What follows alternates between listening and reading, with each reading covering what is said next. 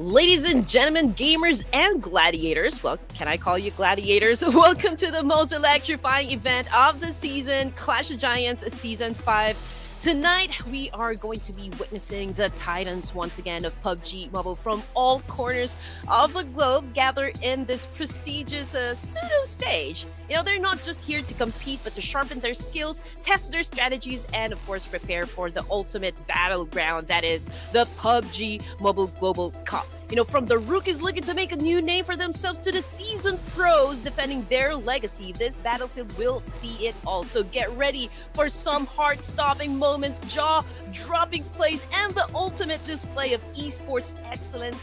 This is not just a game. This is the Clash of Giants Season 5. My name is Red Queen Andy, casting alongside one of the greats, Flavor. Good evening, ladies and gentlemen, or good morning, night, depending where you are, wherever you may be, and hopefully you guys having an exciting time. Of course, me and Andy, we're having a great time here as we're back once again, not only for Clash of Giants Season 5, but also if you guys missed out on some of the actions happening on earlier this week, we're currently here for phase number 2, where we're going to be looking back at the 27 teams which were featured in phase 1, going up against one another once again. And this time it's a fresh start, a very refreshing start for everyone, with hopes that they're able to actually accumulate enough points this time about to make their way towards the grand finals. Can I just say, before we even begin the games, that the graphics, everything, overall production is on fire. Let me just say that. Congratulations. But yeah, roadmap, this is already the main event. We're done with phase 1, as what Flava said a while ago. Now we are on day number 1, phase number 2, where 27 teams still divided into 3 groups. This time they got reshuffled. So 6 matches per day. It is still the basic format that we've seen time and time and again. Oh yes, and of course, I'm sure some of you guys might have a glimpse or an idea on the new group itself, that we're going to go through them together on this one. Now, currently, we're also looking at some of the important information that's being displayed here for the purpose of competition as the calendar here. Now, we're currently here on Saturday, October 19, day number 1 for Clash of Giants Season 5, phase number 2. 3 days from today all the way up to 21st October. All these teams will be going to a minimum of 4 matches per day. And of course, on the third day itself is a very special day where we're going to be featuring the bonus match as match number 19 for them to gather some bonus points. Oh man, I've been looking forward to this one. I love Vikendi. This is actually my favorite map, and to see it once again back in this format is so breathtaking. But anyway, the total prize pool for phase 1 is a total of $3,000 US. So okay, so this is the playoffs. But if we get to the grand finals, those teams that actually made it will, of course, get the share of that $7,000 prize pool. And this is what you were talking about just a while ago, Flava. Yes, that's sure. This is going to be the bonus map. Now, for the first time ever, we did manage to witness this just 2 days ago as our match number 19. Now, based on how much you place in that map itself, based on the accumulation of placement points and kill points, this is the amount of points you'll be getting. So being number 1, you're getting 10 bonus points, and being number 10, minimum amount of points will be 1. So meaning that you would want to be in that top 10, and these points will be carried over to the grand finals. These are the only points being carried over to the grand finals. Of course, Annie, we're witnessing the group divisions over here. Now, ladies and gentlemen, here is Group A to Group C.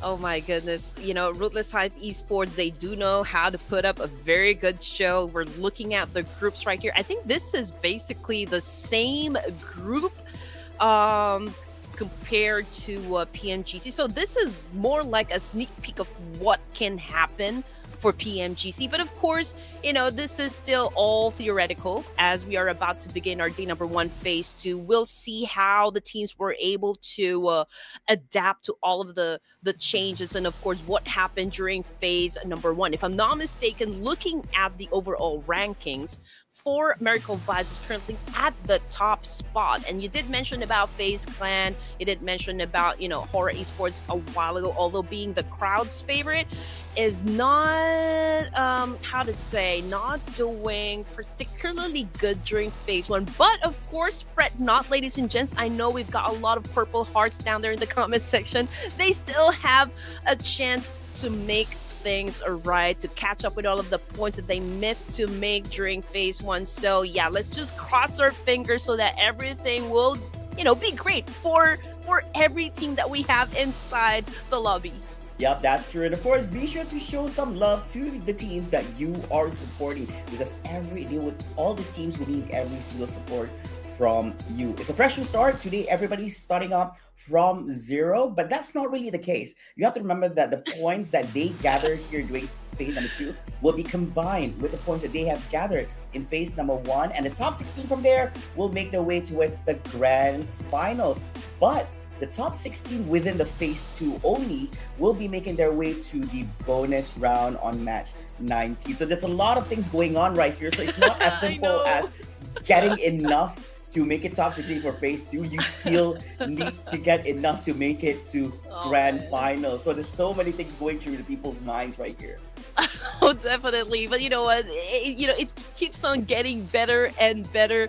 We've seen the humble beginnings of Clash of Giants, and I'm so lucky to be part up until now. We're giving away a total of $10,000 as prize pool for all the teams here, and we just know that whatever happens inside Clash of Giants, that could actually happen in PMGC. So this is more like, if we're talking about like a fine dining, this is more of like an entree. Yeah, this is definitely an entree. I think you put it very beautifully over there. This is like a sneak peek on what we might see in PMGC. But of course, it's not the whole dish, because it's not even the main dish, because we do understand some of the teams are trying to keep it low, trying to reserve their strats. They don't want to show a little bit too much, and then they just go cray over when PMGC begins. But yeah, kudos and to the event organizers for having a great list of teams being here for Clash of Giants Season 5.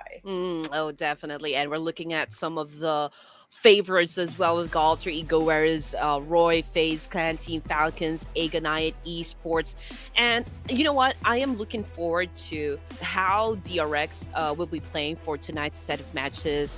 Also with D plus Kia, if you guys happen to miss what happened in the Korean League recently, D plus Kia actually took over DRX. So there's a kind of a shift in terms of power dynamics. So it's really going to be an interesting fight between these two titans. And there was also mention of the fact that, TJB and TIANBA coming from PEL, they weren't able to actually play with the main roster during phase number 1. But right now, they're going to join us for phase 2. So there's definitely going to be a shift of power dynamics once again. And how is it going to be affecting the overall lobby? Oh yes, most definitely. I think this is something that everyone's curious about, because whatever we saw in phase 1, things might shift. It could drastically change, or probably, some of the teams might just snowball from that performance and just do even better. But we've seen a lot of teams falling off because there were some inconsistencies based on the 3 days battle in phase 1 here. We'll be seeing more or less the same thing, or we'll be getting surprised over here. And of course, not just me and you, Andy, I'm very sure everyone is ready to be entertained and being served with some amazing PUBG Mobile gameplays over here. And of course, also want to highlight a little bit about phase 1 is that, interesting enough, I have my eyes set on this one special team, and so happens to be A1 Esports, because boy oh boy, the thing about them is that I think they here's the thing. If you guys missed out on what happened, right? A1 had a spectacular run up to the final match they can run in day 3, right?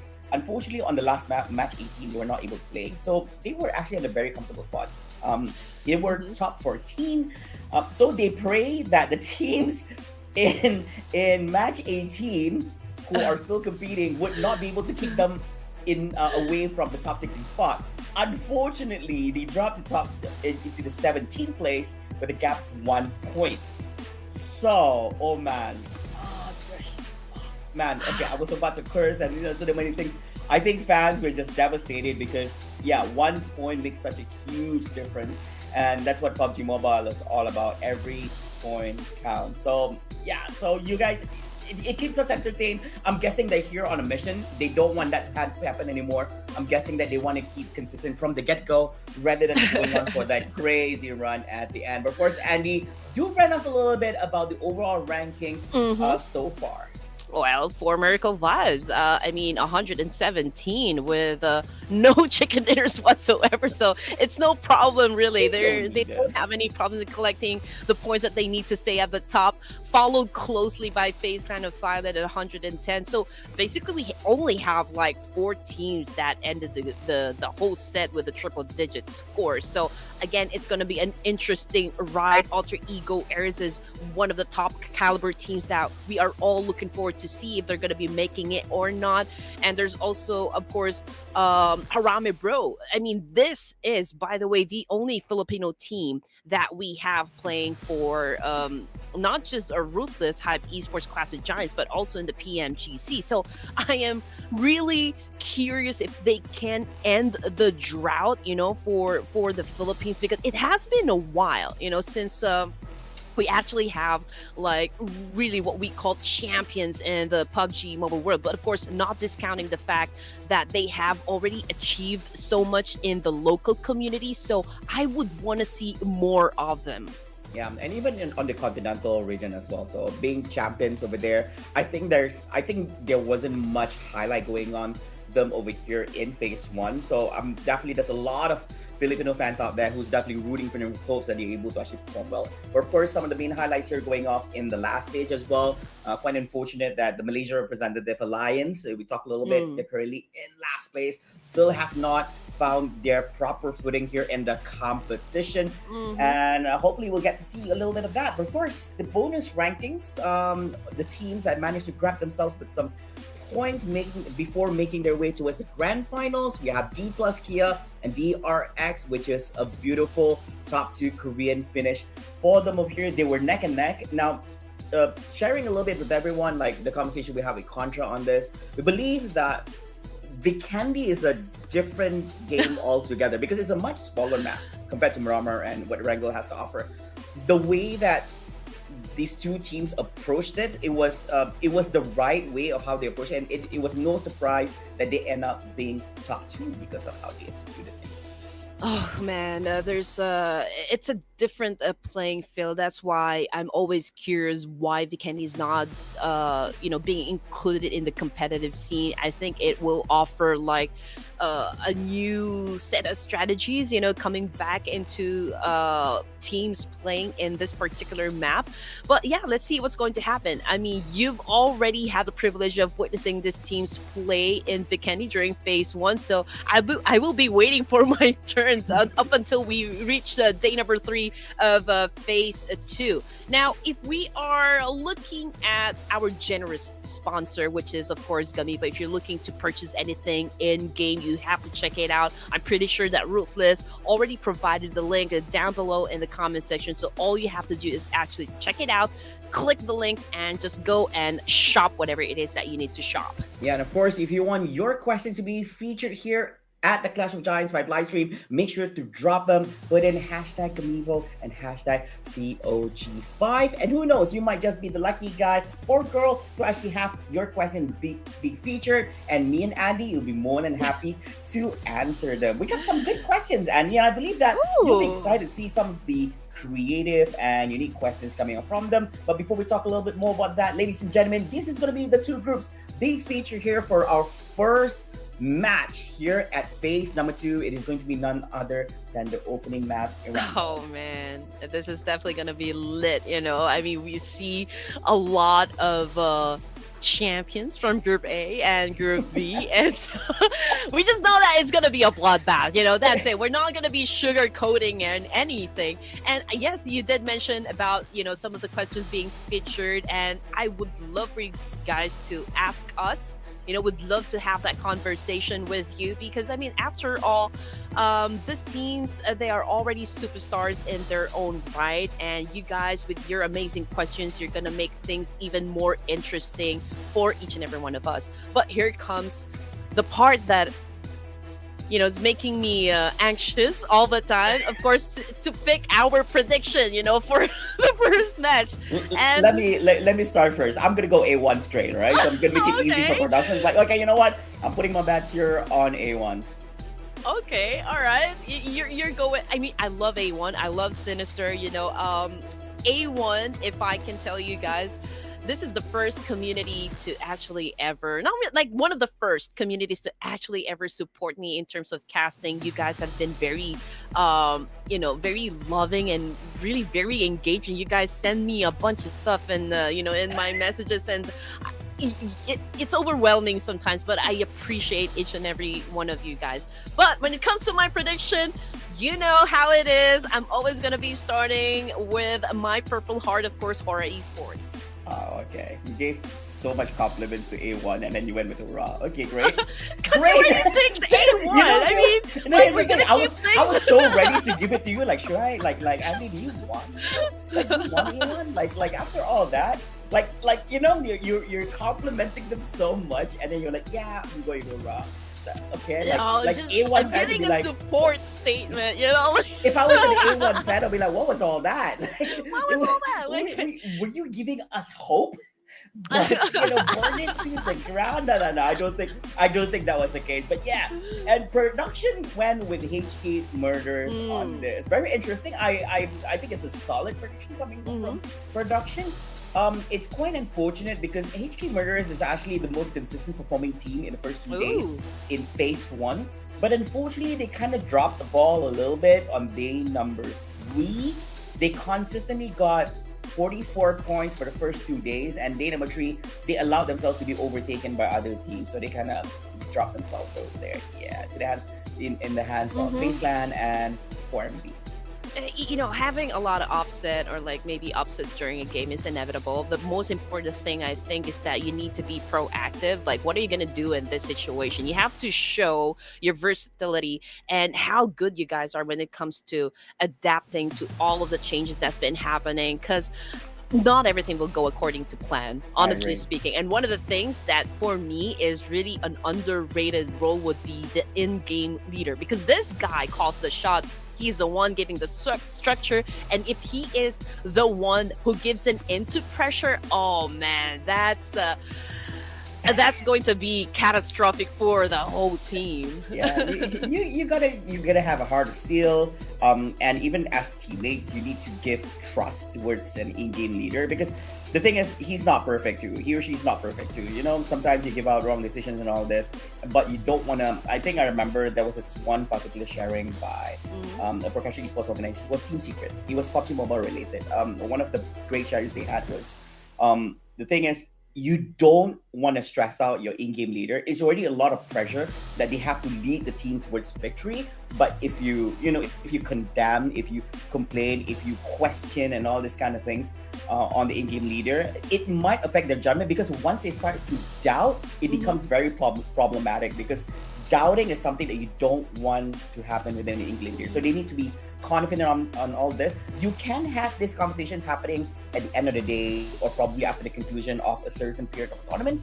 But if you do it in between, it's kind of tough. Like Andy, I think like, let's say for example, if match 1 ended and I start to complain about, I think you made a bad call over there, you could have done better, I would have become a better in-game leader and all this. And I think that's a very bad thing to do, because it's going to put you off. It's going to put you in probably in a bad state and all this. I don't know, but why take the risk? Why not just let him or her do it? But yeah, we'll see. But anyways, ladies and gentlemen, we're going to be jumping into our first match. Let's do this. Okay, we can do the opening.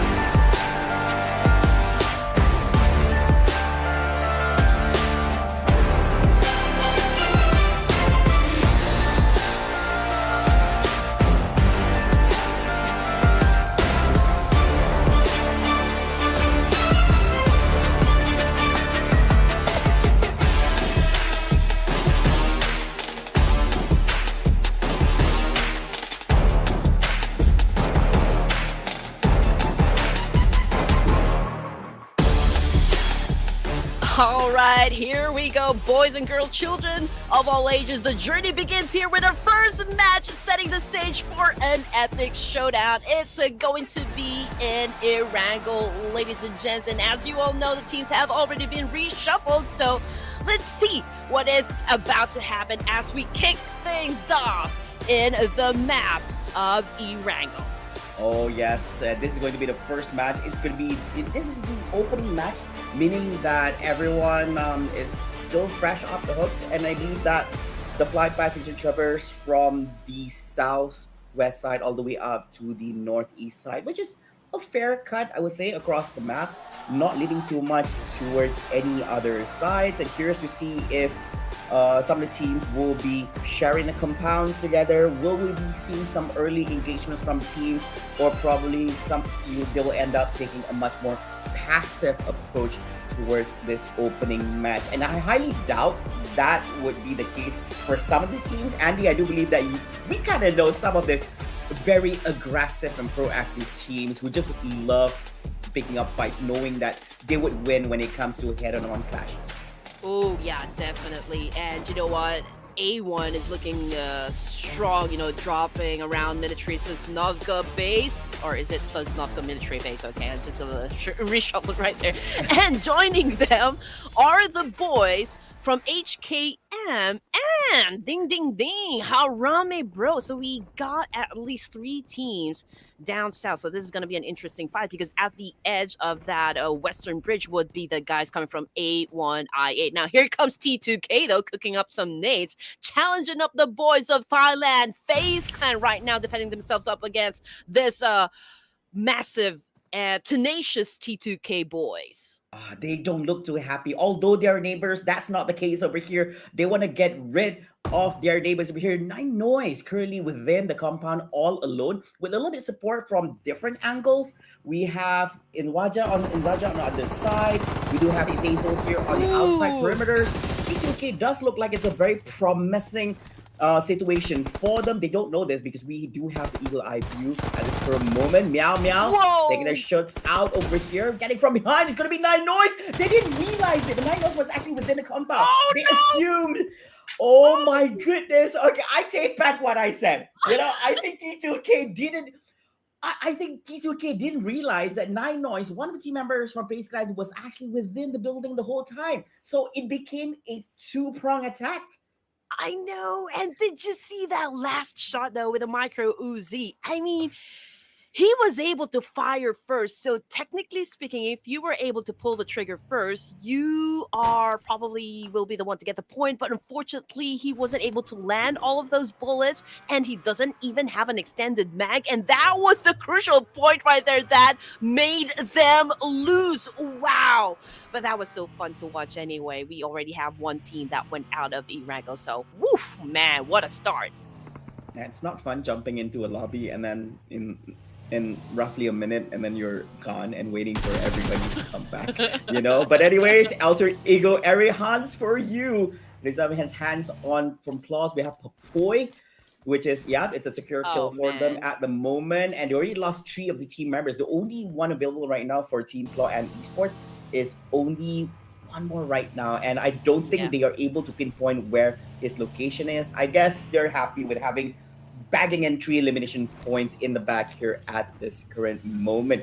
But I do like the one that you mentioned just now, Andy. Like, with having 3 teams on a military-based segment, they are required to somehow traverse towards the other side, towards the mainlands, and they might have to pass or go through ASI-8. But we're not sure whether ASI-8 will be holding on to the area, knowing that they're able to grab themselves and holding on to that port to grab themselves with some juicy elimination points, or are they just going to make a leave and just, I guess they're just going to make their way towards a circle? We don't know. Absolutely right. I mean, this is the most I can say riskiest part of Erangel is dropping down south. I mean, just look at that. You did mention that they will have to traverse going back to the main peninsula, and they will have to deal with ASI-8 and of course TIANBA. But then again, they also have like some of the teams dropping in that very spot, which is A1 Esports and HKM. So I do believe we'll be having some sort of Mexican standoff happening between these 3 teams before they even get back to the main peninsula. So that is beautiful to watch. But yeah, we've got a lot of teams already inside the circle. We've got BTR, we've got Roy, we've got TJB.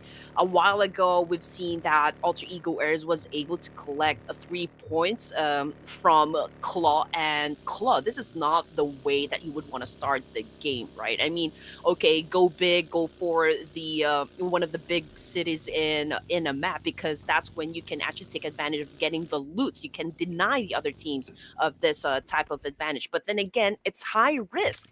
And I don't know how long Key Mine is going to last for our game number 1. But yeah, he will have to, I don't know, like pick a place where there is no crowd or whatsoever. And how he is going to do that, I don't know as well.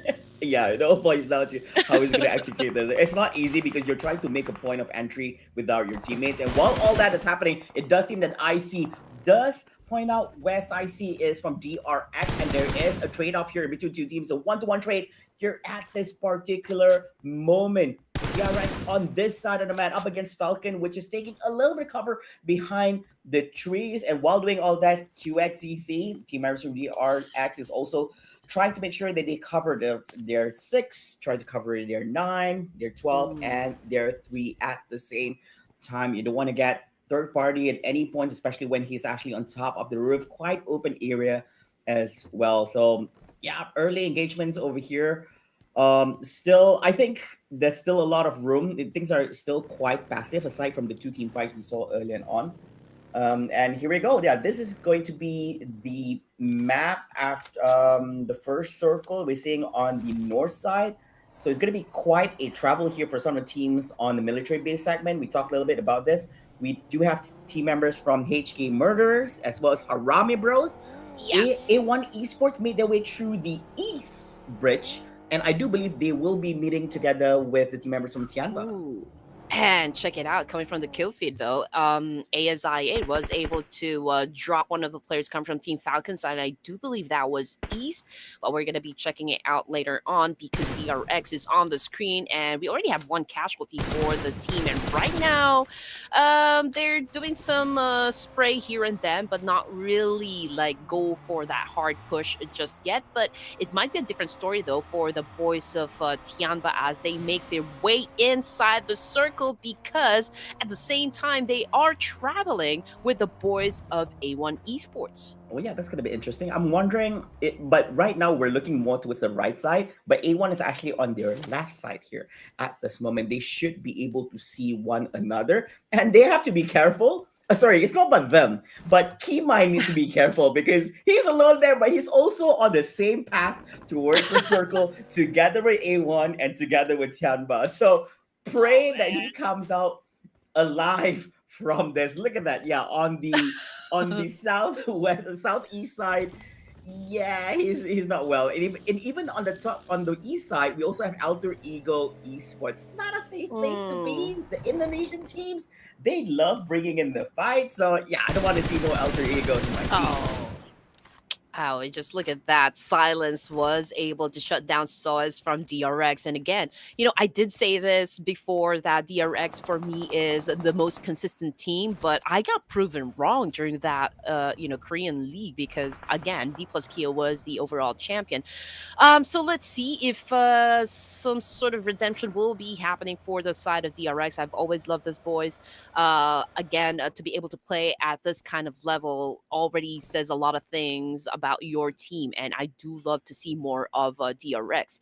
Now, getting into the team's position, as you saw just a while ago, the circle actually favored up north, so we will be seeing more of the teams fight a little bit on the south side of the circle.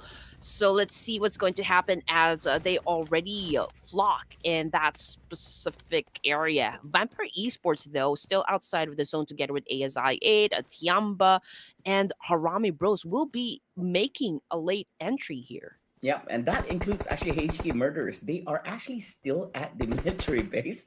Yeah, I mean, I get the fear of crossing the bridge because you don't have information. It's not as simple for you to just make your way to the other side. There could be people waiting and stuff. But while all this is happening, TJB Java also have their own fair share. They do have a little bit control here on the high ground, so they're able to actually see.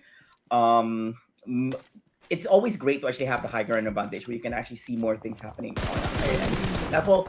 And just talking about this, Vampire Esports up against Falcon, it does seem that things have not been sorted out in between them. Still a battle between which nation will come out on top from here. Schwabs going up against Bobs. It does seem that Falcon will be the one falling in 17th place here in the hands of Vampire Esports. Now, they didn't come out unscathed. It did hurt them a little bit, but they still retain all their team members here at this point.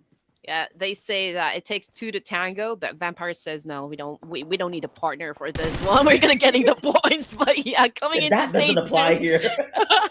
coming into stage two, we are looking at 16 teams remaining. Alter Ego Eras again flashing their 3 elimination points up on the scoreboard. Um, they're holding on to a compound here, I believe, and they're preparing themselves if in case any intruders would attempt to snatch away that compound. But in another part of town, and this is around Brozok, ASI 8, okay, they spotted the boys of Alter Ego Eras, but then again, Alter Ego Eras, we know that this is a monster of a team. So if you want to go knocking on heaven's door, well, go ahead and do that spray, Falak. Would you call it Heaven's Door when it comes to Alter Ego? Leans more towards hell, though. Yeah, but The other way, the other side. Knocking on Heaven's Door. Yeah, but the thing is, I have to say this is one of the most quietest run of Alter Ego. Usually, you would see them just going up against another team. This time about, it does seem that the BIGETRON Knights team wants to go up against a rundown, up against A1. Lapar has no problemo going up against two of the team members from A1 over here, rushing over them and come out on top. But things aren't over yet for them. While they've exhausted the resources here, we do see HORAA Esports jumping in towards the Indonesia represented over here. We have Zaxi, we have Lapar down there. Well, Sky and Malik and No Fear also holding on to the outside perimeter. So it's either you navigate through the tunnels and make your way out to a different exit, or you might want to make an exit through the same way you came back inside. And that's not even done yet. It does seem that Mr. Boro from HORAA here has his hands full going up against the team members of Alter Ego. A different altercation from his angle. Oh man, and from behind, Sky just got tagged. Oh my, this is a great back and forth situation. Alter Ego where it's shutting down HORAA Esports. Mr. Borrow, oh man, just got executed. It's a total of 6 elimination points now for the side of Alter Ego Airs. And just look at that, Alva bagging most of the kills here. But you know what, the fight is not over just yet because we still got No Fear. Oh man, hunting down the remaining players of BIGETRON. Oh, he's getting a little bit of that damage, but can he put down the fire? Oh yes, he can put out the fire. Now he is already healing up, and so does, the remaining boys of BTR. But who will win the fight? We'll just have to wait and see, because we've got IHC and Dinga's a savior over here inside a range, and they are about to duke it out. Yeah, so this shooting range is a little bit different because the targets are real life targets. They're not shooting at the non-movable ones anymore over here. That does seem that there's going to be a little bit trouble coming from here. Of course, TIANBA might just have their fair share of payment up against ASI8.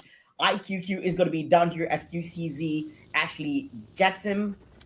So things are not over yet over here, as we do have the other remaining members of ASI on the other side. It does seem that they want to disengage from this and make their way away.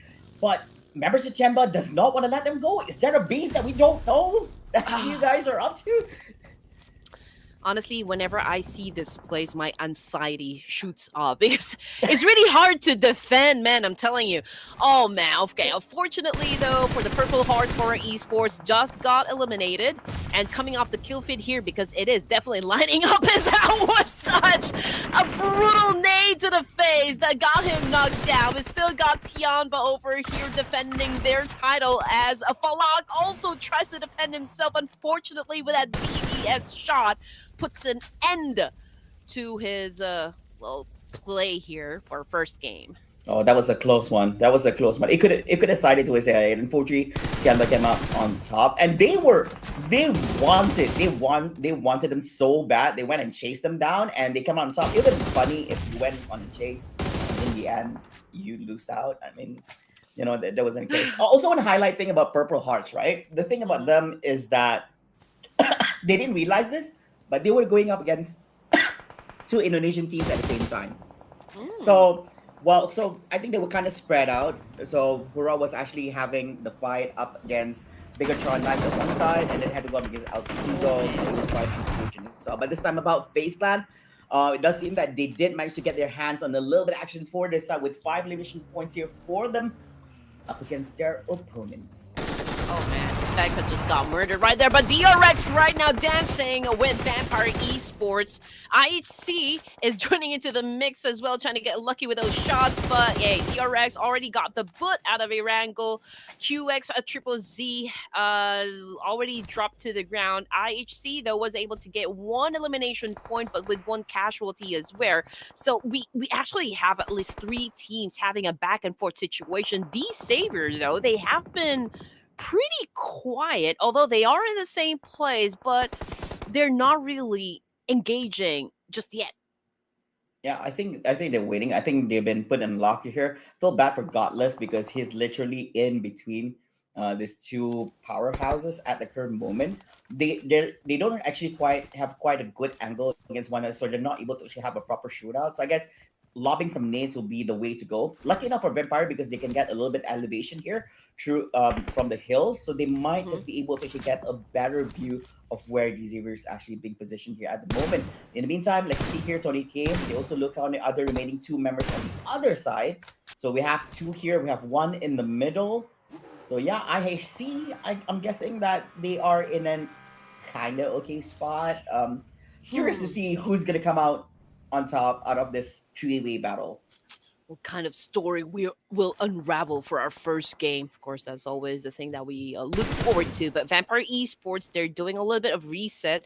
Schweppes is already out of the game, but they are flexing that 4 elimination points, which is always okay. You have to exit the game not empty-handed. That is the most important thing that you need to do when it comes to playing this game.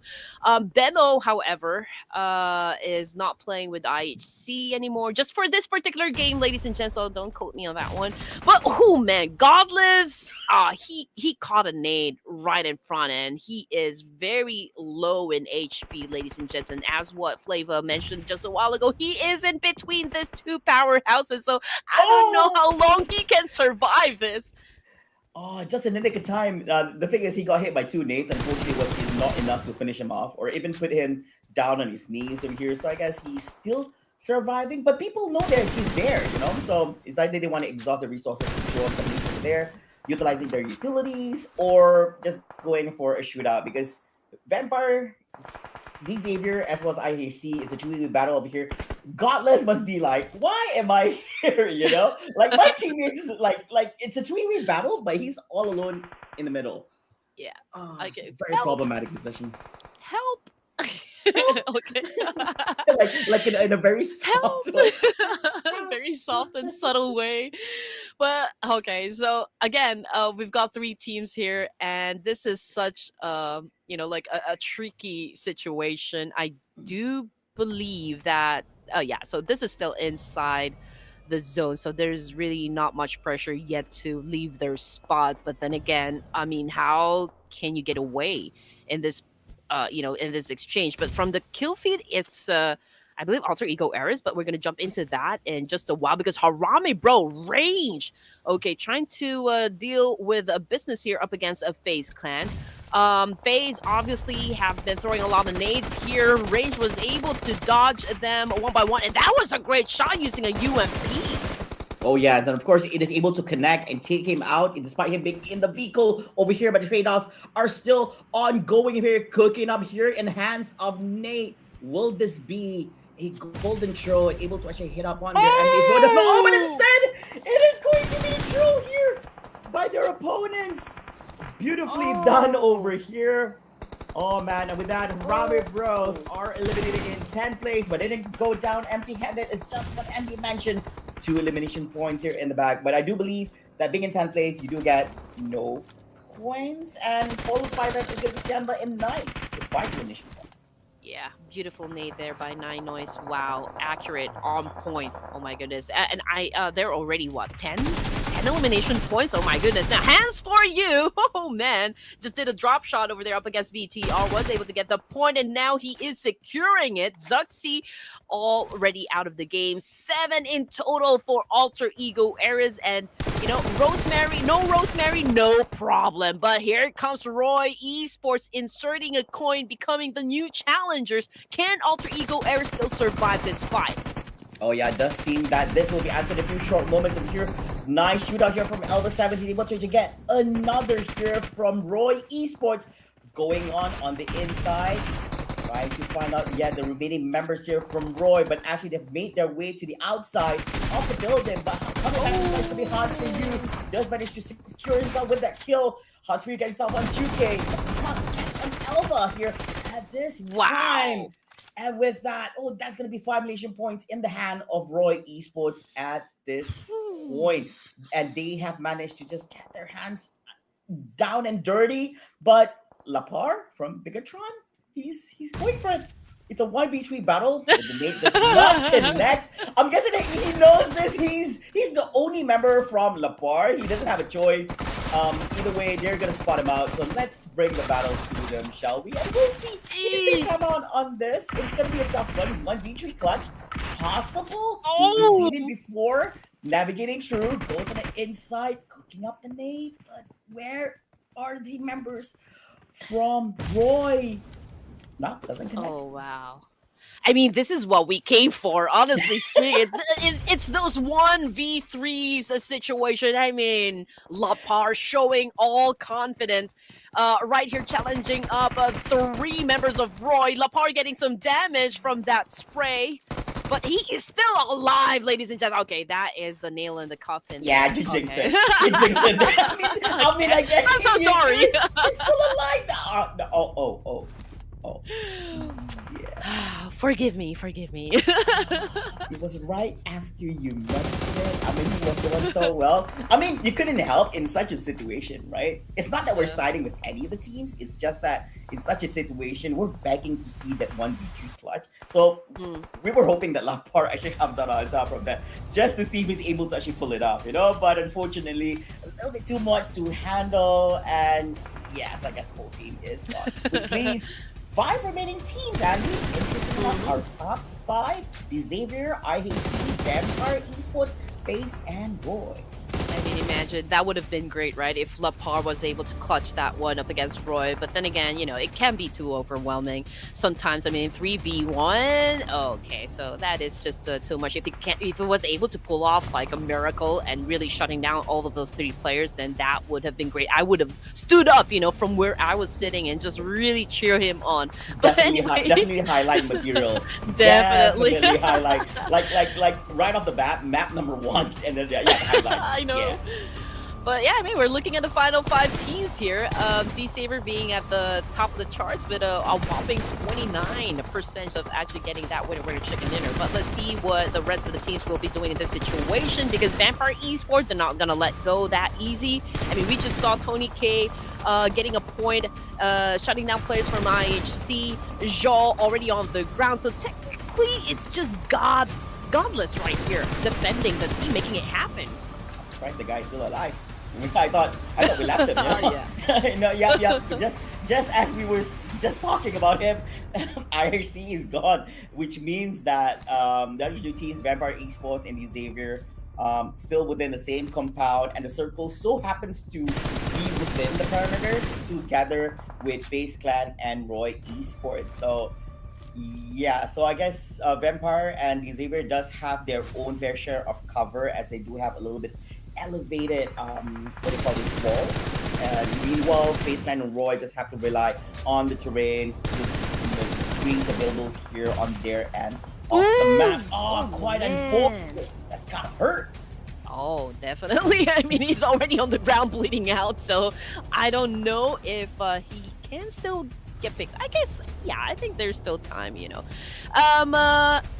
Well, looking at the situation here, D-Savior, they are still inside, firing range. Vampire Esports will definitely be taking their sweet time here to get inside the circle, assessing the situation, probably talking about, okay, which entry point would be the best, in this situation. They could go on a 2-2 split here, but then again, there is still silence very close with where Vampire Esports is, and just reporting back to the remaining team. I guess that would be Tusk. I mean, we only have like 2 more players here, but FaZe Clan just got eliminated, but with 13 points, so it's still a win. Yeah, it's still most definitely a win. I mean, great placements, I would say, but finally, Team Vampire Esports and the Xavier has been forced to be outside of their comfort zones, but it does seem that the one's going to come out on top from that engagement is going to be the Xavier. Meanwhile, Vampire will be eliminated in 3rd place, leaving Roy, who's only left out with 2 team members, making it a 4v2 situation, siding towards the Xavier like this. It doesn't look too well here for Roy Esports. Will they be able to actually get 2 elimination points each and get on top from this? So it's all about, look at Tusk. So Tusk is on the other side. Yeah. Meanwhile, we do also have Silence on the other side, which is on the low ground. So very disadvantaged for Silence. So we'll see if they're able to actually make something out of this. Oh, Silence is gone. It's 4v1, and they do spot out this one. Is Tusk able to actually survive this? He can see, but he's gonna take the shot though. He's waiting for the best time for that to actually happen. It's not like he has much of a cover. It's just a little bit of grass.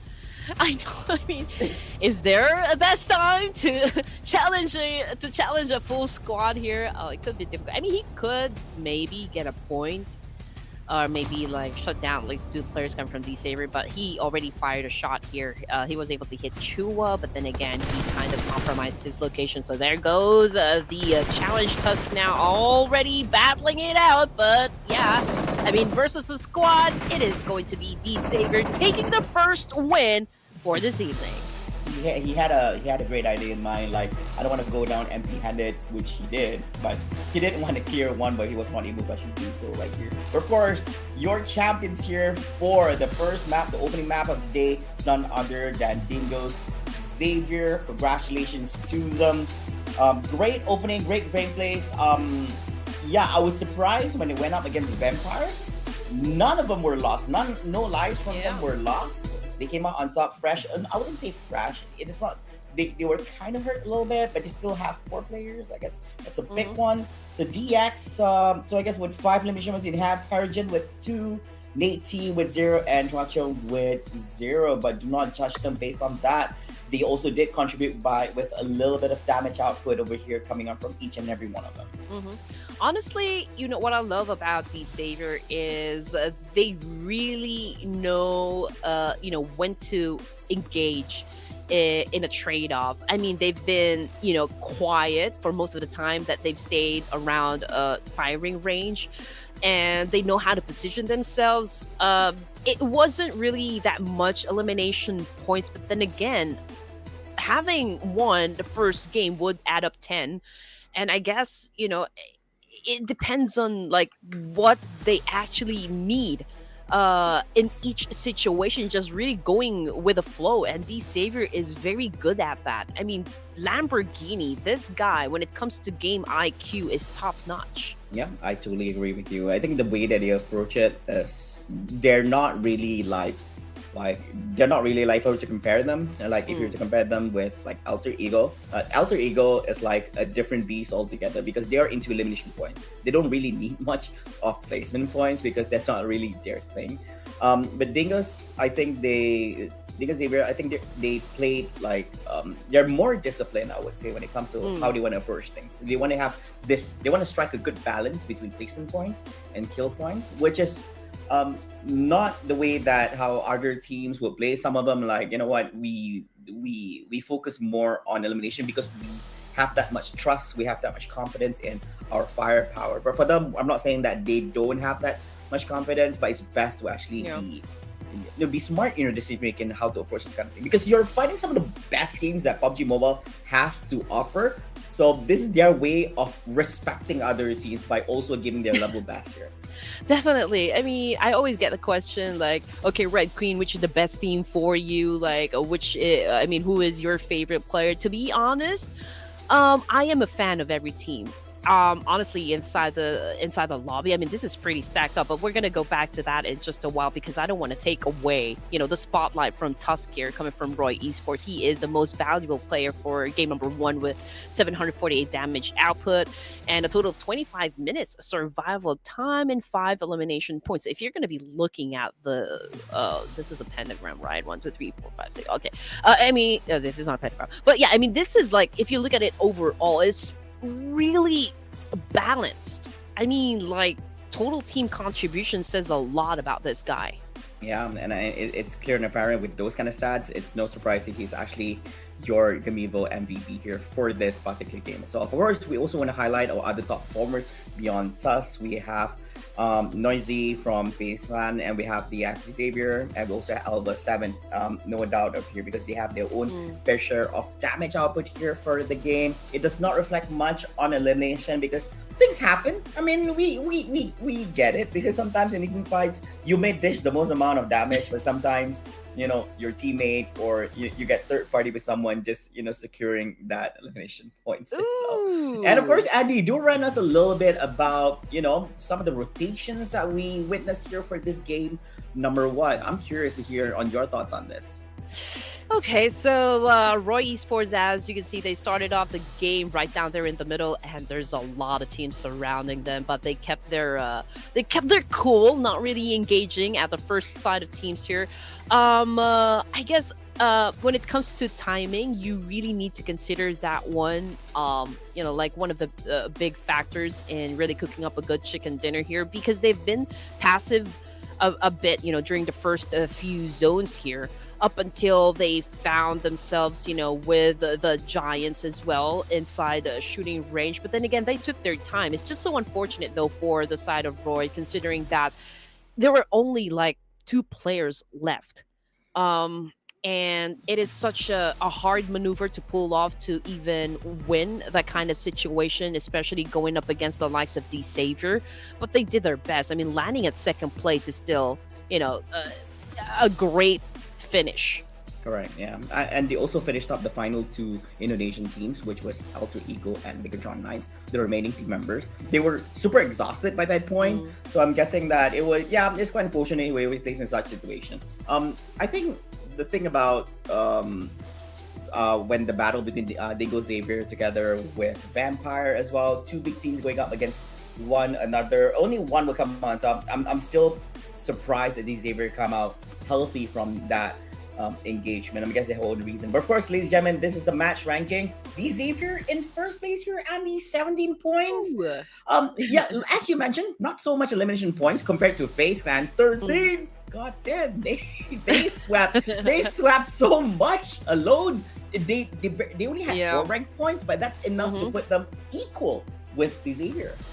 That's the thing with D Savior. They know how to balance getting the elimination points as well as the placement points, and that would always be like one of their key ingredients in why they are one of the formidable teams, inside the competition.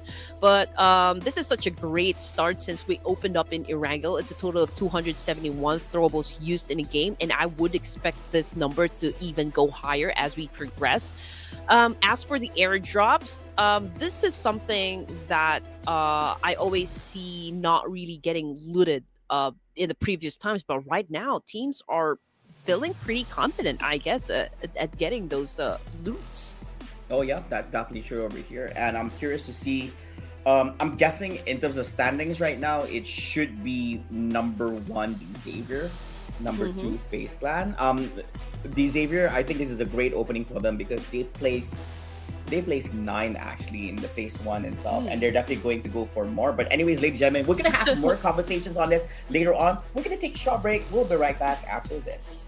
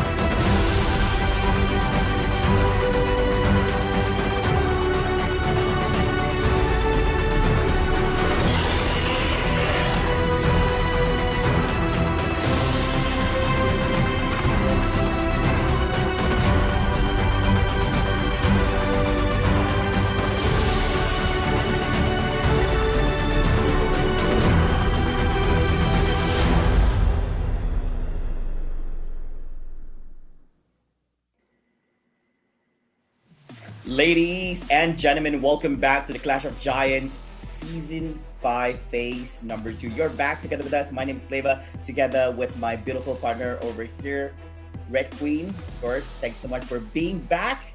Of course, ladies and gentlemen, for those who missed out on all the action just a while ago, you missed out on some amazing stuff, man. I know. I missed the 3 days of it, honestly speaking. That's why I was looking forward and excited, coming into day number 1, phase 2, because I know it's going to be a fierce competition. We've talked about this one off air, and I mean, we have, again, the superstars, coming from all the regions here, and it's really a stacked up lobby. So if you win a fight, if you win a match here, if you get a chicken dinner, Phew. You made it, buddy. You made it.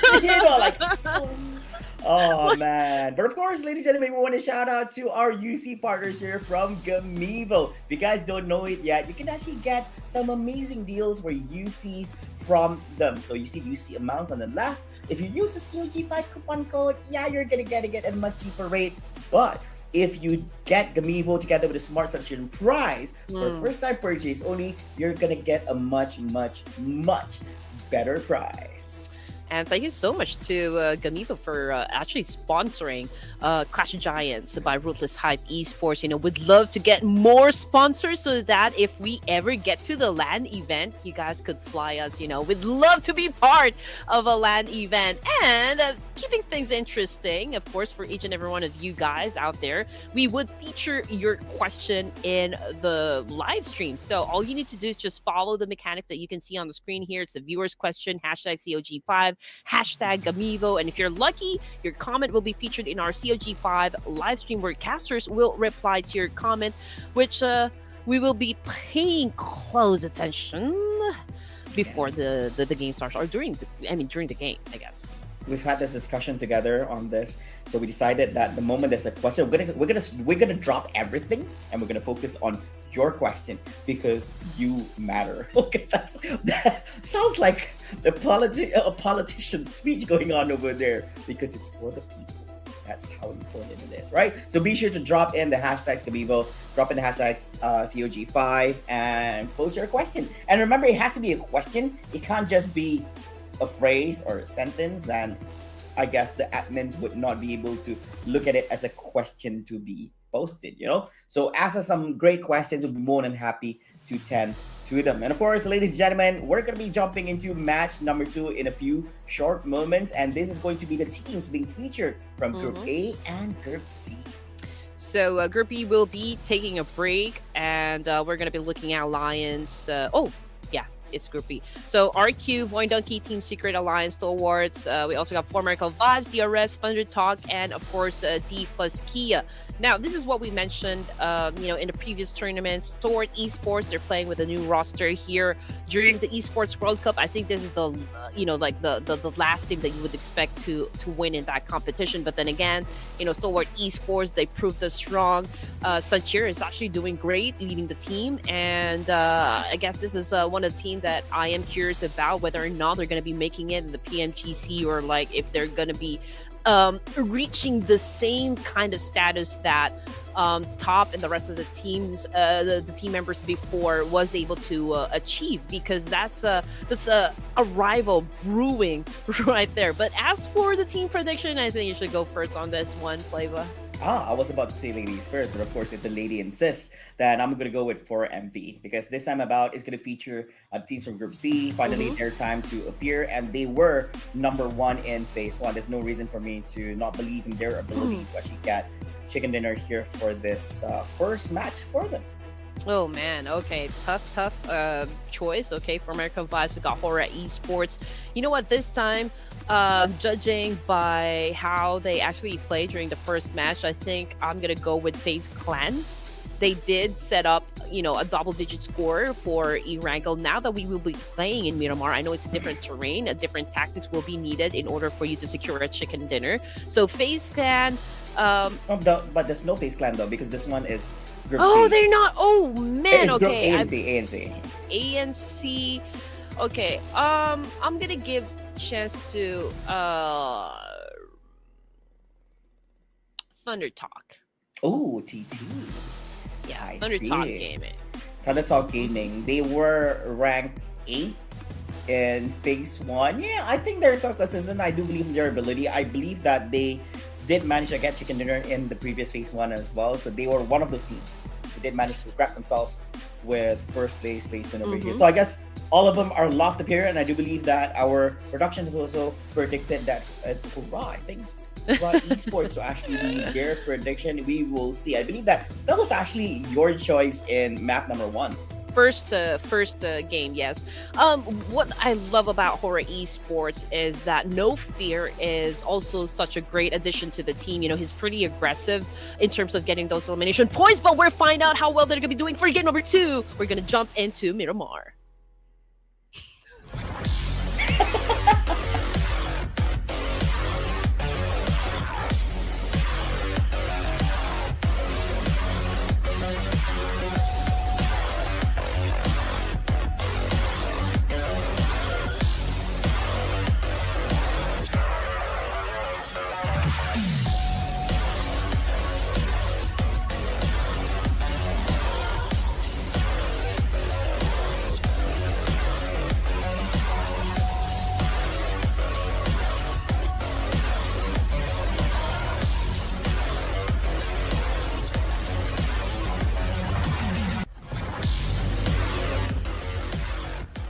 Gentlemen, welcome to Miramar, your second match of the day here at Clash of Giants Season 5 Phase number 2, featuring Group A and Group C. And we're definitely excited to jump inside this beautiful match here. You're tuning in together with myself, Flava, and with my beautiful partner, Andy, Ray Queen. And we're definitely raring up to go to bring you all the action that will transpire in the next few minutes here in this beautiful match. Oh man, here we go. It's going to be an exciting feat, of course. We're diving into game number 2. As you all know, the competition is heating up and strategies are evolving. Will the leaders in the overall rankings can maintain their position? That is, of course, a big question mark right there, but we can already see some of the teams here deplaning. We can see that Claw is, I think, dropping the same way with the DRX. D plus Kia is already on the ground, probably getting some vehicles right there. STE also headed down to Puerto Paraíso. We can see the boys from former Covaz probably headed towards Chumacera area, but I am curious at the teams that will be dropping around Los Leones. You know that we can actually fit 2 to 3 squads in this particular spot without even having to engage right off the bat. So let's see what's going to happen with Team Secret and Alliance as we go through game number 2.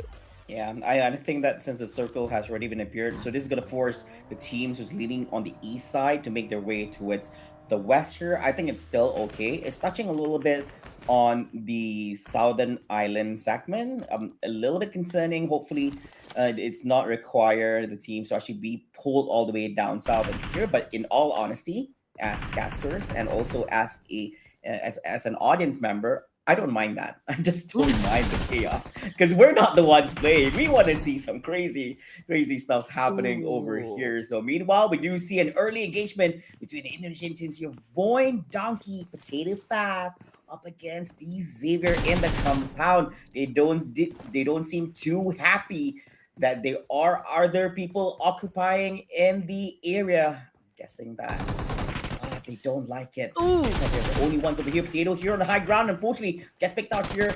That's our Chung. This is going to be enough over here. Gets another. Wow. Still survives from this, but it's not looking too healthy. Yeah, I mean, that was a top-notch gameplay coming from Potato. I mean, he knows that Chua is already bleeding and close to actually getting shot down. And he jumped from the roof down to the second floor just to make sure that he secures that point.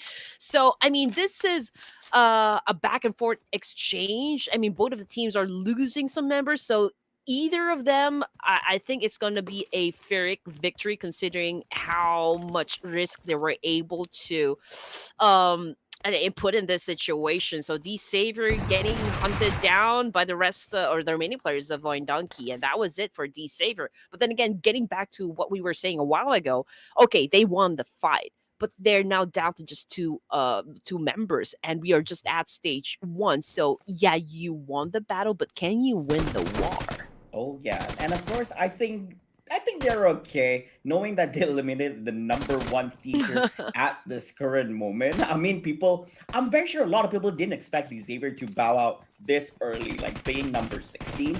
But they didn't come out empty-handed. They did bag in 2 elimination points for themselves, and no surprise, knowing how much firepower they have on their end. But of course, the action continues. This is going to be a big one because it features TT Thunder Top here up against the opponents from Vampire Esports. TT making things happening here as Stone is currently down for the count. On a different part of the map, it does seem that Alliance is going up against Team Secret here at the moment. We do see a shoot-down, but more to come in a few more minutes. But from what we're seeing right here, G from Thunder Talk, could this be the end of Andy's prediction, or will it continue on here in this match?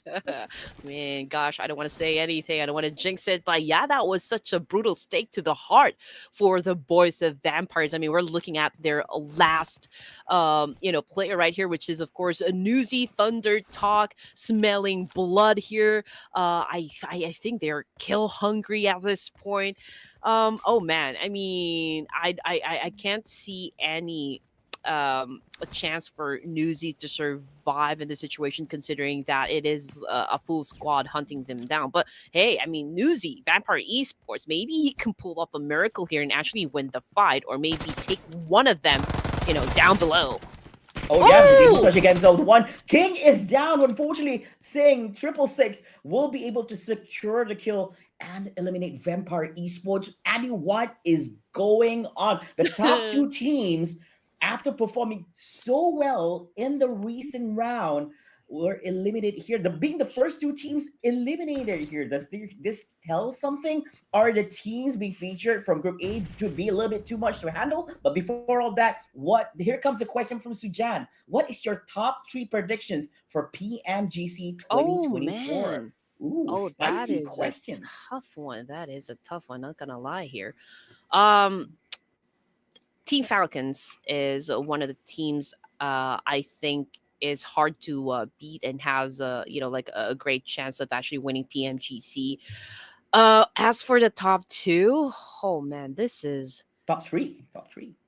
yeah. I mean, okay. But You're picking that one, right? Yeah, So that's one, number I still have 3. 2.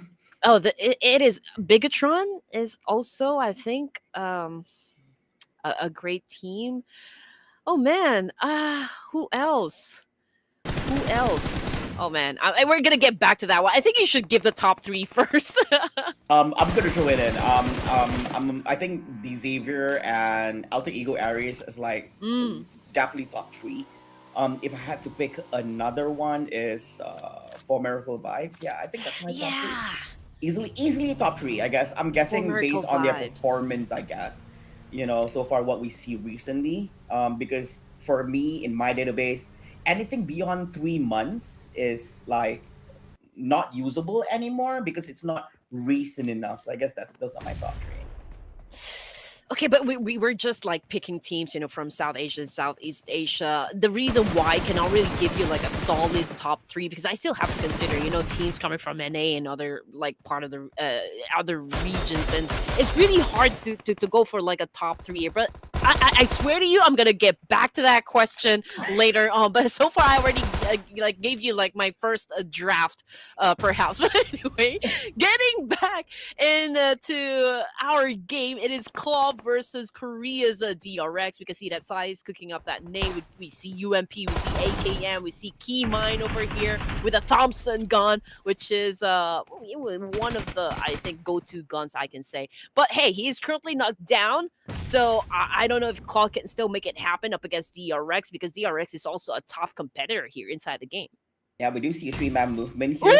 So that's going to connect and hit on Alibi, and Key Mine is really gone right here. But does seem it's going to be revenge in the hands of Papoy. Milia is currently eliminated with that secure coming on from Hyun Ben. The match still continues. There is still one more team member. Papoy was able to get a small revenge for his team, but being the only member here up against 3 team members from DRX doesn't look too promising here. Oh, And man. most definitely DRX is not going to let him breathe in any way, and he is going to be eliminated. Good Oh, news man. is at least Keymind doesn't have to, like run alone in the map like this now. Yeah, But this like time a while ago. they go down together.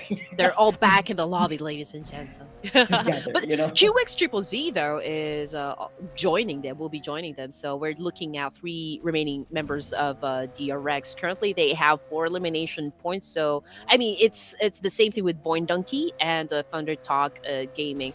So I guess all the teams that I mentioned just a while ago lost a member, but this is just stage 2, so a lot more things can happen. But checking out the Philippine team, Harame Bros, B Harame, they were able to put up 2 elimination points, and they are still going at it. They are still with an advantage. And now we're looking at 4 Melcom 5s. We got Doc over here with an M416. He is doing a massive spray up against Alliance, who is actually just passing through. But then again, considering the distance that they have, from the team, I don't think anyone can get shut down at this point. Yeah, I just wanted to ask, what do you mean by they were just being harame? I did wonder what harame actually meant. Well, that's their tagline, be Harame. Yeah, that's the thing. I was like, does harame actually mean something? I know it's their tagline, but are we missing out on something? Probably it's best to share. But hold on to that thought before you do share it out here. It does seem that the team members of HORAA is going to have an engagement against BIGETRON Knights from Indonesia. Lapar 7, he has been performing quite well here in the recent match. Will he be able to shoot out? Oh, overcooked! Ooh, that's gonna sting, and that does assist team members from HORAA to actually see it done right here, but he's able to actually get back up here at this moment. Oh, gotta be careful over picking up on that nade, but I guess that's gonna be, I guess they're gonna take it. BIGETRON Knights here, Lapar still looking pretty healthy. Where are the other members though? I like the aggressiveness, I like the tenacity coming from all the teams here. We did mention that, okay, you are the best. We're looking at the best teams of their respective regions, right? But they're going up against the other best teams coming from the other regions. So, I mean, we're talking about how can your best defeat the other best? I don't know if that makes sense, but yeah. Okay. I know this. I think we had this conversation. Yeah, just a while ago. yeah. So we were saying this, all right. So not meaning to shit on anyone, but hold on to that. It does seem that Ruthless from 4MV is really down here in hands of Snake. So RRQ Ryu up against 4MV. Also, this could be the same scene of what we saw earlier on. This could also answer if my prediction is gonna be from this point forward. And Team Secret's also having their fair share of fight here as being the third party in this engagement. Definitely. I mean, Team Secret. This is. I wouldn't say that this is such a high order going up against former Vibes, but we're talking about 2 titans here going head to head. If in case, these 2 teams decide to actually go through with the engagement here. But in the meantime, former Vibes is currently at a deficit here, considering that one of them is currently knocked down. So they can get eliminated if they don't do a quick reset here. Team Secret, however, okay, so this is going to be a fair fight because a couple of players from Team Secret is currently knocked down, going up against Alliance here and going up against stalwart Esports. Sanchir, we just mentioned him a while ago, is pretty accurate with the shots, so they are pretty lethal if you're going to ask me inside the battlefield as well.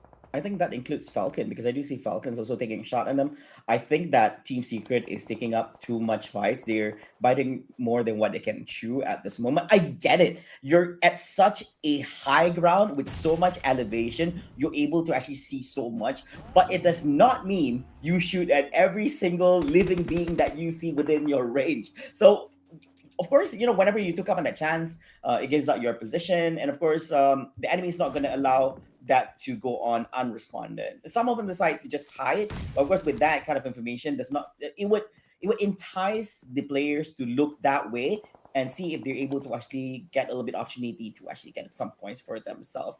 And before all that, it does seem from the kill feed, Kasim99 also having shootout against Stalwart Esports here at this moment. Team members from Alliance, but Stalwart Esports creator responds back with a chaos on one of team members Alliance, but Kasim gets another kill from this one.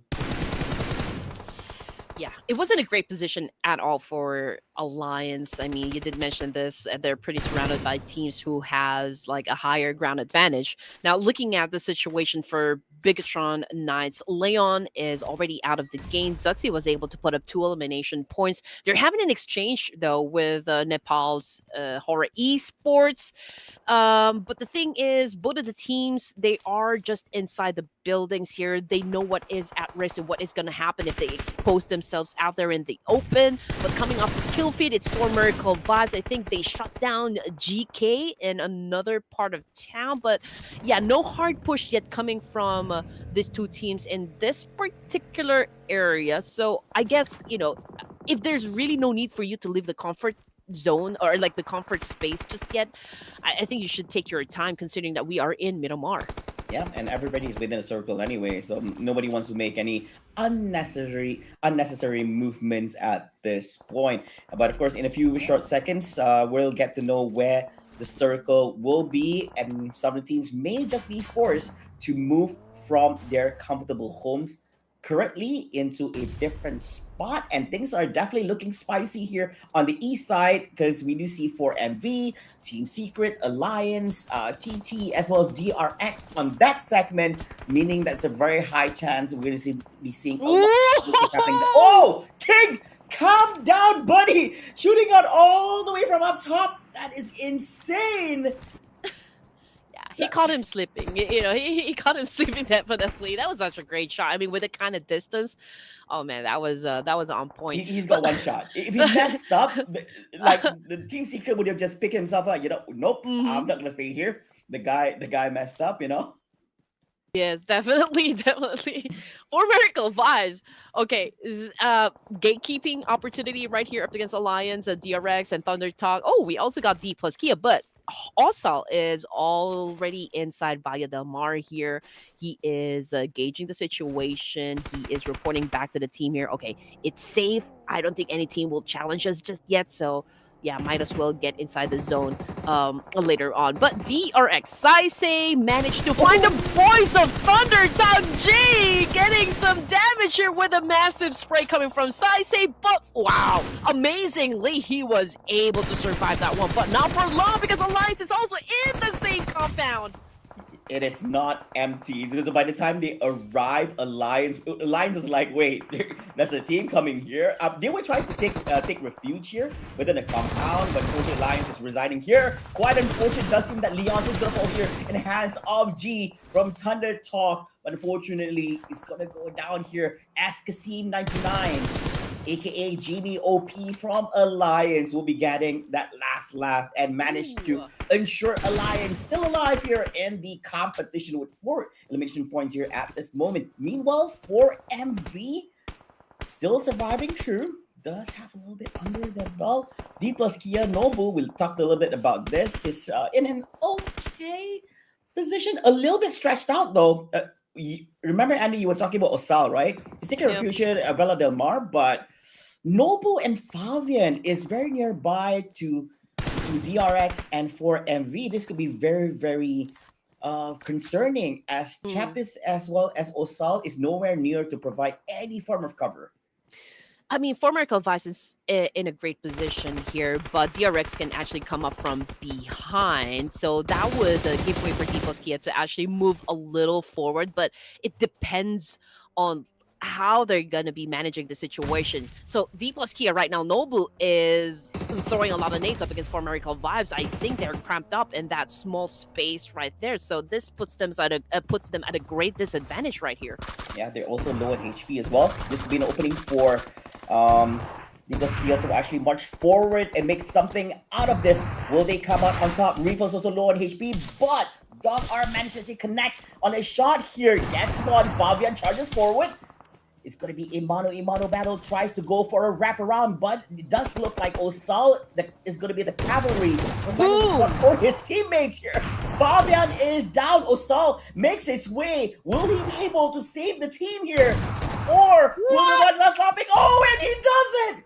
He was late to the party, let's admit. But he does manage to actually clear out D plus Kia over here.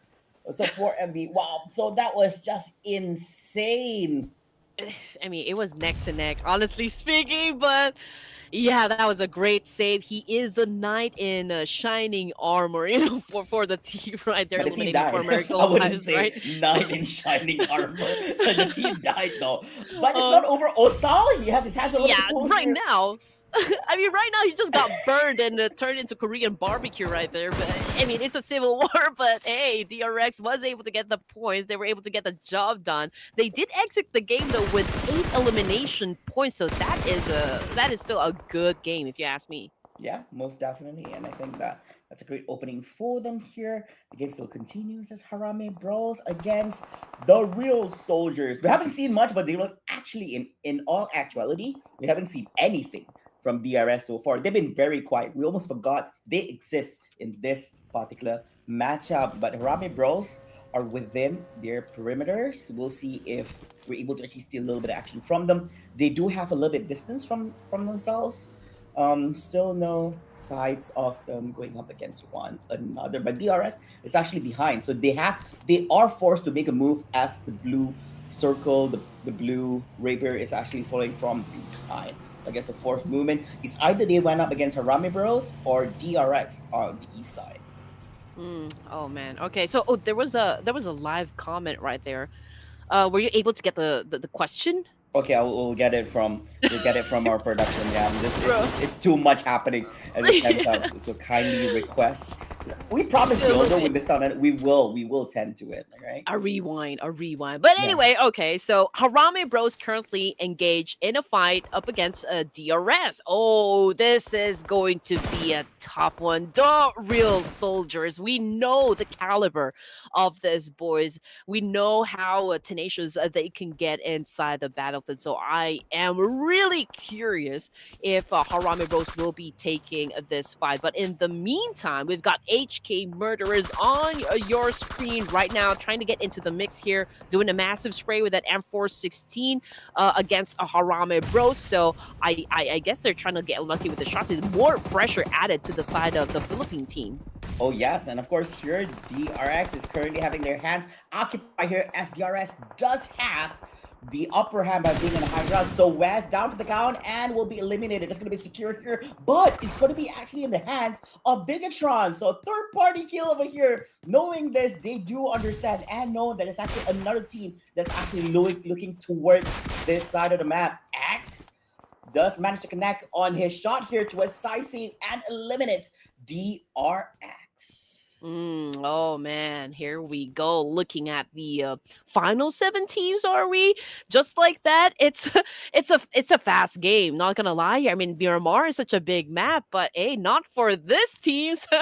Okay, here we go. This is the situation, ladies and gents. T2K not joining into the game just yet. You know, Rose, however, is pretty close with Pekka and the rest. At least a member of HK Murderers right there up north, and just considering the other team's position, we've got BTR right down there in the middle, pretty close with RRQ. And RRQ is pretty lethal as well when it comes to Miramar map. For the Purple Hearts, we still got Malik, Sky, and Mr. Borrow all together a little bit onto the southeast side of the circle. DRS will be making their way inside the zone in just a while. As for HARAME, I think they will have to deal with a T2K, in this situation. Oh yeah, and of course, I think one of the team members from T2K is actually quite close to them, whereas the other 3 are still within the buildings compound up north, so it's still not making the move here. Meanwhile, does seem that Snape from RRQ view has had vision on a team here from DRS on the other side. So this is a bad position of DRS, because since RRQ actually spotted Mal and DRS is still not within the circle, meaning that they're just gonna screen them out so they're not able to get inside and let the blue circle just swallowed them in damage. And while all this is happening, HK Murderers, Becca does have a little division upon the team members down south and having a shot upon them here and trying to capitalize on this whole situation. T2K doesn't have much cover. The trees can't protect you from a high angle. I mean, you can, but it's not so much. You have to play a little bit with the terrain here.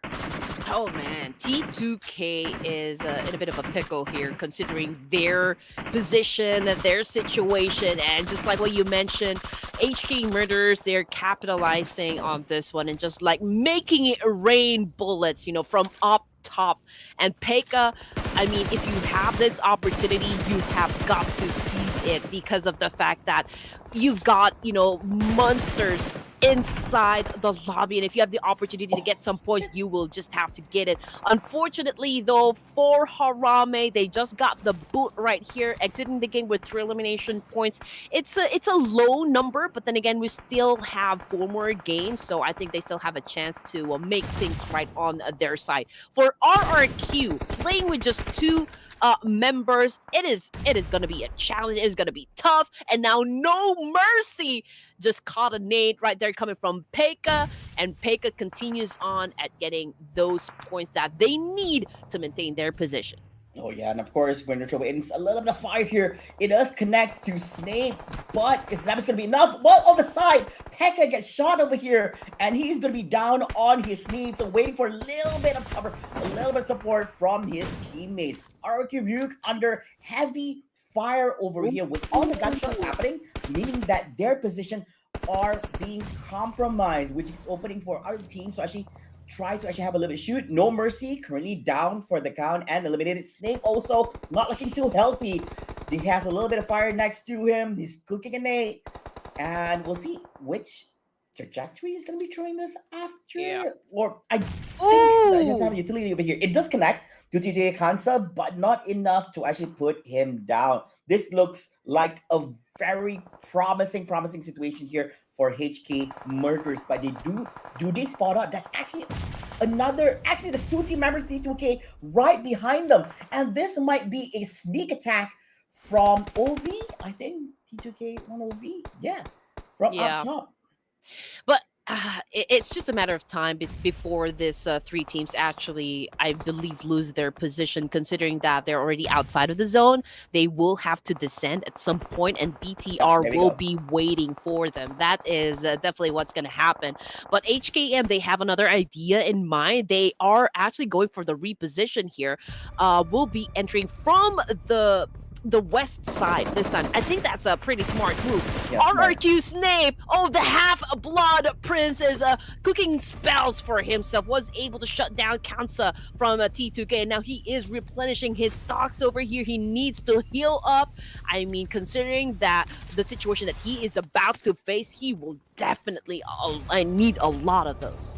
Brace himself, because team member C2K is heading down his way, so it will definitely be a 1v3 battle. I have to applaud the Kansas play over here, but quite unfortunate, it does seem that Snake from RQ Ryu, the last remaining member, has been eliminated and puts RQ in 5th placement. But because he held on for so long, I think that was great, because putting himself in 5th space puts him with a lot of placement points. But continuing back here, T2K, applaud for Kansa, because he was actually the bait.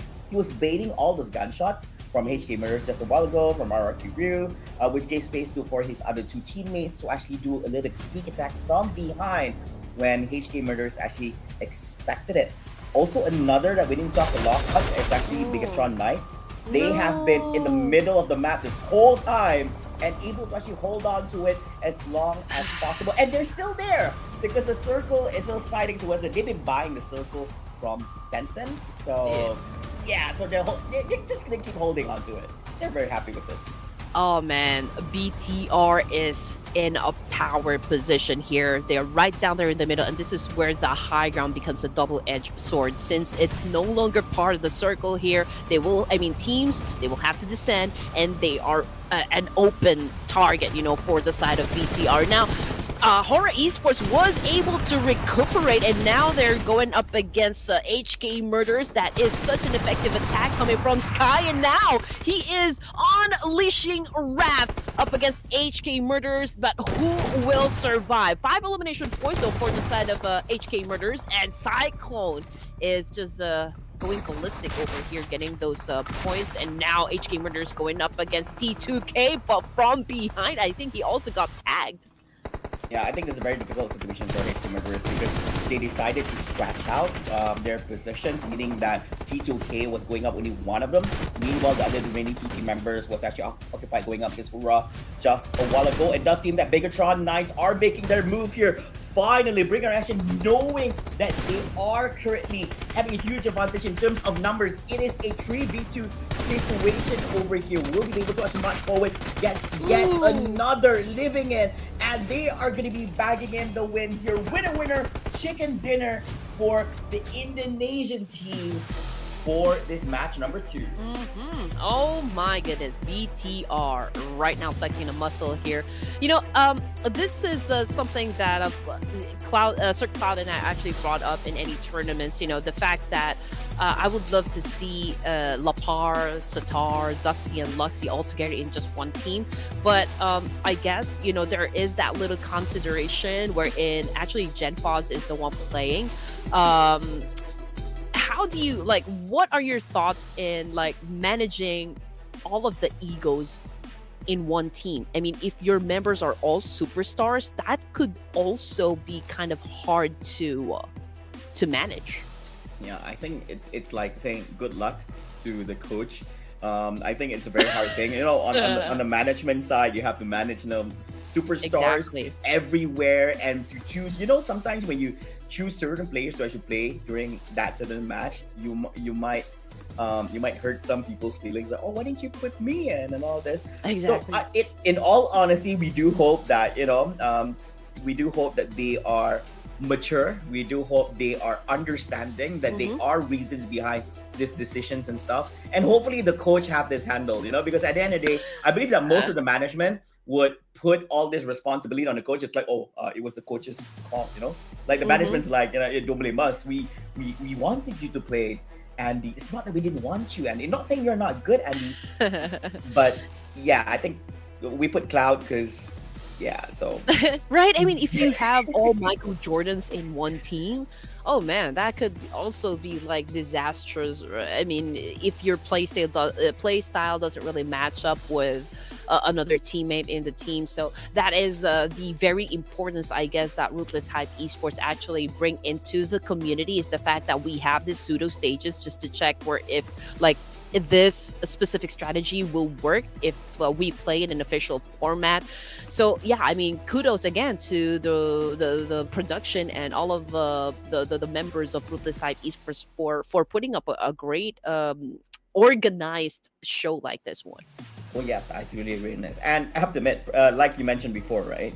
Production value is top notch here at the Clash of Giants Season 5. I don't know. Maybe they got a spike of budget this time about. Like, the comparison between Season 4 and 5, like, Season 5 is amazing. Damn. The like, graphics, right? I think everyone watching will be like, ooh, the graphic has improved. Like, not just at the opening of the game, even during the introductory stage before we come out as casters and all that.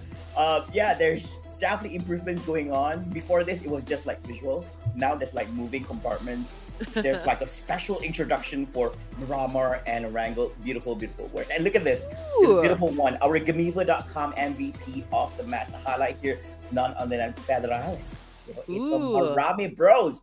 3 elimination points and 788 damage output in that match. Well, they actually call him, his moniker in the local community is the Filipino Terminator. So hasta la vista, baby. Come with me if you want to live. I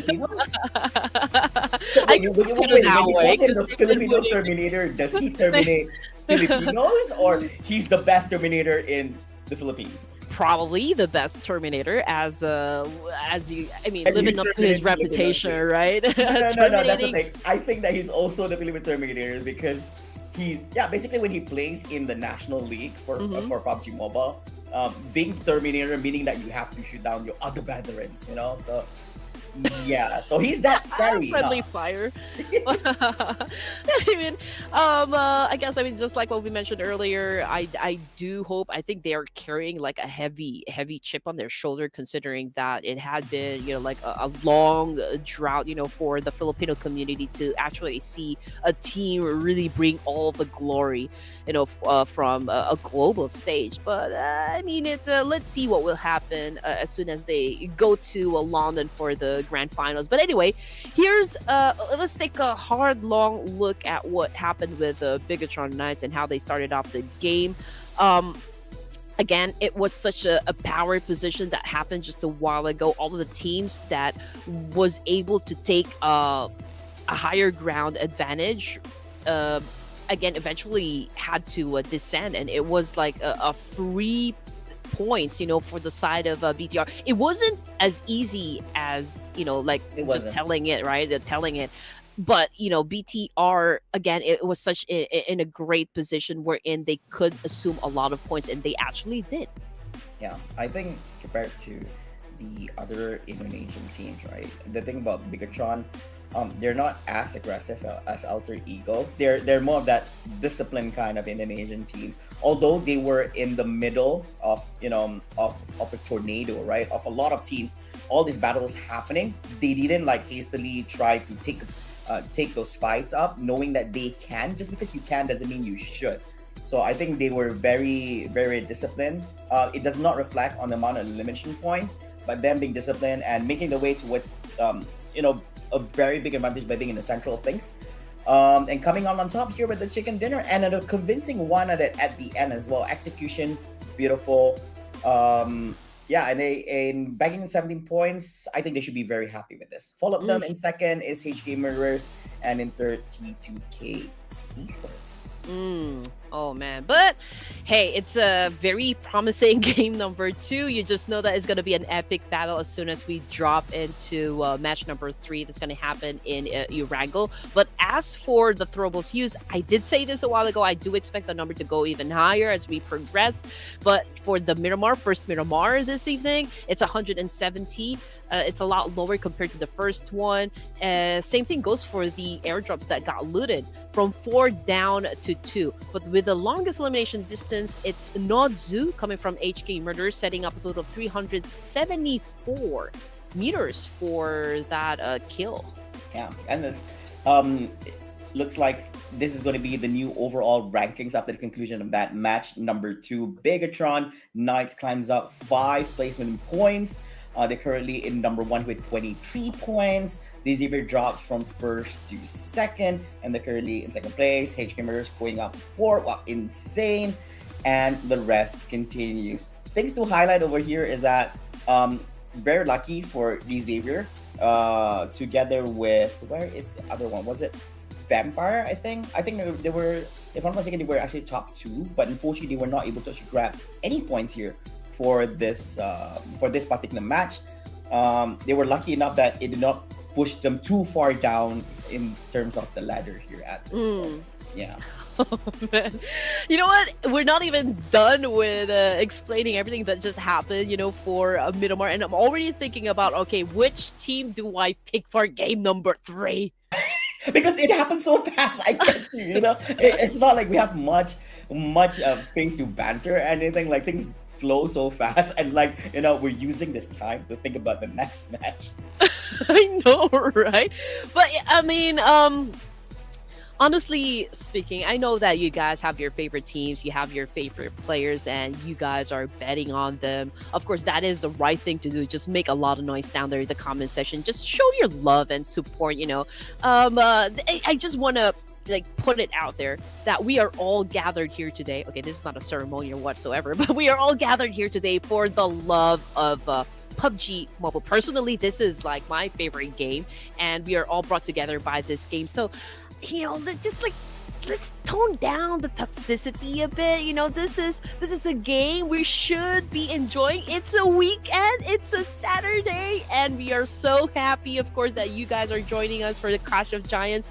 Again, PMGC is just right around the corner, and Ruthless Esports was able to invite, you know, a lot of the big names so far that will be participating in a PMGC. And of course, we will be talking more about what just happened from game 1 to game number 2 and what to expect for game number 3. So don't go away. Flava and Red Queen Andy will be right back after a short break.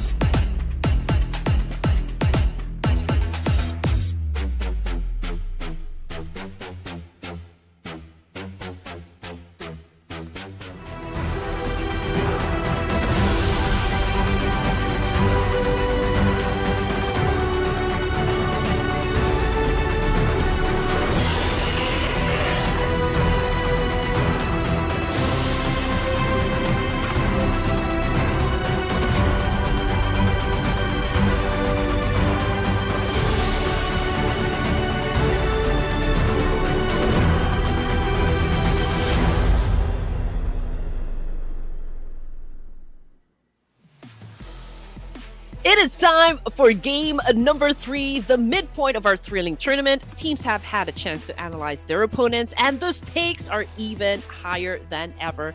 Every move, every decision counts. Who will seize the momentum as we head deeper into the competition? Again, my name is Red Queen Andy, together with Flava, and we are still your casters for the Clash of Giants Season 5, brought to you by Ruthless Esports. And of course, ladies and gentlemen, we've witnessed, we do believe that at this point, I would believe that most of the teams have already played like 2 games already under their belt. Group B so happens to be the only group that has only played one match. So with this cycle, which means that so this is going to be the final. Actually, it's going to be not just Group B. My apologies. It's actually Group B and C. So they have only played one so far. So they have to complete this to have a minimum of 2 games. But of course, ladies and gentlemen, shout out here to our UC partners from Gamivo.com. If you guys don't know this, if you guys were not together with us for the past few days, you can grab yourself some great UC deals here, either with the COG5 coupon code or with a much better deal with the smart subscription price for first time purchase only, which would make sense. So if it's your first time purchase, it makes great sense for you to get the smart subscription price. And so far, I'm glad because I've already gotten myself the 16,200 UC already with the first time purchase. No, because since it's only for first time purchase, might as well I just grab my hands on the highest one. So when this deal was available, I was like, yeah, I was definitely eyeing for that. Oh, yeah, I mean, all I know is that Flava is getting a lot of moolah to get that kind of UC. That's all I'm saying. That's all I'm saying right there. but hey, you know what? Here comes a question coming from Gamivo. All you need to do is just follow the mechanics that you can see on the screen. Of course, you need to put in the official hashtag COG5 and hashtag Gamivo. And if you are, again, one of the lucky commentators down there, your question, of course, will be featured during the live stream. Well, of course, we'll have a chance to reply to that corresponding question. Make sure it is a question. And I do believe that Red Queen, you still owe us answers for the question where what's the top 3 in PMGC? You still owe us that. The people Why are want you to know doing your this choice. to me? The people, the viewers, remember your promise, your top 3. Oh my gosh. Well, you know, I already said like for Miracle Vibes, Team Falcons, and I guess if I have to go with another one, I did say this a while ago. I forgot. Okay, wait. the pressure. The pressure. Yeah. Okay, I'm gonna go Eagle, straight up. Eagle, and Astro Man. Later, I'll talk to you guys. Yeah. Oh, but of course, I'm gonna kickstart things off here for versions. I'm gonna go with ASI8, so that's gonna be my version for this game. Not a bad number choice. 3. Yeah, definitely a great one as well. Great team, love them. I think this time I'll go with Alter Ego Ares. Alter Ego Aries. So I guess the Indonesian production over there. I'm just going SI8 because I think Falak and his teammates should be all good and warm up already at this point. I just want to see the Grenade Master in action. And surprisingly, usually I would expect at this point productions like, yeah, we kind of know who we're going with. But they're going with the real soldiers, ERS. Oh, yeah. I mean, they're one of the best. To be honest, they're all best. You know, this is what I was saying. I mean, it's like you're inside a competition where all superheroes are summoned and they're duking it out inside the battlefield. It's hard to really say like which of them is gonna win because they are, you know, the best there is coming from all of the regions. So it's really hard to pick which team I think is gonna score the chicken dinner because, again, we are with the superstars. Yeah, and if they don't perform, remember, it's not because they suck. It's because all your competitors are like tier ass teams, you know? And being the best and try to perform as well, like everyone's like the cream on top of the cake, you know? Like they're all super amazing teams. So it's not that easy to come out on top anyways. You may become the best in your nation, but when you come to the international waters where you're going up in the global stage, you're gonna it's a different ball game altogether. So yeah, as mentioned before, ladies and gentlemen, make sure to scream and shout for your teams because we're jumping in here to game number 3.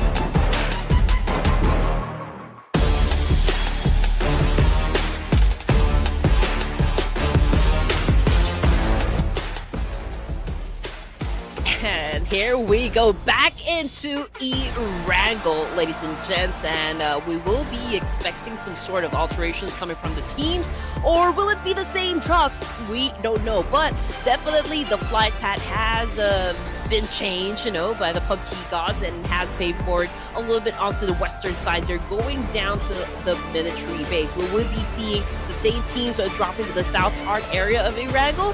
Who knows? Well, it's up to the teams right here if they would want to start their game at, like the highest risk ever. Sick music, by the way. Yeah, I was digging it. Vibing. And then the game had to start.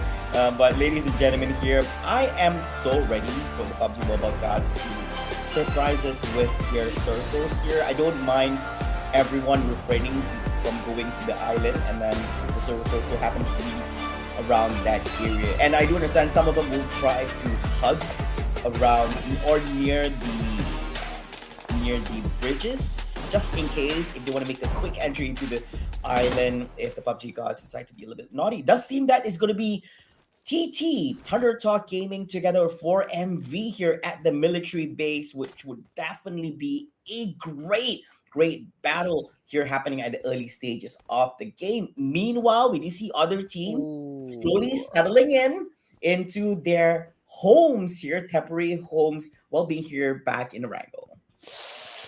Okay, so Jorgapula is a little bit crowded, both north and south. For MV, Thunder Talk Gaming will definitely settle it out down there in the military base. DRS, however, okay, X is about to have an exchange with Fearless of Stalwart Esports. Fearless, he has a micro Uzi, and versus a pistol. Well, we all know what can happen, but let's see what X is going to do in this particular situation. From behind! Oh man, that was tough! But that was DRS though. So basically, from behind does have a little bit of cover. So meaning that he was merely just a bait. So he was juking, utilizing the windows, but his teammates were coming. The cavalry has arrived from behind.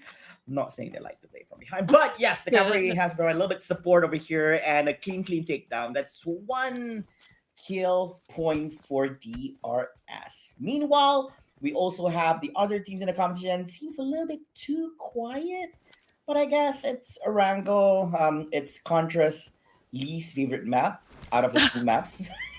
What? He loves Miramar because it's more. It's like it's one of those maps where it's like nowhere to hide. You don't have much trees around for you to get a little bit of cover. So yeah, more proactive battles happening. I mean, Contra loves the exchange. I mean, he wants the teams to just really battle it out right off the bat here. So that's why he prefers to be in Miramar, because just like what you said, it's an open space, and they don't really have that much cover to begin with. So yeah, I guess that's what makes Miramar special.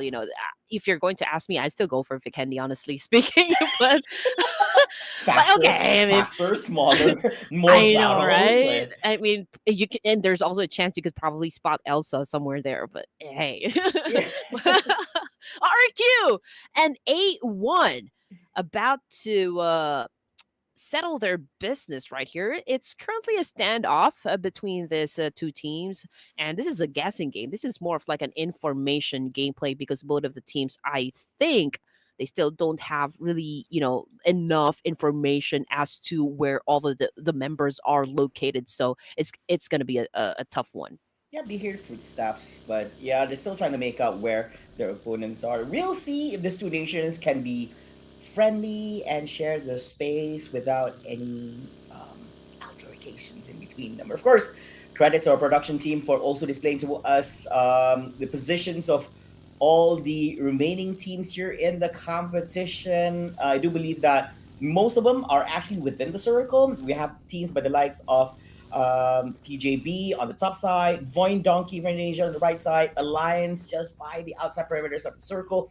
For MV and Thundertalk, it looks like they decided not to share the area. Instead, for MV goes on the base, and Thundertalk, they kind of realized this. So they went on towards the east side instead and tried to have a much more peaceful way into the circle later on.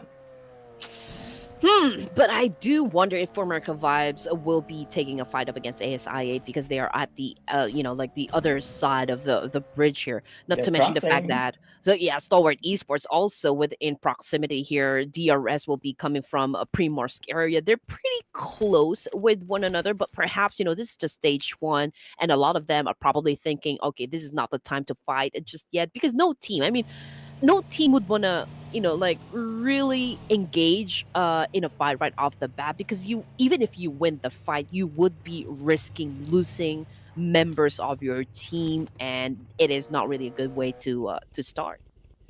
I was hoping by the end of your sentence when you mentioned that nobody wants to take a risk and then a fight takes place and I'm like, yep, there are teams out there who just want to prove you wrong and just take towels real quick. It's like, did you say we're not gonna take fights? We're gonna take it now. Oh, but of course, here comes a comment here from Dark Magician, a Yu-Gi-Oh fan of here. What's your view on DRS getting the kills but not getting the proper placement points? Okay. Placement points. Honestly speaking, because we already have a new point system, right? I think most of the teams here are focusing on getting elimination points rather than placement. But again, it depends on the objective. But DRS, we know what kind of caliber this guys can, like what kind of power they can bring into the table. The real soldiers have proven themselves time and time and again. There is a reason why they are part of the Clash of the Giants. But I guess it's too early to say like a concrete conclusion as to why DRS not really getting enough points for you personally. But yeah, I mean DRS, there's still a lot of things that can happen, honestly speaking. This is just like the day one of the phase number 2 and we still have the grand finals. So I guess we'll just have to wait and see. I think for me, my answer would be very simple. There's a reason why they're called the real soldiers, anyways. So I guess that's their way of playing the game. They don't have time for replacement points. I mean, I think they strongly believe in their ability, their firepower. Yeah, some teams are just like that. I think this particular answer doesn't just apply to DRS, but for some teams, they're just that confident in their ability to secure kill points. Especially on the global stage, some teams would be like, you know what, it's quite risky. There's a lot of other teams that out there who has who are much more accurate, who's much stronger. Yeah, it does reflect on stats. Over time, people will find their own ways on how they want to take fights. DRS, that's their ways. Our teams, their ways. It kind of works for them, I guess. So who are we to judge? If it works and it does get them to great placements in the rankings, who are we to judge, right? Yeah. And I mean, everything that they do is part of their strategy. Sometimes when a team plays passively during the first few zones, I mean, there is a huge reason behind that one. So you might misinterpret it as, okay, they are camping, they're staying in one position, they don't want to engage. But then again, it really depends on the team's objective here. Do they need to be aggressive during the first few zones of the fight and just get those elimination points that they need? Or do they would want to get that perfect ratio, that golden ratio wherein you get both placement points and elimination points? Again, this is such a tough lobby, so you need to be smart at every gameplay. It's either that or they're just a wuss. But it could be. No, I'm just throwing a possibility here, because you were throwing a lot of options. I was like, why not just throw in one more in there, Yeah, but I'm not implying anything. I'm not even pointing out to any of the teams, And there's nothing wrong with being a wuss, anyways, because you gotta play smart. It doesn't give you anything by having much bigger balls than the other team anyways, right? It's all about accumulating points. But of course, we do see some need for speed action. Ooh, here, but this engage here from Point Dog is Razak. Lungs, he was chasing, but instead he decided to make a run for it. I'm guessing he reunites back together with his team member here. Takes her two inside the church. Is going to be Potato 5. Still looking healthy. Looms on the outside perimeter. Will his shots be able to connect? But it's going to be empty towards the walls here. Oh, also having a little shot. 1v2 situation. Potato 5. No problemo. Wow, man. And you know what? Potato not being Potato here. I mean, he was able to get a two-piece Two-piece shot right there. TJB getting eliminated with one elimination point. We did question this a while ago because during phase one they did not play with again with their main lineup, and now that we are joined by their main roster, we did ask if if there's anything that would change in terms of their gameplay. And so Oh, far, getting eliminated. Oh man, that is a tough one. But yeah, same thing goes for Falcon East. I mean, that was a no! great exchange, though. I mean, he got knocked down, but still was able to win the fight. He was the last one. So basically, with him dying out, Tianba is out. Yeah, but he did manage to get his shot out, and yeah, the enemy is down his knees, but can be easily picked up by his teammates anyways. Meanwhile, Stalwart Esports, Sancho here with a little bit of cover, does let out a few shots out towards the direction of DRS, which so happens to be our conversation just earlier. It could be answered and be reflected upon this exchange. We will see, but from what we're seeing here in the eyesight of Chama, it does not seem that he has his eyes on anyone, but he does see a little bit of movement here. It so happens to be Krida from Stalwart Esports traversing here on the high ground. Will he let out some shots? Meanwhile, A1 Esports here with Ooh. RRQ Ryu. Why am I saying it in Street Fighter? Ryu and Ryu. It's actually just Ryu. My bad. Here.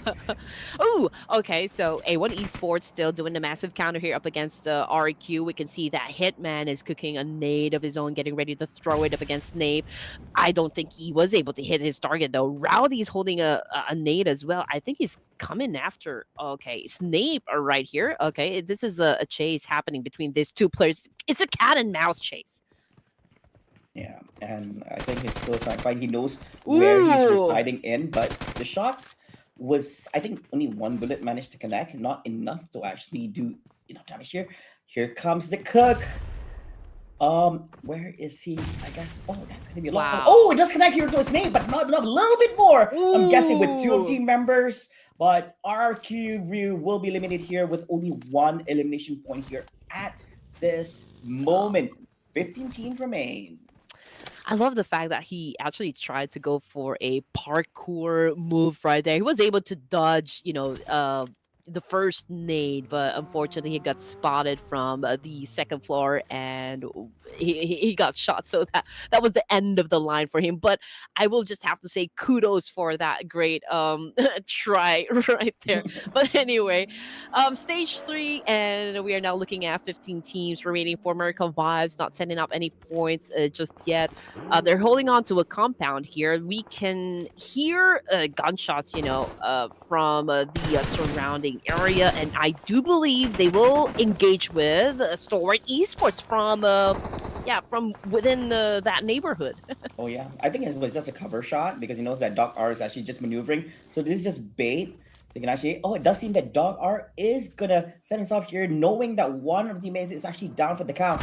Or good, it's gonna. Oh, quite unfortunate after getting picked up here. Single shot here in the face, and he's gonna be down. Will team members for Miracle Vibes be in position fast enough to save his life? Or Goy, low on HP, does have a little bit opening to patch himself up over here. Jumps on down to the lower ground. Shoots it out. Ruthless is down over here. Goes in for more. We have that team members. It is going to be Baron M. Now we'll be able to actually make his way towards the inside. At this moment, not being able to actually find the opening yet over here. Or Goy finally down, and Stalwart Esports eliminated here, being the third team eliminated with 0 elimination points. And did you know that D plus Kia was the one who actually got the point on even for Miracle Vibes? But the good thing about, for Miracle Vibes is the fact that, okay, they almost got eliminated because of what happened. They get to keep all of the members, in that squad, which is always a great advantage if you're going to ask me. But then again, ASI8 going up against Falcons right here. They are outside of the zone, so I believe they do have a little bit of pressure on their side. And oh no, this is not a good thing. Falak is already on the ground. Is there a chance for them to pick up their teammate here? Yeah, it's gonna be. It hurts because right now we're looking at stage 4.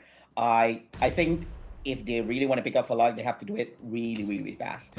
If not, SI is going to be down by 1 member. With that, also at this point, Zaya from IAC also clears out yet another. Make that 2 here in hands of IAC from ASIA Esports, Noki Security in the hands of Zio.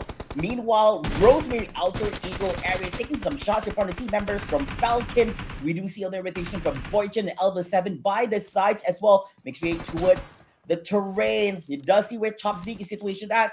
It is going to be a little bit of a nade cook. No, decides to return it back as well. And shot from the side. Top 7 is down here in the hands of Elva 7 Alter Ego. All right, here we go, Roy Esports. We've got Suno as just going berserk here with that massive spray up against Alter Ego Iris, using that AUG, man. Oh, but he needs to chill it down a bit because he's getting countered as well. He was able to receive a little bit of damage coming from Alter Ego Iris. And again, these are the boys of Alter Ego Iris. There is a reason why they call themselves Iris. Iris, the god of war, if I'm not mistaken. And they will be, taking up a fight here up against Roy Esports, but let's see how far they can last. In another part of town, it is Alliance versus 4 Miracle Vibes this time, and I think there is another team that might join into the mix as well. Yeah, Alliance. Join into the mix as well. Yeah, Alliance, the Malaysian representative. Here having a shootout up against, I think they're going out against, I think we didn't see this. Oh, it's actually against D plus Kia, yeah. So D plus Kia on our side, 4MV in the behind segment, as well as A1. So they've got their hands full here at the moment. We do see a little bit chase Alter Ego Esports up against Roy here. How will the trade for fight? It does look like Tusk will be down for the count here. Rosemary also down here. And guys, a Zuno SMG. Boychill gets his own revenge here up on the touch from Roy and gets a Zuno SMG as well. So but Roy, he's gonna come down empty-handed, goes down and clears Rosemary here. Military Alter Ego Esports left out only 2 members over here. That has got to hurt. I mean, this is what I was talking about, Alter Ego Errors. I mean, if you shoot at them, oh man, they are definitely going to retaliate. But is it going to be working this time? Because Roy Esports is doing an effective counter as well. I mean, currently dominating with 5 elimination points. And just like that, after praising them so hard, Alter Ego Errors found their demise. But it is still okay. I mean, 4 Miracle Vibes with 5 elimination points as well. Team Secret, another part of town here, is challenging Roy Esports with this exchange. GK, okay, he was able to spot break, but will they be engaging? FaceCan is also at the foot of the hill. Oh yeah, and that's definitely not a good position because a lot of other teams are actually navigating themselves through to escape the area while they have already made the sweet escape. FaceCan here is currently in a very bad position and is eliminated here in 10th place. Now, Roy Esports, they have to go up against Team IAC on their side, getting a little bit of shots, was not able to actually make his sweet escape, and is currently eliminated here, but back in the 8 elimination points, not too shabby here, Red Queen. Oh yeah, I mean, GK is definitely not okay. I mean, Team Secret, okay. GK back in the lobby, ladies and gents. But Aishi Zhal, okay, was able to inflict a little bit of pain up against the opposition. But Zhal, I believe, is currently on the ground right now. 7 elimination points, though, for the side of IHC.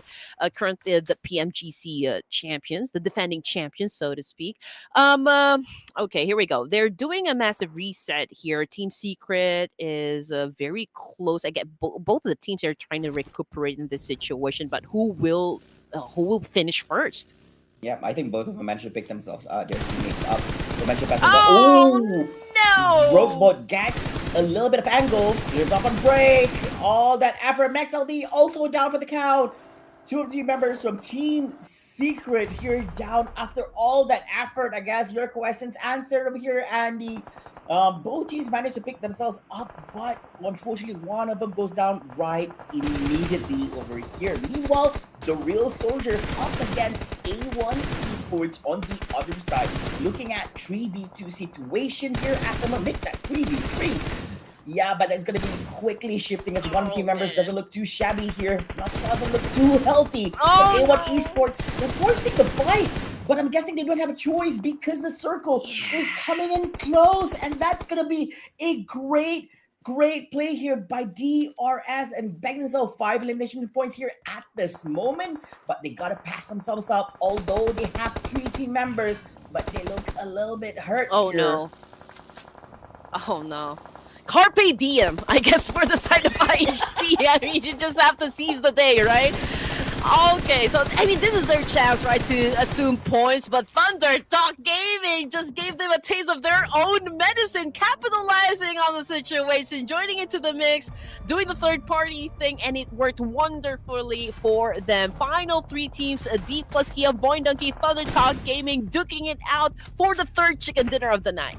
D plus. I mean, Thunder Talk Gaming, very naughty. Let's just say that. Yeah, they were capitalizing on the whole situation here by the sidelines. But D plus Kia looking very healthy here with a full stack of members, 4 compared to Boing Donkey and Thunder Talk, which only has 3 players. Will this give them the edge in actually translating this into a victory?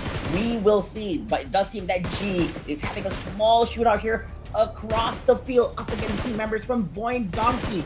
Boing Donkey still not able to actually have a good cover for themselves. The terrain is not enough. Their location is being compromised. This could be an opening for G and the other team members of Thunder Talk Gaming to just destroy them or intimidate or reduce their health to a certain point at this point. Meanwhile, it doesn't look like we see much from Boing Donkey, but they are making movement here. D plus Kia should be able to see their movement here. Okay, I was gonna say that. Okay, well, later. All right, fine. Live comment. What makes casting PUBG Esports unique compared to other games you have covered? I swear I'm gonna answer you, but we don't want to miss anything happening, for the final 3 teams here. So going back to what I was saying a while ago, I was about to say that there was no need for the teams to actually engage just yet, but considering that we just entered stage number 5 here, which is 20 seconds more. And if we're going to be looking at the circle here, Flava, they don't have any compounds, so we're going to have the final battle out there in the open. Oh yeah, and of course, the thing is, it's not so open for D plus Kia. I believe that they have the best cover here at this particular moment, and they're definitely happy with this, but they are required to make a move as it is not within the circle perimeters here at this point. Meanwhile, Boing Donkey, I think that Trixie's is already on the inside. Thunder Talk Gaming, G is just by the outside of the circle. Because they're still okay. It's D plus Kia here making their move. I think they're using Vexis as bait here in the open with a little bit of support from Potato and attack number 5. So don't be fooled. It's all part of plan here.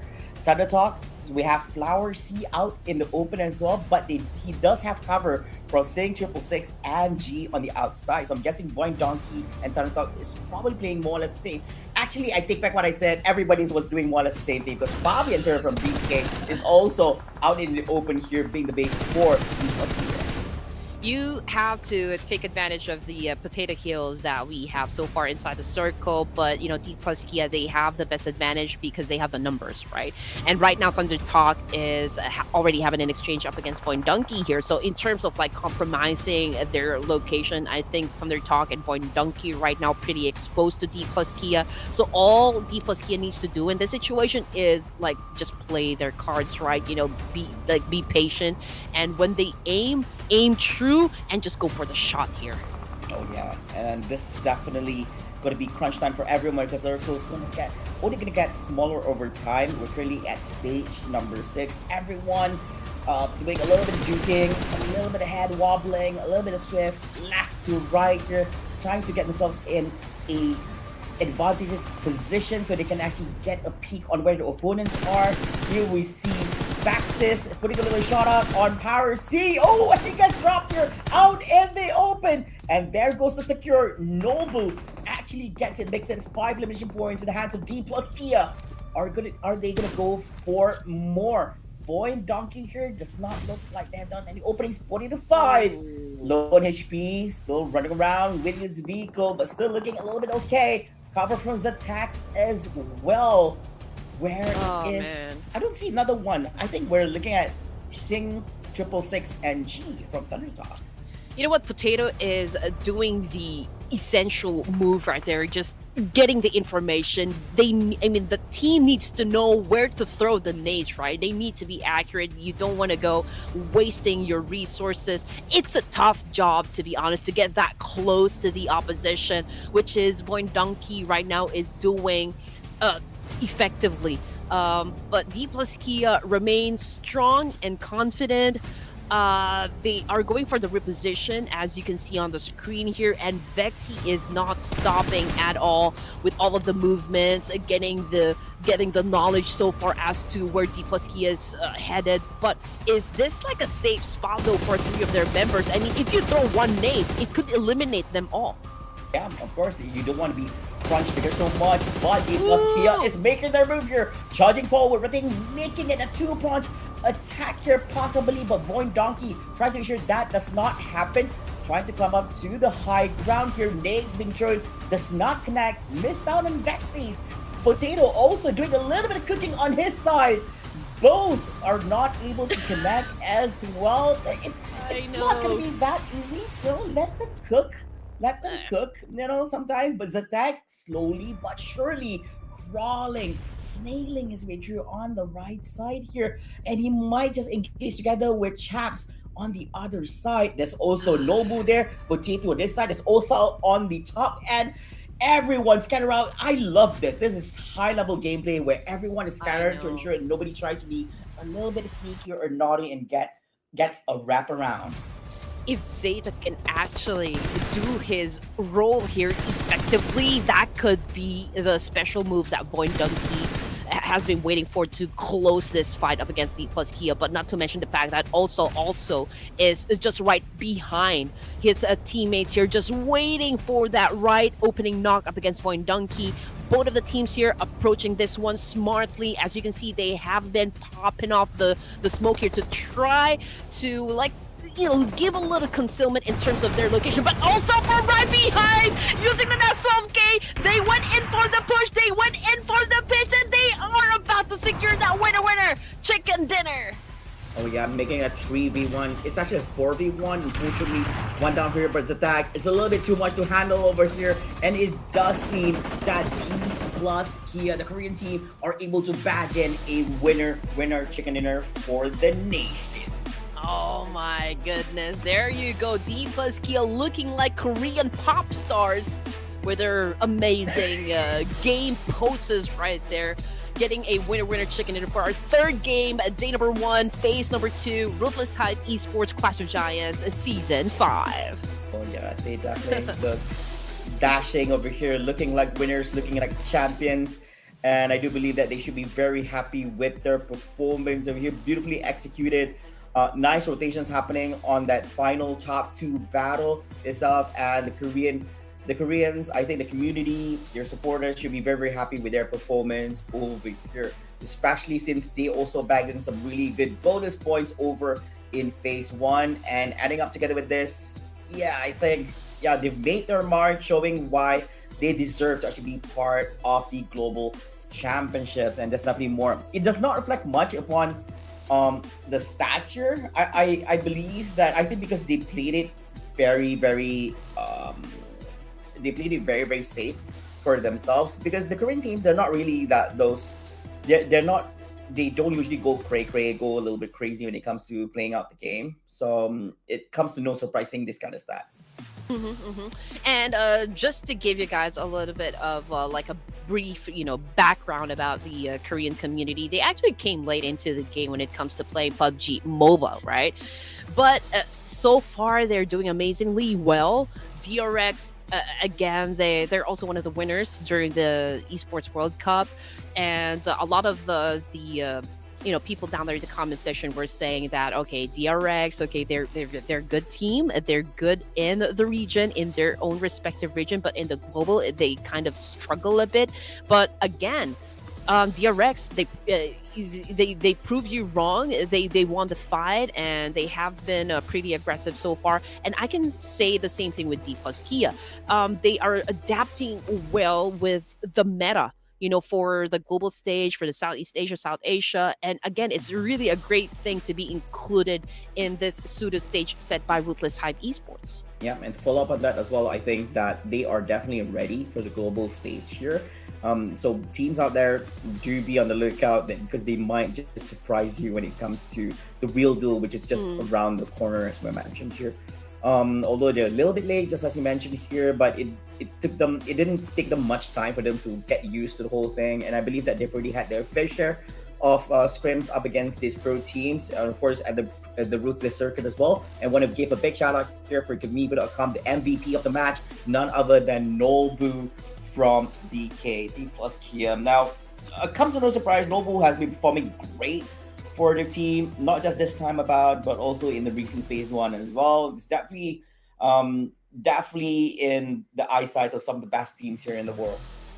Oh, definitely. I see their potential. D+K have been working hard, exerting a lot of effort just to make sure that they play at a certain level. And I think, being a part of the global stage in the official format, being also part of Clash of Giants, I think it speaks, a lot about your team, that you are also at par with us, with a lot of the superstars coming from the other regions when it comes to playing PUBG Mobile. Now, top performers, let's not forget that we still got Roguebot coming from IHC, we've got Hitman coming from A1 Esports, and Juke coming from Roy. Now, this is, I guess, one of the lingering questions that we have. IHC getting invited back to PMGC, right?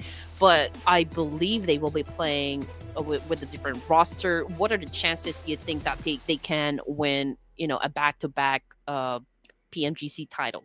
Yeah, and I think this was actually being questioned by the people, I think recently on the third day, because they were asking me and Contra about the whole idea of IHC being invited. The thing is, when that question came about, IHC actually popped off in the final day on the 19th, I believe, right? So I think that kind of answered everybody's question. It does not require me and Contra to say anything. It was answered at the end of the day, like, this is the reason why IHC deserves to be invited and how well they actually play. I think actually they were in a very bad place after the conclusion of the first 2 days in phase one. But day 3, they managed to make their way to the top 16, and not only top 16, they were actually third last by the end of day 2, and they were actually top 14. They were in 14th place by day 3. Man, I mean that's why PMGC will be hella interesting, for everyone. I mean, even for me, I will be definitely looking out for that one, because there's a lot of upsets. There were a lot of expectations that weren't, met, especially during the EWC. We also have a lot of questions, for Team Falcons, Stalwart Esports, IHC. We also got, of course, a DRX. But what we need to do is just really keep a close eye, with everything that is happening inside the community. So don't forget to subscribe to Ruthless Hype Esports, because this is the closest thing that you can get before we even step into the PMGC. Now, getting back to the question just a while ago, because now we have a relaxed time where we can entertain your questions. So why is PUBG the best game to cast for me? Well, this is my favorite game. I really started during the pandemic, and this is the game wherein I made a lot of friends in the community, and we're friends up until now, which is great. I come from a time wherein you don't usually make friends online because stranger danger, but I guess we live in different times now. But yeah, PUBG for me is the closest thing to play reality, I can say, in terms of like the game sounds, the gun sounds. I love the gun sounds. And if you actually get killed inside the battlefield, that is it for you. There's no respawn, which is, of course, makes you all the more careful, all the more considerate with every step that you take, every decision that you do inside the game, which makes it a very tactical gameplay. Yeah, and of course, I would love to actually give my thoughts on this as well in just a bit. Of course, we also want to highlight this on the overall rankings. Like, I'm not trying to run away from this, but ladies and gentlemen, D+K with that amazing performance, they propelled themselves up by 10 placements from 11th place up to first place here, putting BIGETRON Knights in second, Roy Esports currently in third, Xavier in fourth, and IAC in fifth. God damn, IAC! they went up 12 places here after what has happened. Yeah, I'm guessing, yeah, I think they did well over here. And big important thing to remember that at this point, after the conclusion of match 3, meaning that every single team here, all 27 teams, have played at least 2 matches already. So some of them played in match 1 and 2, some have played in match 2 and 3, some have played match 1 and 3, and the rotation continues in the next remaining matches. And also massive performance coming from Boy Donkey and A1 Esports. I mean, they've catapulted themselves, like in a better position in the overall rankings. And again, what we're looking for is consistency here. And I'm not going to lie, and I'm not going to sugarcoat anything. It is going to be hard to even set a momentum. So the fact that former Vibes remains to be like included in the top 5, they are currently at the top, right? I mean, they are... they're just beasts, you know. I mean, the fact that they are maintaining their position right now is something to really look forward to. I mean, for Miracle Vibes is right now. Oh yes, and of course, ladies and gentlemen, we'll get back to you guys with more PUBG Mobile action right after this commercial break.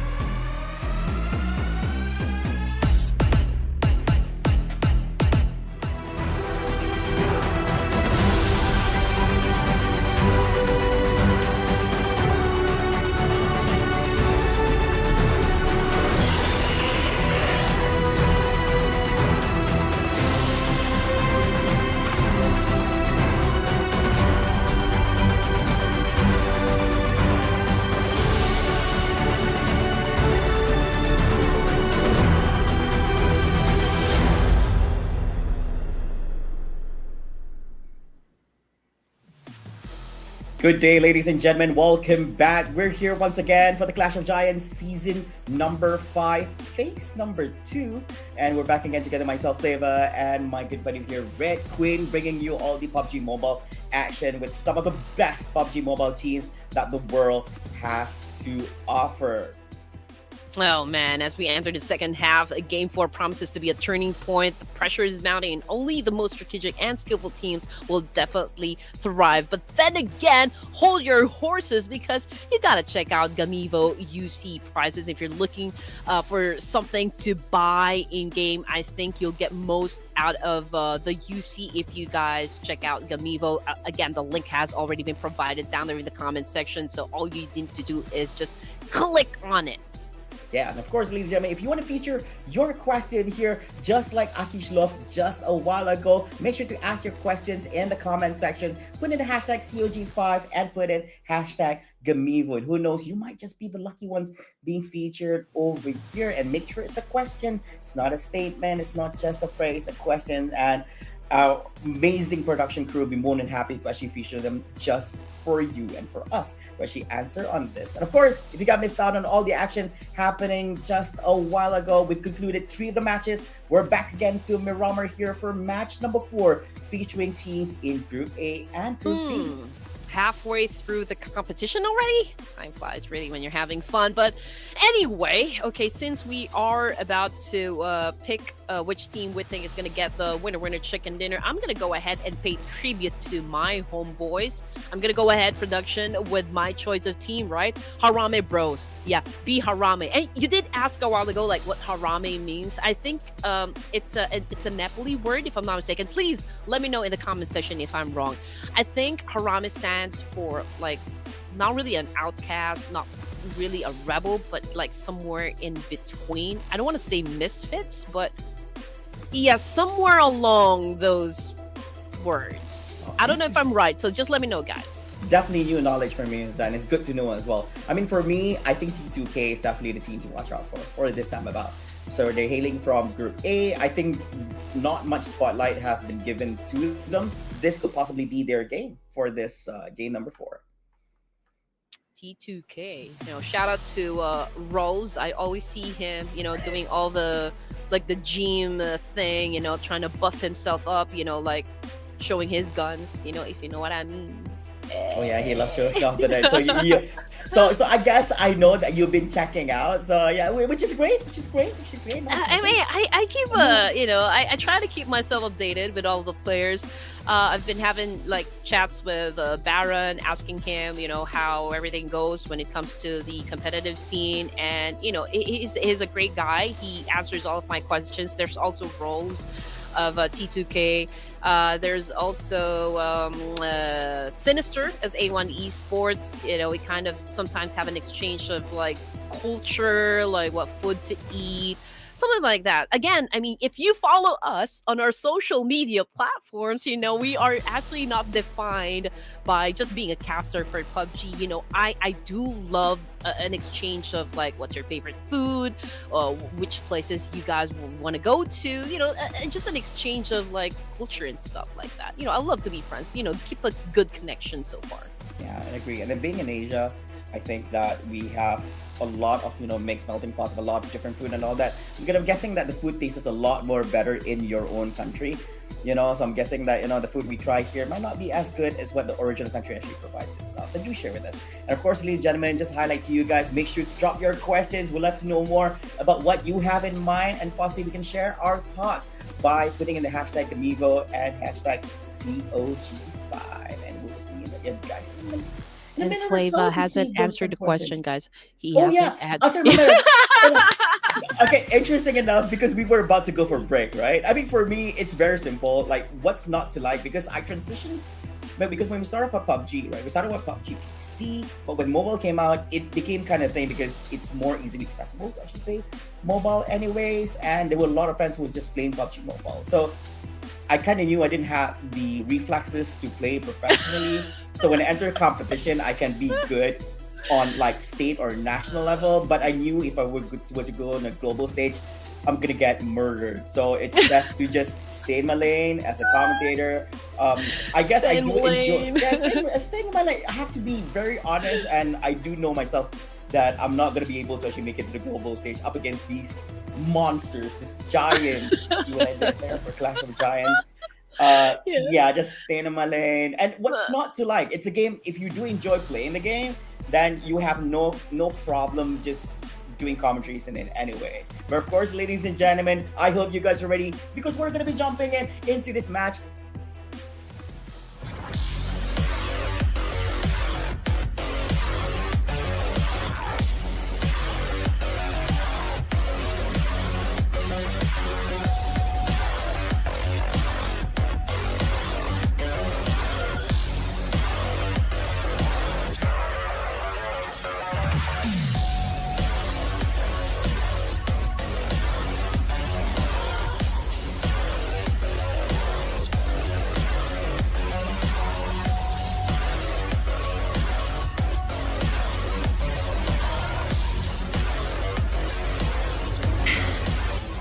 Red Queen and Flava, we are your casters, and sometimes we are the rappers because of how fast we talk so far before we start and end the games for the Clash of Giants. But what's not gonna change is the fact that we are dealing with monsters coming from all the corners of the globe here, duking it out again to get the fourth winner chicken dinner of the evening. Which team is going to win that one? That is, of course, what we are looking forward to. But hey, Miramar is back again, ladies and gents. We will be seeing some same drop spots or perhaps not. Oh wait, we just have to wait.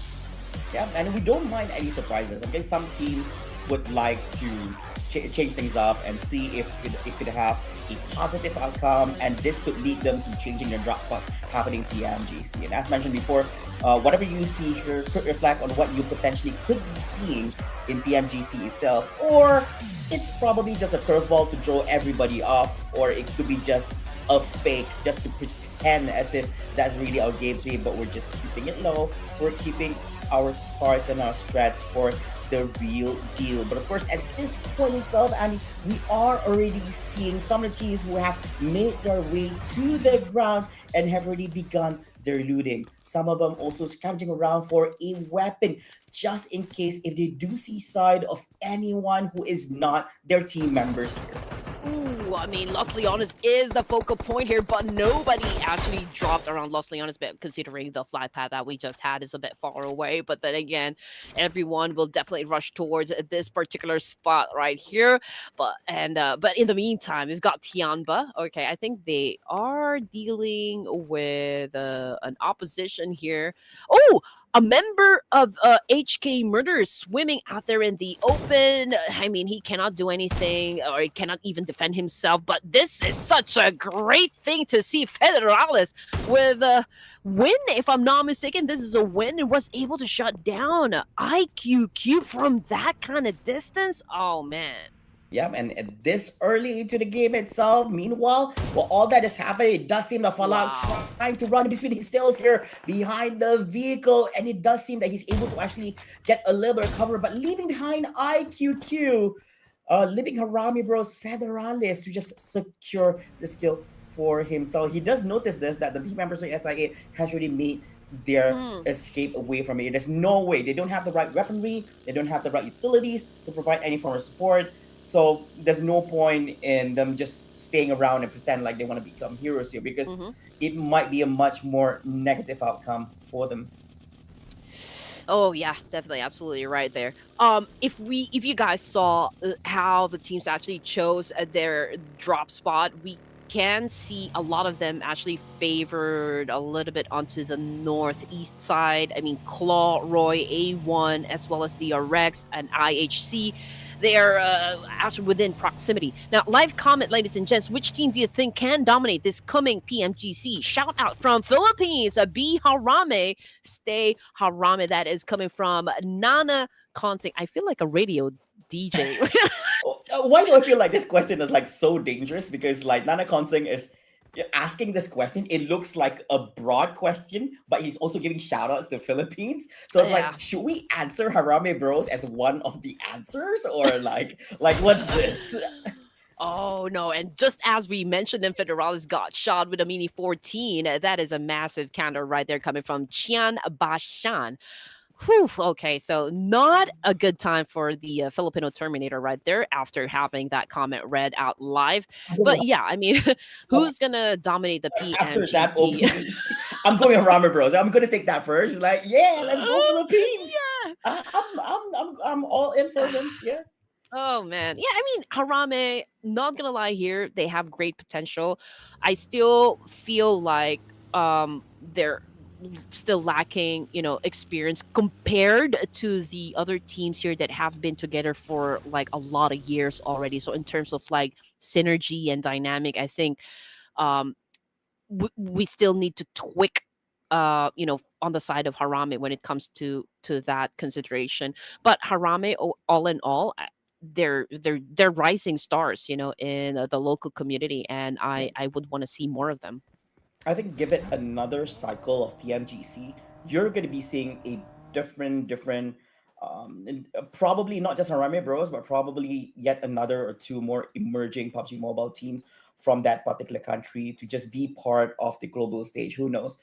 You just need that probably just another cycle or another two cycle for them to actually become world champions Mm-hmm. potentially. I think with experience, it could propel them further.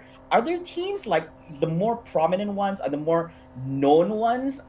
They tap on this advantage as they know their way around.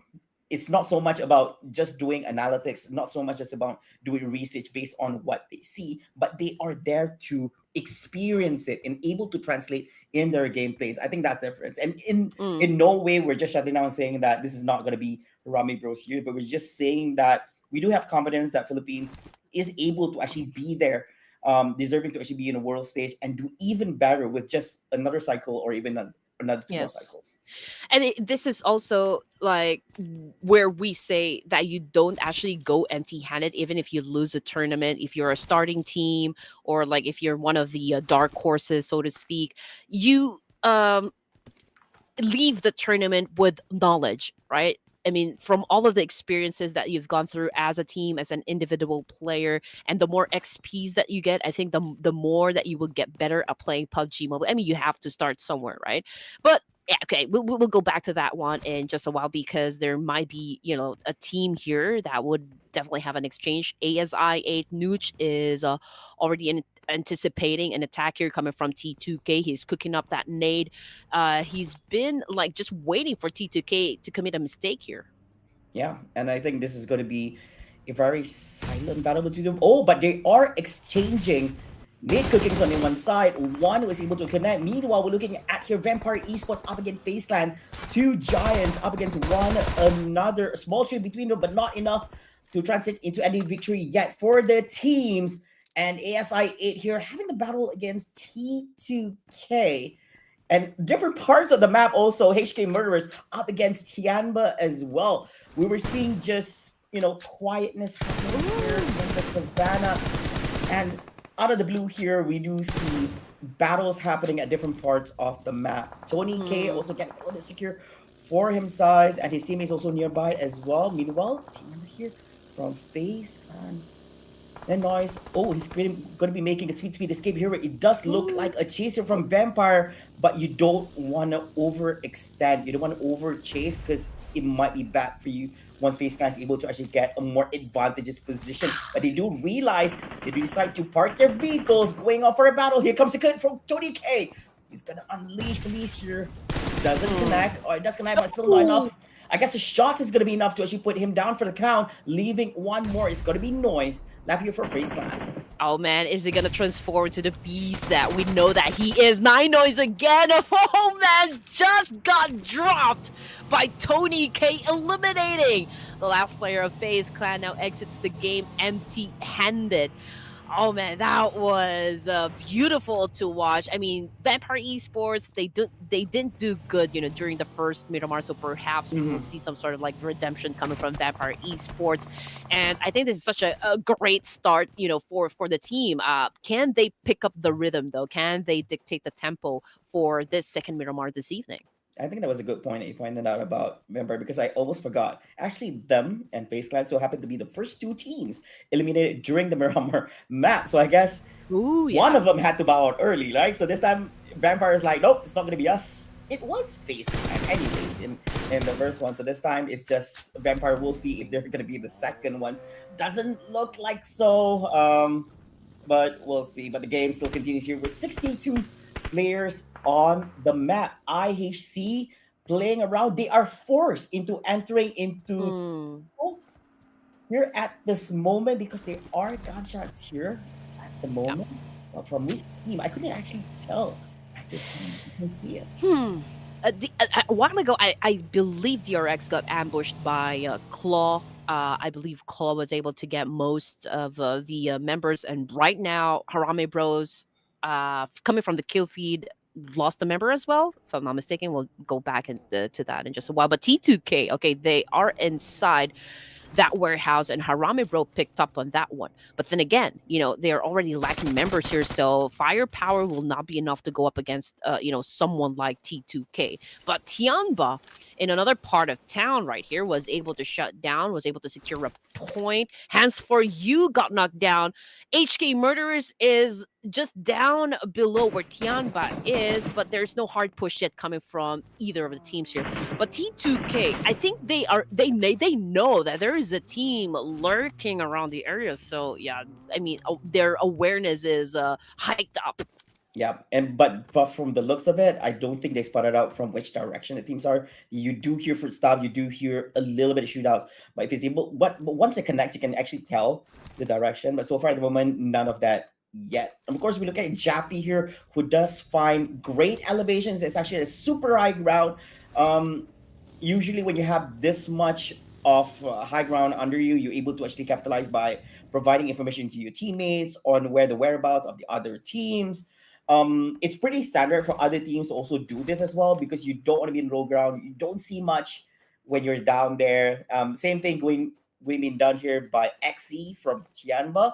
At this point, here's where he spotted out Team HK Murderers, but Slayer doing a little bit of cooking. But while cooking, he got shot out here. XE manages to let out his shots a little bit too late here for Slayer to retrack his cook, and he gets cooked and down for the count here in the hands of QZZ. Yeah, no. Tiamba definitely will not let him cook in this situation. I mean, they do need the points here. They need to catch up. This is already phase 2, and if they would want to proceed to the grand finals, I mean, they know what they need to. I mean, like the level of effort that they need to exert is really high. But then again, Tiamba, they're just trying to pick up the pace here. They're doing great, but then again, we're looking for consistency. And now, map overview, ladies and gents, we can see that the circle is a bit onto the eastern side. Impala is also included right there, but BTR getting shot at by TJB.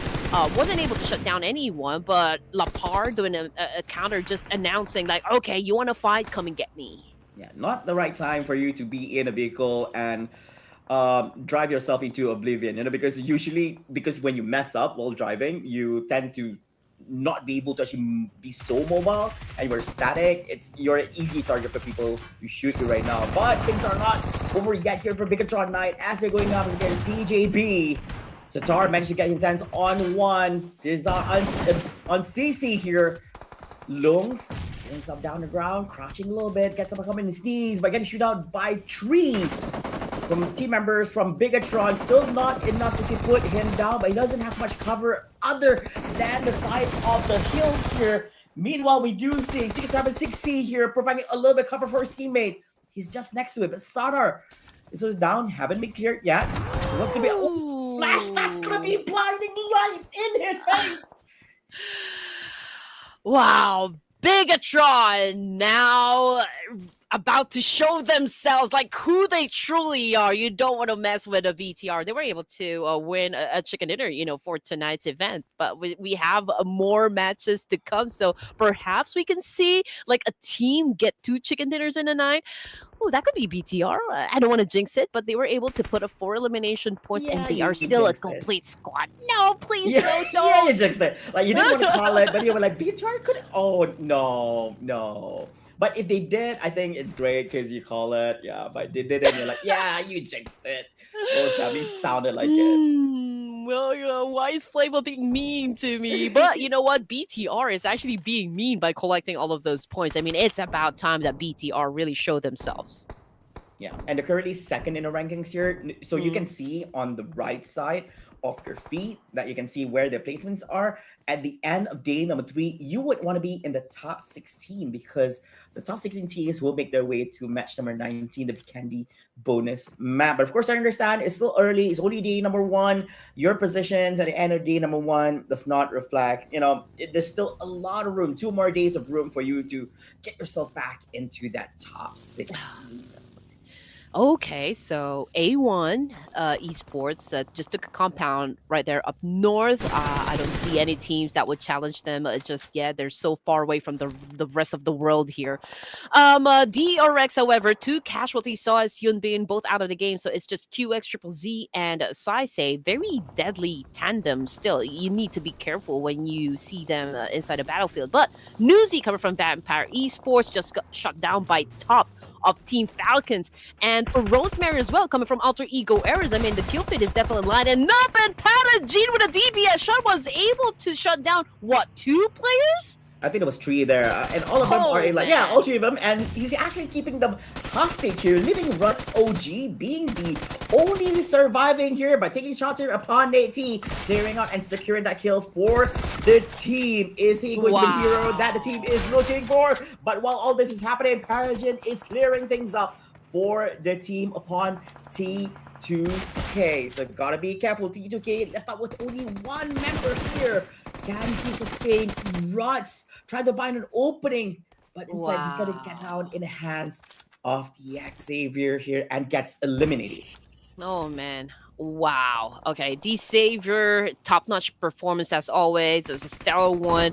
Even if they're down to just 2 of their members, the job can still get done. Alter Ego Air is now playing with 3, and now they're going up against TIANBA. Great start coming from Alva. That was a great push. Hands for You is currently knocked down, but you know what? Alva is picking himself up. He needs to heal first before he can go pick up his teammate here, but they need to reset as fast as they could because BTR and the remaining players of TIANBA is out to get them.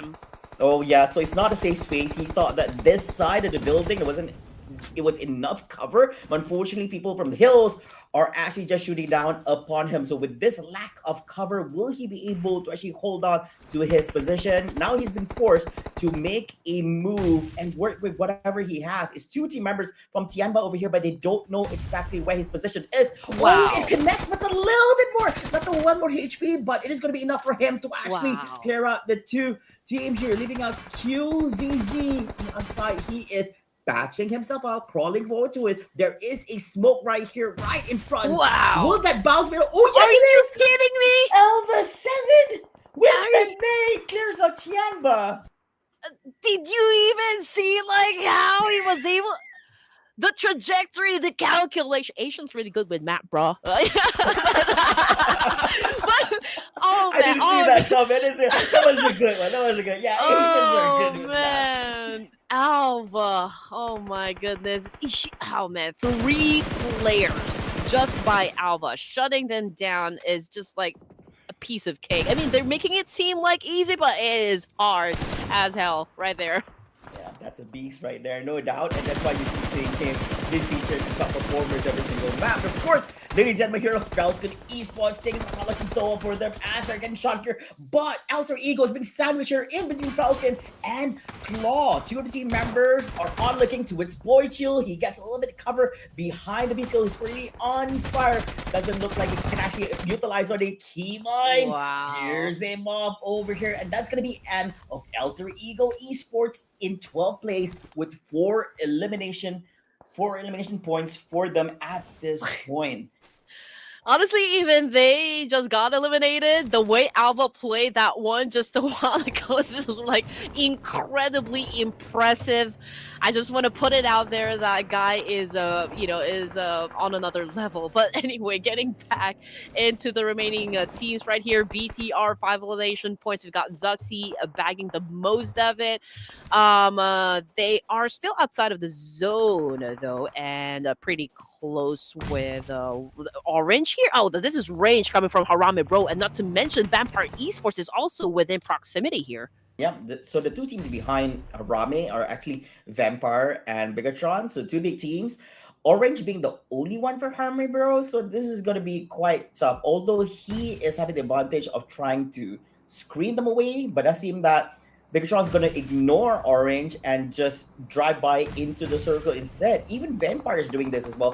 Probably they're going to have this fight 4v1 situation against Rami Bros. Meanwhile, HORAA Esports here up against Falcons. Loads and loads of utilities being utilized here. Smoke nades here on the ground towards the Falcon side, which is giving them loads and loads of space to rotate around. So you can see here on the ground. Meanwhile, for HORAA, I guess they're just leaning and just holding on to the curbs here with hopes that that's going to be enough for them, and throwing out cooks up the nade does connect, not enough to push up on edge.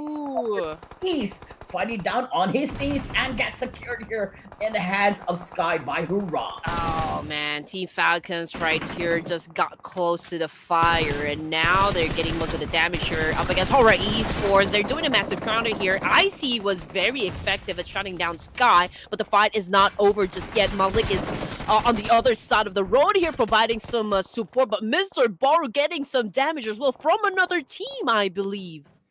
Yeah, I think this so happens to be another team as on as I didn't catch it. Was it? No, it's actually A1 on the other side. And being the Hitman still managed to get shot from all the way downtown over here. Eliminates Falcon in 10th place. We just managed to back in 2 points. Malik from HORAA tries to make an escape, but unfortunately Tuss from Roy Eastwood pins him down. Makes him having the exit here with no placement points. Meanwhile, Vampire Esports here has an eye set upon Keymine on the other side. Man, I love all the third party that's been happening so far, but just look at that. Tony K, 5 elimination points. Newsy getting some damage by VTR. Oh, he's very low in HP though. He needs to reset, but you know what? Before I heal myself up, I'm gonna go for that massive spray. Now, BIGETRON Knights, we all know they couldn't just like move forward right off the bat there, but IHC, man, after that exchange, they were the ones who got the point. Are you kidding me? Oh, that was Roguebot. Yeah, that was a long range shot here, and he was lucky enough that Newsy didn't have much health. I guess he should have patched, should have listened to Red Queen over there, just patch himself up. Yeah, he did let out a little bit of shots, I guess. It's suppressing fire, you know. And then when he didn't get much cover, I guess, so he got pinned down real easy over there. So I guess IHC is gonna be very, very happy with what they managed to scavenge from that trade-off. And this time about D Xavier Para Jin 7 up against BIGETRON Knights. Doesn't look like it's a safe space for anyone, because every single time you feel like you do have a little bit of cover, you get shot from different sides of the map. Welcome to Miramar, ladies and gentlemen. These things do happen. It's not a safe place for anyone. Yeah, Miramar is Contra's sweetheart right here, ladies and gents. Now, Claw! Okay, getting shot at by DRX. 6 points, though, for the side of BIGETRON Knights. Zuxi, even though he bagged most of the kills here, he is now out of the game, and that was such a brutal nade for Leon. But Labaro, man, are you kidding me? He fell into the same trap as well. Man, Keymine, he is snowballing. I think this particular map, I don't know what Ayam Peña he had, but man, it's working for him here, despite lacking in terms of team members for his side. He's working with 3 team members, that's still doing fairly okay, but him, looking at the charts, looking at the kill feeds, he's doing exceptionally well over here, and we'll see if Claw is able to actually get a little bit more by being here part of the top 6. 16 individuals, 16 players still remain here, and he might still making his way, pushing forward. And does seem that Zyle here going up against Alibi and Milea from Claw. Will he be able to just survive this? Does seem that he does have a little bit of shade. Oh, but Alibi got shot from a different side. It's going to be Juke from Roy Esports. But while all that happening, Dingoes is eliminated in 6th place. Pushing forward by Zyle. That goes a clear. So that's a secure for IHC. Despite the shots coming up from Roy just a while ago. Making a 1v1 situation. Is this the right time for him to actually put his back against the enemy? He doesn't realize it, but there is another person here from Claw. You know what? I think IHC Esports about to prove themselves once again, ladies and gents. I mean, they know you have some lingering questions about like if IHC can still penetrate, PMGC, or perhaps can still dominate this pseudo stage set up by Ruthless Hype Esports. But that was like great game sense right there, displayed or showcased by IHP. Now, Joel going in, he doesn't know. He doesn't know that there's still one more player coming from Claw, and oh no, that was such an unfortunate event for Zio of IHC. I think Zio must be wondering how long has he been not moving and staying quiet there, because he's been there for a while. So he would assume that the guy there was no cover, there was no shots. So Milea was like, you know what, I'm gonna pretend, I'm gonna stay here as long as I can until he let his guard down, and he did. And he won up there. And of course, here we do have a 3-team standoff. I do believe this is actually in between IHC, Claw, and DRX. On the one side, we do have Roy and A1 having their own fair share of battle on the northwest side here. Now, this looks very interesting here, right? IHC has a good cover on the other end. Claw throwing out some nades, was not able to connect. We have 2 on the other side. It's a 2v2v2 battle between these 3 amazing teams. Mm-hmm. I mean, IHC, Claw, obviously this battle needs to happen. They need to eliminate each other considering their positions in the map. But DRX, they do have the option to do the third party or prioritize getting inside the circle. But you know what? I think they would, of course, would want to seize the day as well, assume a lot of points here. I mean, that is the nature of the competition, is just, like survive with the most number of points so far up there onto the scoreboard. Yeah, and still at this point, I'm guessing that Claw is eliminated here in 5th place. I think they did great. It's not really third party-ish. IHC, quite unfortunate because actually they had the advantage of being closest to inner circle. DRX actually had to be the second team to make their move, because when the circle comes, they didn't have to move towards IHC, but I guess that's gonna be it. Like Saisi here, low in HP, despite not much cover. I guess he has to work things out by just hugging on that plain road. QXZ, his location is compromised. Roy Esports knows where he is being positioned, and meanwhile A1, which we have not been seeing for the longest time here since the start of this match at Miramar. Finally, we do see them, but we're not seeing much happening between him and the other teams. Yeah, number advantage goes to Roy Esports. Again, we'll wait and see if they can actually play their cards right. But as for A1, they stayed, for a very long time up north. They did not join into the mix right here, but they have the best opportunity right now in this situation to assume points and to actually win the chicken dinner, considering that Roy is busy dealing with the remaining players of DRX. And while they are busy, this is the perfect opportunity for A1 to actually just, do a massive spray and get the points that they need. Yep, I totally agree as well. And here's the thing, DRX is actually the only team here. I wouldn't say the only one, but they are forced to actually make their way forward as the circle will be closing in a few short moments. And if you guys don't realize this, you guys don't actually see here on the map, but Tusk from Roy is all the way on the other side, on the south of our map feed that we're seeing here at this moment, just silently waiting. But Silence SS, instead of staying down here, why are they forcing fight to go up against DRX, which is actually on the outside perimeter? Hopefully they come out on top here. They lose out one, but they do manage to actually clear out the DRX, sure, but at the cost of losing one. Okay, this is going to be an interesting fight. It's going to be a 3v2. Oh, Hitman just got spotted by Tusk here, all the way from the northern side. Now he is already inside the circle. And again, I think Hitman is trying to go for the loot here. So Tusk now reporting back to his teammates, okay, I'm going to go and actually take down Hitman at this point. But Naveed, what are you going to do in this situation? Yeah, I feel like it's kind of funny that the loot area is kind of like a red target, tells you where he exactly is. The cook is there. It hits. It connects the hitman. Oh. And from a different angle altogether, Zunu SMG managed to actually find the angle to shoot him down. We did one team member over here. It is going to be Naveed here. Will he be able to survive? He gets one. This at this moment, but unfortunately, it's not going to be enough. And it's going to be a winner chicken dinner here in the hands of Roy Esports for this match number 4.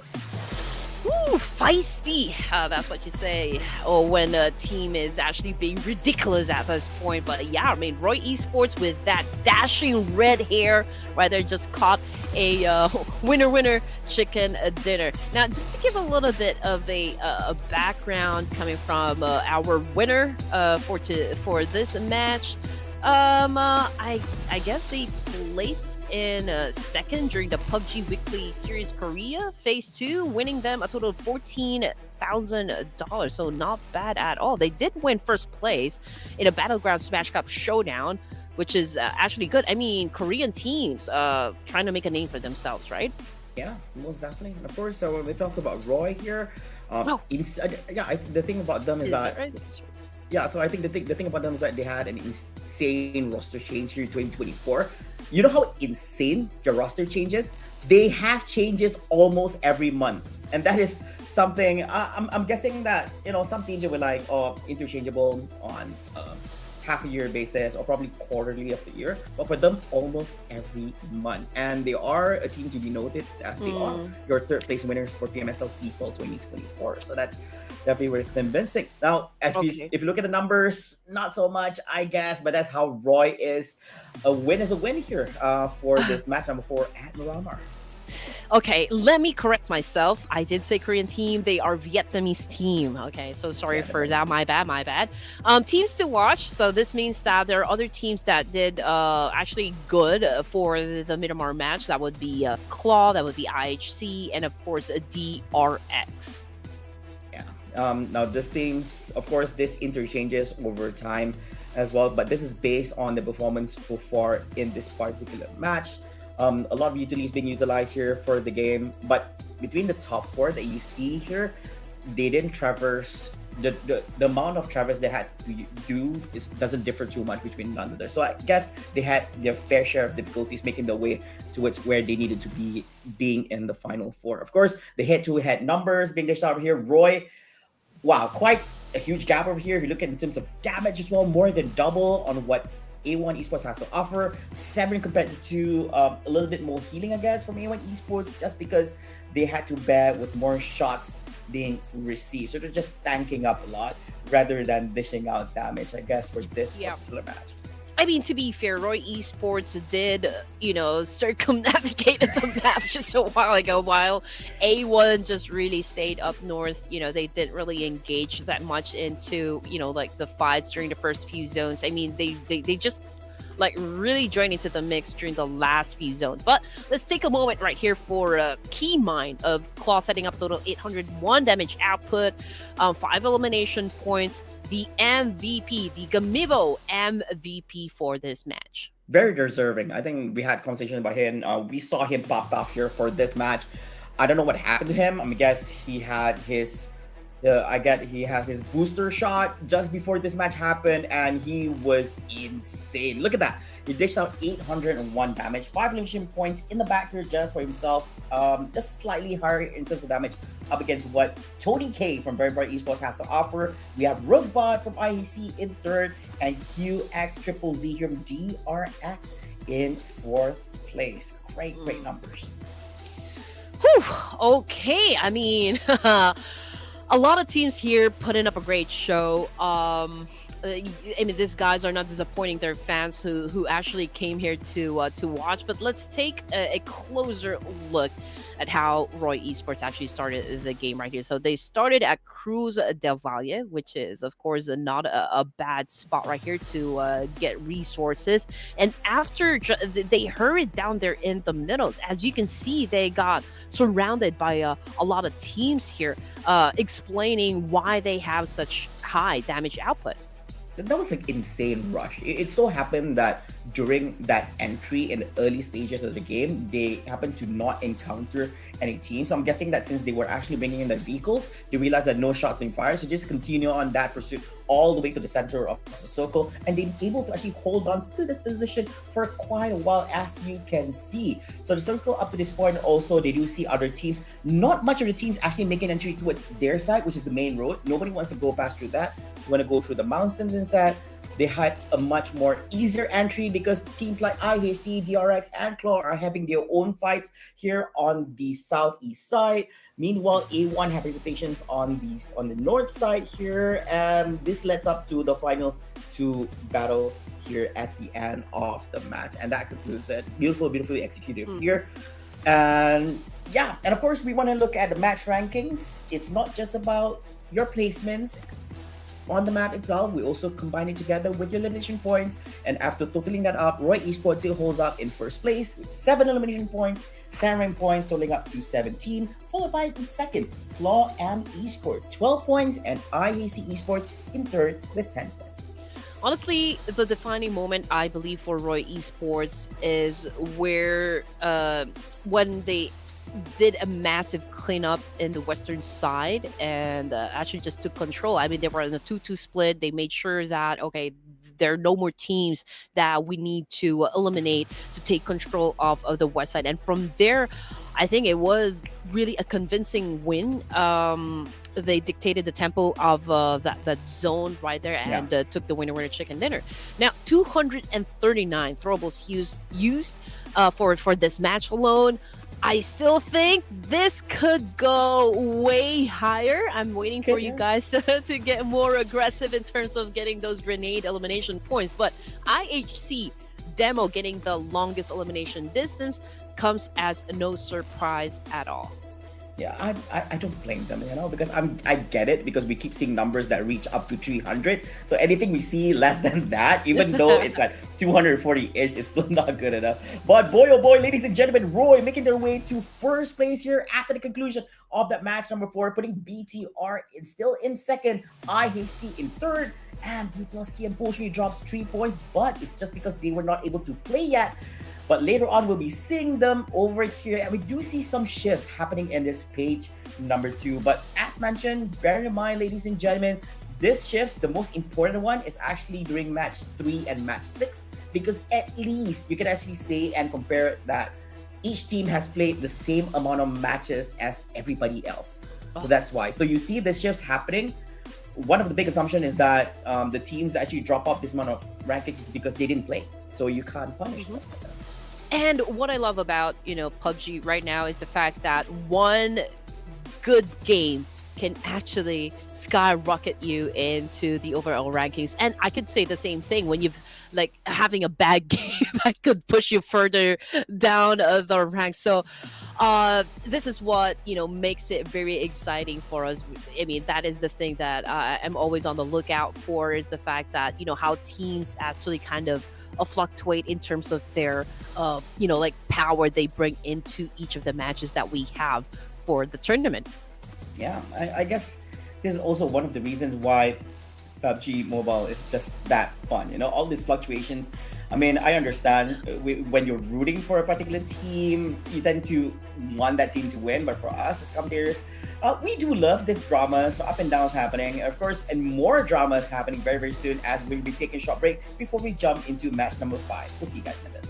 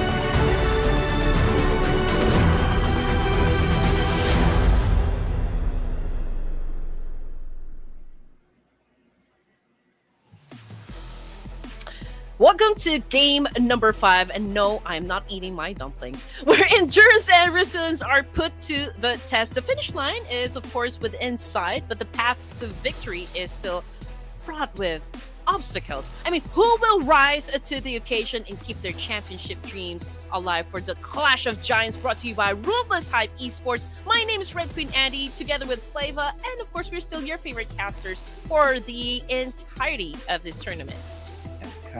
Can't run away from the whole idea that it was very sus on that dumpling part. But yes, ladies and gentlemen, if you have not been together with us for the past 3 hours-ish, you might have missed out on some great actions here at the Clash of Giants Season 5 Phase number 2. But before we go any further, ladies and gentlemen, big shout out here to our UC partners from Gamivo at Gamivo.com. If you guys still haven't done this before, ladies and gentlemen, you can actually grab yourself the UC amounts here being displayed on the left side with the COG5 coupon code. Or if you want a much better deal for your first time purchase, get Gamivo together with the smart subscription price. So this is all the amazing deals that we have here from our amazing UC partners for this event. And of course, a big shout out to you guys here as well. Not only you guys can actually scream and shout in the comment section, you can get your questions be featured at our official live stream here from Clash of Giants Season 5 by asking the questions away, put in the hashtag COG5 and hashtag Gamivo. Remember, not just a question, but put in the hashtags as well, so me and Red Queen can actually have a read and respond to it. Yes, and of course, while you guys are at it, don't forget to hit that sub button for Ruthless Esports. Of course, you don't want to go missing out on any of the action that is happening within the community. Again, this is a spectacular show, just to get some insight on what might happen for the PMGC. I mean, we've got the superstars inside the lobby, so this is the place to be. Ruthless Esports, everyone. Sometimes I do wonder how Ruthless actually managed to gather these teams. It has become a big question. No, because the thing is, this is not their first rodeo. They've been running so many different series anyways, right? So yeah, big kudos to them. I guess I'm very happy to where they've actually fought as well. But of course, ladies and gentlemen, has come back to the predictions over here. Red Queen, and of course, ladies first, I guess. I do have one in mind. I'm very excited to actually share with everyone. But of course, we have to give way to our beautiful lady caster here in the house to make her predictions first. Is that me? No, I'm just kidding. Anyway, yeah, I'm gonna go with Formerical vibes. So big shout out to Baron right there. Yeah, I'm going straight in. It's gonna be DRX for me for this game. So yeah, it's gonna be our predictions. Of course, not just us, not just even the production. We're just waiting for production to actually give in their fair share of prediction. But you guys can let us know on who you guys are rooting for, and do tell us why you guys actually vote out for the team. It could possibly be that you guys are a big fan of the team, it's coming from your nation, or probably you have your own good reason on why you actually predict this particular team would be packing in that winner chicken dinner here for map number 5, because we're back again at Erangel here for this match. And production locks in with T2K for this game. Yeah, of course, we'd love for you guys to join in the conversation. I mean, you don't want to we want to share the burden with you guys. We do. I mean, after hearing that, the people's like, no, we don't want to share. I would love to hear your thoughts about, okay, why did you pick this team? Why do you think they're going to be winning that chicken dinner? Try to put yourselves in our position and just let us know which of these amazing teams you think is going to win the next fight. Yeah, I mean, if I were the people, I guess I don't want to predict. Like, if you don't predict, your rates would not be 0, or it's best to just be safe and not predict. But first, please do let us know. Do give a big shout out to the teams you're rooting for. I understand that you're not able to actually see any of this anyways, but you want to let the other people, you want to let your neighbors, you want to let all those people in the live stream know which team has the biggest support. Okay, so yeah, I guess most of the time that's usually what's happening in the comment section. Oh, okay. I want to say, if you guys want to support your team, just make it display the colors. Okay. See you in the game.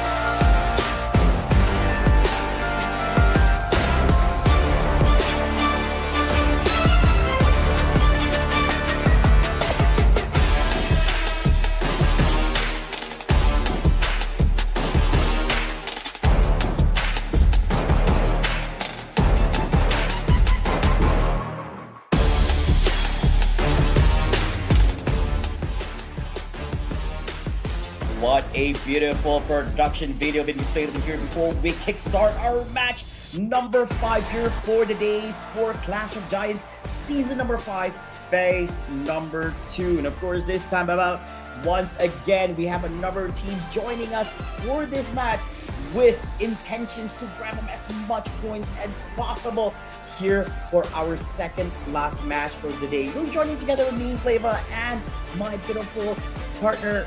Well, yeah, it's the only partner I have at this current moment. Red Queen! Yeah, it sounds like I didn't have a choice. And I was like, yeah. Oh, no. But you know what? Getting back to, the question a while ago, like what HARAME stands for. Most of the comments that I've read so far, HARAME stands for like badass. Oh, damn! That's like so far away from what you told me earlier. I remember you said the word HARAME Rebel, was like outcast, and then now you're telling me it's actually badass.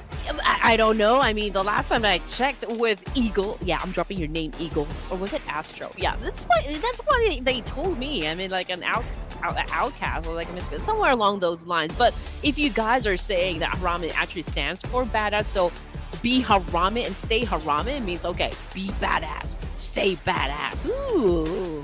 It would have been funny if people kind of like, lie to us and like, trying to get us hyped over saying it, but actually it was outcast all along, or even if it was something bad, and that would have been just now. You know what? I don't know who to trust anymore. The productions, the people.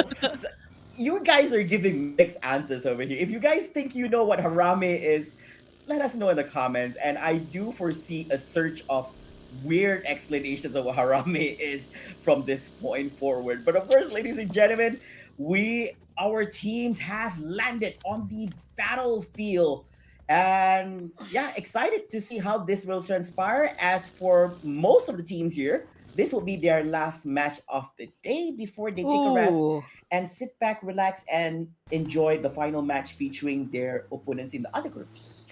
Considering the flight path, former Vibes did have a change of a drop spot right here. Unfortunately, though, they are meeting up with D Savior, and the first one to go out of the team would be Baron. So D Savior right now displaying their 1-point kill. DX right now is dealing with Doc. Doc very low in HP though, but both of them are currently on the ground. No problem. If I can connect all my shot, it should be okay. Meanwhile, Apex securing the skill for the team, but give a little bit of space here for Chwachong to actually pick up his teammate. Does he have an opening? Yes, he does. Apex might just get another. Chwachong still alive here, still able to pick up his teammate. A little bit of a cover for his size. Meanwhile, Ruthless having a load of shots over Paragen from Xavier over here. Well, all that is happening. Doc R falls in the hand of Watson. Oh, you know how tough, getting all of those resources you need for survival when it comes to playing PUBG Mobile. And now former Vibes D Savior is really going at it. Natty T is currently on the ground right now. A pickup will definitely be hard because Apex just ended the line right there. But former Vibes is not in a good position at all. Although Ruthless already has 2 elimination points under his name. But then again, they just got almost obliterated by by the opposition. Of course, D Savior. Yeah, I think he's trying to juke his way out. At this current moment, we don't see any kill feeds on him, so I guess he is making his way towards safety. Here we go. Reefers doesn't have any utilities to patch himself up. I guess he has to play along for the next few minutes with hopes. I guess run around with public edit. Why do I see Anger? Oh no! Rufus is still not safe! He's getting shot over here and he's down on his knees. He's getting chained out by the team members from DRX, and Saisi is gonna be the one who secures it for the team. Oh man, DRX just they smelled blood, I smell blood. I'm going to go for the kill right there. Unfortunately, though, for the side of D Savior and former Vibes, I don't see a bright future for this match right here. I mean, Apex being Apex, okay, he could shut down at least one, perhaps, from DRX, but this is overwhelming for just one person. And there you go. An obvious outcome for former Vibes. 2 elimination points and the first team to get the boot out of Erangel. I think that was kind of scary because DRX was circling around the building where Apex was actually residing in, and they were like sharks, and then just charged in. Yeah. Apex couldn't cover; there was too much ground here based on the angle he has, so he has to look to the left and to the right at the same time as well. Even though he kind of has an element of surprise, but unfortunately the enemy was able to actually shoot out first before he does. But of course, the live comment here by Samir Ahmed: which region are most tough and they have comeback ability if they won? Oh, tough one. Most tough. Oh, region. Okay. If I had to pick a safe answer, I'll just say Asia because it Yeah. comprises of South, East, North, Southeast Asia, and all of this. But I'm guessing that's not a Uh, fair. I think that's not a fair response. I'm guessing that Samir and everybody wants an answer where you gotta be specific. You want to go South Asia, Southeast Asia. You want to go, if you want to go China, you go for a PL segment. I guess that will be the answer for this one. But it doesn't fit because the question's asking for comebacks. I don't think NA fits the bill on this. I guess if I had to pick one, Southeast Asia, because we've seen yeah. times where they just turn the tide. This is not really a South Asia thing because usually when they just do well, they just they just snowball over it. But when they don't do well, they're not able to actually just return it back. It's this is kind of a Southeast Asia kind of thing. Honestly, I will have to go with you as well. I will have to pick like Southeast Asia teams, not to, of course, discount the fact that South Asian teams are like hella impressive as well, but in terms of like how many teams have been dominating PUBG Mobile, I think most of them comes from Southeast Asia. Like, Yeah. yeah, I think that's the safest answer right if there. if the second part of the question didn't actually have comeback, I would have gone with the teams from China. It's just that Mm, based on how well they perform, they're not really the comeback kind of teams. I think they just perform fairly well to a certain level. Comebacks are mostly teams who don't perform well at early segments of a particular league, and then somewhere along the lines they go crazy, and then suddenly they come out on top after try hard level 9,000. mm. Yeah, so I think that's gonna be Southeast Asia. Is it a really good thing? Sometimes it's not really a good thing because the thing about Southeast Asia is sometimes they start off on the wrong foot, and it's very demotivating because you need to go need to go on the chase for points. Meanwhile, other teams has already placed themselves on a positive note, so it's much easier to make their way towards the end of the line. Oh man. Also, you know what? Having said that, I've been really looking forward if RQ can actually make it to the global scene, for this season. They're actually pretty good at winning nationals or like the region, but I would want to see them on a global scale. Um, Vampire Esports, this guys, like, man, how do I even begin to describe They're Tony K? consistent. Yes, They're consistent they're residents hella of the global consistent. stage. Yeah. Yeah, for Miracle vibes as well. Man. Again, there's a lot of factors that you need to consider before you can actually say like, okay, which region really dominates. But all in all, I think yeah, the safest answer would be Asia because we do really produce quite a good number of beastly players for PUBG Mobile. Asia as a whole, hands down. We're not being biased because we're casters from Asia. We're not just rooting for Asia, but I think in all honesty, in all truthful, everybody who's actually watching the live stream would agree that Asia is definitely the best region so far.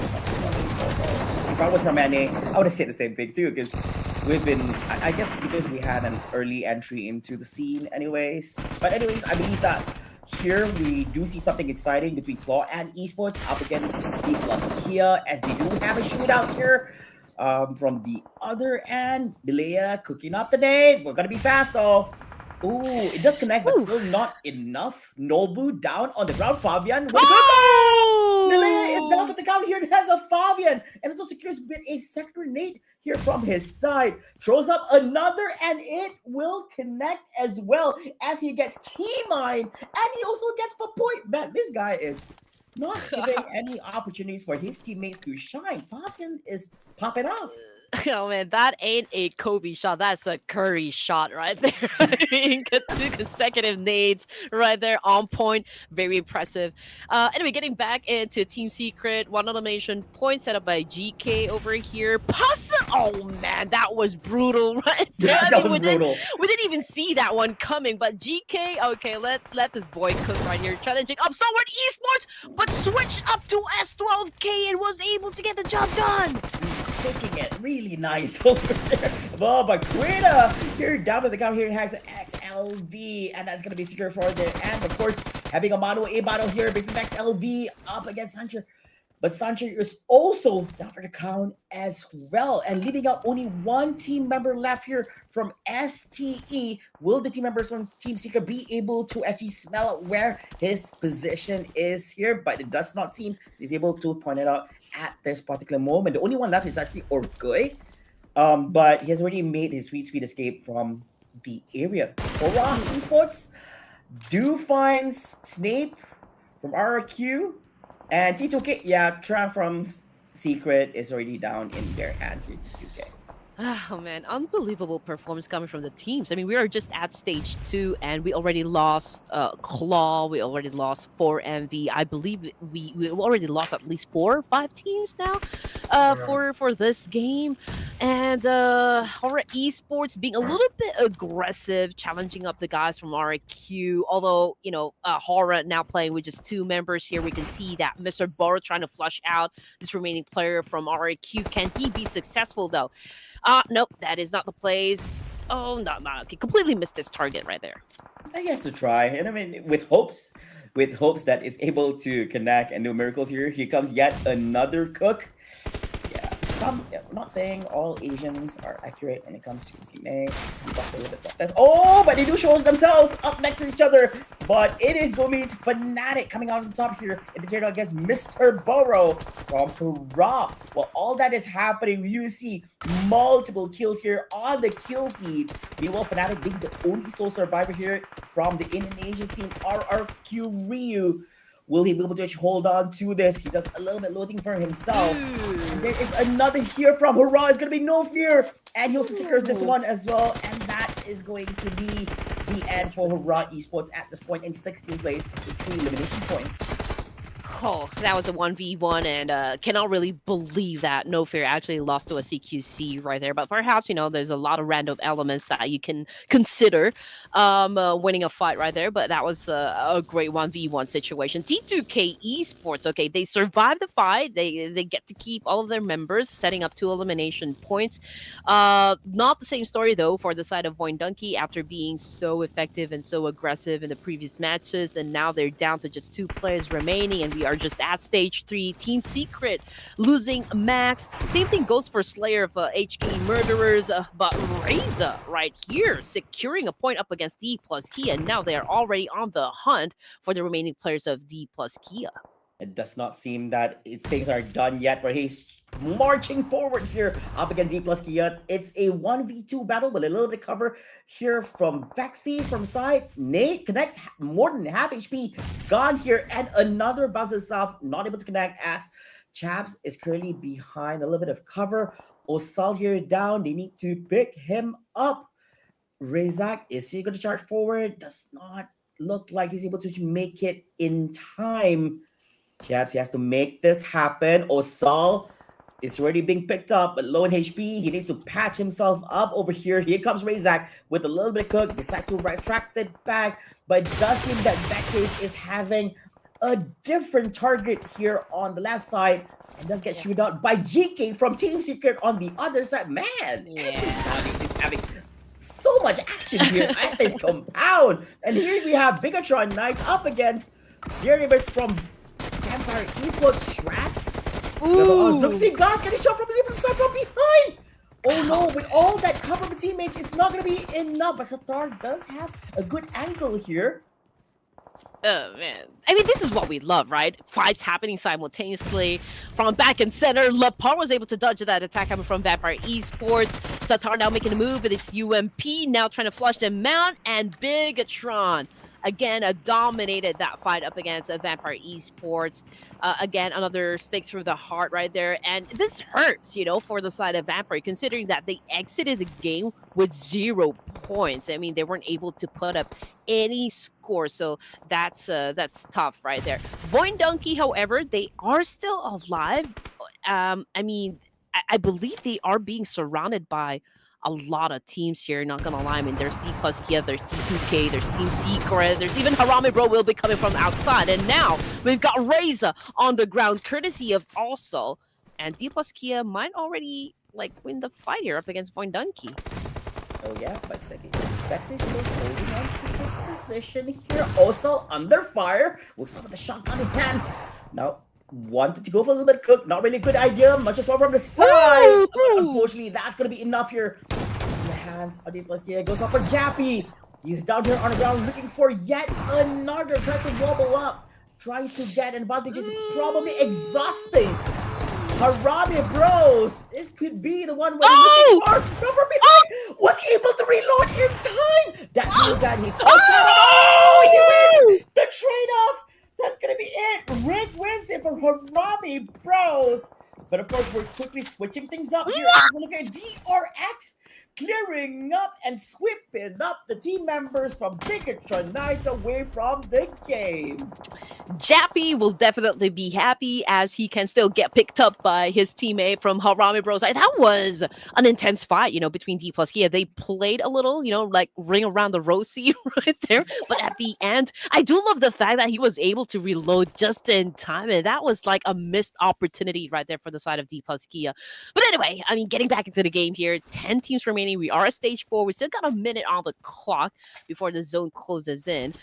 We can see that DRX is trying to do a little bit of a reset here. They do have quite a number of points now, 6 elimination points in total. If you guys missed that one, T2K, they do have 2 points under their name. I don't see any teams that might challenge them just yet, aside from DRS Gaming. But there's also the consideration of HK Murderers. Oh yeah, and of course this leaves out open for everyone. If you see the difference in terms of points here, it's a very small gap, separating everyone. So every single point actually matters as it's going to be carried forward. T2K looking very healthy. Wow, HK Murders on the other side. GRS in between 2 teams. Ooh, this is going to be bad for them. That loot box there kind of baited them. It's like, yikes, probably not a good idea. But it became a cover for Kilo White Tree here at this moment, while leaving Rocky to actually provide a little bit of support from a different side. But they're stuck. They go inside the building. T2K is going to spot them out. If they move out carelessly, HK Murder is going to spot them out as well. But yeah, good news is they are within the compound, which forces T2K and another one, Rocky, to actually make their way towards the inside, including HK Murderers. So in the end, all things are good for DRS. I believe the fact that save them was like, okay, they are in the middle, they don't have any covers, right? But I think the side was that T2K? T2K couldn't move forward because HK Murders can actually spot them out. So that's the thing that saved them. But T2K getting attacked by Thunder Talk right now. Igneous is currently on the ground. Oh, Flower Seed. That was a nice counter right there coming from T2K. Jake providing some support right here. King doing a massive spray up against Kansa and was able to drop him. Wow, this is insane. King position himself where he can actually see every single one of the team members from T2K from a different angle over here. They were looking at the front. They didn't check their 9, and that's going to cost them here. But they do still have team members still alive on their end. But is this going to be enough here? 3 from their end. They're trying to pick them up this time. Oh, so DRS from Chama also managed to pick up on one team member, the T2K. And this time, King is still on the outside perimeter. Lots of smoke here. He doesn't have a good view. Tries to go for a spray. That was a nade here by his side, but not enough to actually clear him out here from the gate. Kansha here as well. Ooh, currently in flames. And down on his knees, not being able, with no allies nearby to help pick him up. It does seem that some of them might just make an exit and leave him behind. And that is a choice that T2K will be going with. Team Thunder Talk will be holding on to the grounds. I think the thing about T2K is they didn't realize. So instead of going up against DRS, they decided to go into that building. They didn't foresee that they were going to be going up against HARAME Bros from a different angle and then the top on that premises. So that was a bad outcome for Ray, leaving out only one team member, which still happens to be Ruts here at this moment. Oh man, knowledge is power. Again, you should be good at extracting information, as early as the time that you land on the ground. You should be able to know from which direction the opponents will be coming from. Again, I guess anticipation is also one of the key elements right here. But DRX, I mean, this is such a nice thing going on for Hyunbin, considering that he was able to put up 5 elimination points. Oh man, that is just too much for one person. But let's see if he can actually get some more. But for the side of Alliance, okay, Olio is already out for this match. Leon has the opportunity to assume more points, considering the fact that he knows that there will be some players coming from his right side, and there are some players that is actually right in front of him. So again, extracting information, knowledge will always be power, and if you know to actually work the advantage to your side, then that's already good for your team. Yeah, I agree as well. Of course, with that knowledge, you also need to have good decision making so that you know how to approach with that particular knowledge here. Now, this is going to be very interesting. If we look at the map here, Alliance needs to budge a little bit, probably towards the front side house. DRX, they're still hugging towards the riverbed. So hopefully that's enough cover, because I believe that they're quite out in the open over there and might just be spotted out by the team members of T2K. Even if it's that, if they do survive Ruts on that side, which they're about to go up against at this point, they still have the team members DRS. All this shooting that's about to happen, yep, so Ruts is out, so T2K eliminated. This is going to give information to DRS that there is another team there out in the open here by the riverside. Meanwhile, up top, HK Murderers still have not found an entry or have not made their movement yet into the circle. Some guys they're hugging out here. Chama is keeping them in check. So they don't know this, but he's alone. So right now they're making their escape. What I like about DRX is they're not so keen on getting the winner chicken dinner, but they're so consistent in terms of elimination points. But judging by the performance that we can see on the screen, they're struggling a bit. Now, DRX suffering huge damage here up against Alliance. QX already out of the game, courtesy of Flags, and now Kasim is already on the move, making a massive straight up against DRX Saisei, and now it is a back and forth situation between these two teams, Kasim and Flags, both on the ground, and Saisei seems to be doing an effective job so far, saving his team. Yeah, the thing is, it wasn't favorable towards Alliance. Anyways, it was 1v2. But did they come back? Oh, all the way far up X. Naughty.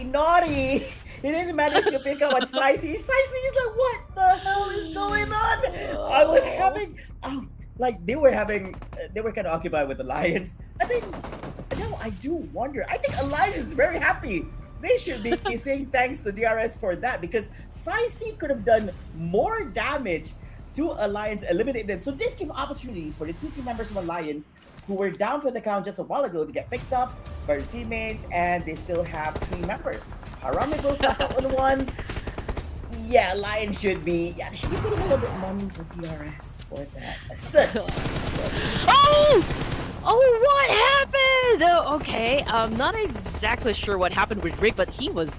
I don't know why he's not holding a gun whatsoever. He's running like a headless chicken right there. Yeah, I like when you said that naughty. Okay, don't get from Sanda, okay, because you're so naughty. But anyway, looking at the final 3 teams here, Stage 6 in Erangel, the Real Soldiers have the number advantage. Thunder Talk Gaming coming in at 2nd. Alliance, probably the first time for Alliance for them to score a chicken dinner. That is if they can eliminate DRS in the Thunder Talk. With one guy? I mean, sure. I mean, I'm not eliminating the idea of the possibility of them getting it. It's not going to be an easy one. They would hope that DRS and Thunder Talk just exhaust themselves to a point where this one team member from Alliance would be able to actually capitalize on the situation, just translate it into a victory. Now I wonder where in the world is this guy from Alliance? It's not being shown here on the screen. It's just me, or I'm guessing I don't see it yet now, but the two team members are King and Flower C on the left side, G all the way up front. Is this really a great approach? Because will Flower C and King be able to actually provide any farm assistance? Look at it, they've been cooked here by Roque. First one does connect. G low in HP here. Chama throws yet another. That one is not gonna be enough. Oh Good no. G, low HP. If this was a shootout, King, by the time he arrived, he's down. G's like, bro, you're supposed to help me, not right now. I mean, G has been taking all the damage. Backup came in a little late. Now, this is the opportunity for Flags to kind of join into the mix here. But, I mean, this is going to be a 4v1 situation, or make that 3v1 since one of the players from DRS is currently knocked down on the ground. Flags cooking up some nade here. Oh, okay. That was a great shot from all the way uptown.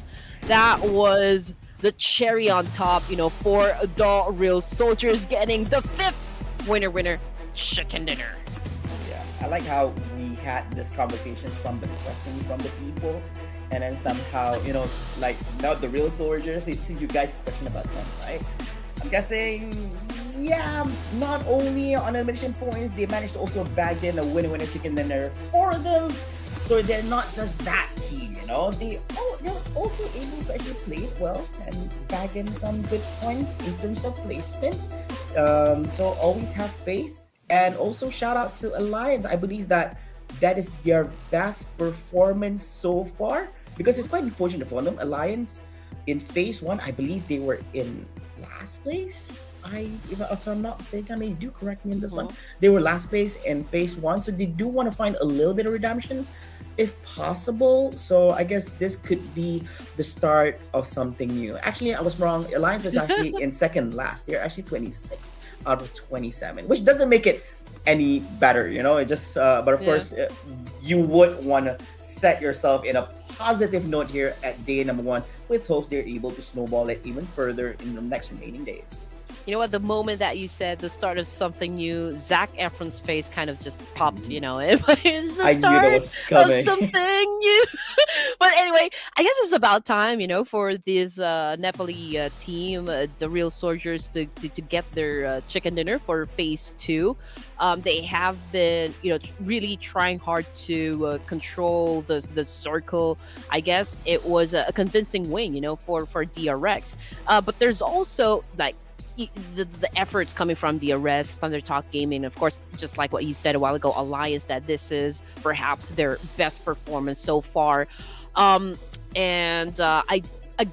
consistency is something that we will always be looking for, because if you can actually get that momentum going on for you, then I guess you could really be like the juggernauts that we have been looking for. But so far, I think the only country I believe to have gotten a 2 consecutive 2 chicken dinners would be Vietnam.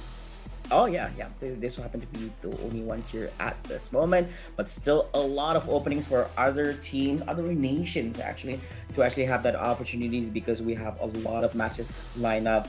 Still one more today, as well as I guess in the next few days as well, leading up towards the grand finals, which is a different segment all together. So hopefully you guys are buzzed on that. Of course, we want to highlight and shout out here to our Gamivo.com MVP of the match, which is none other than Chama from DRS. 1,246 damage here, which is insane.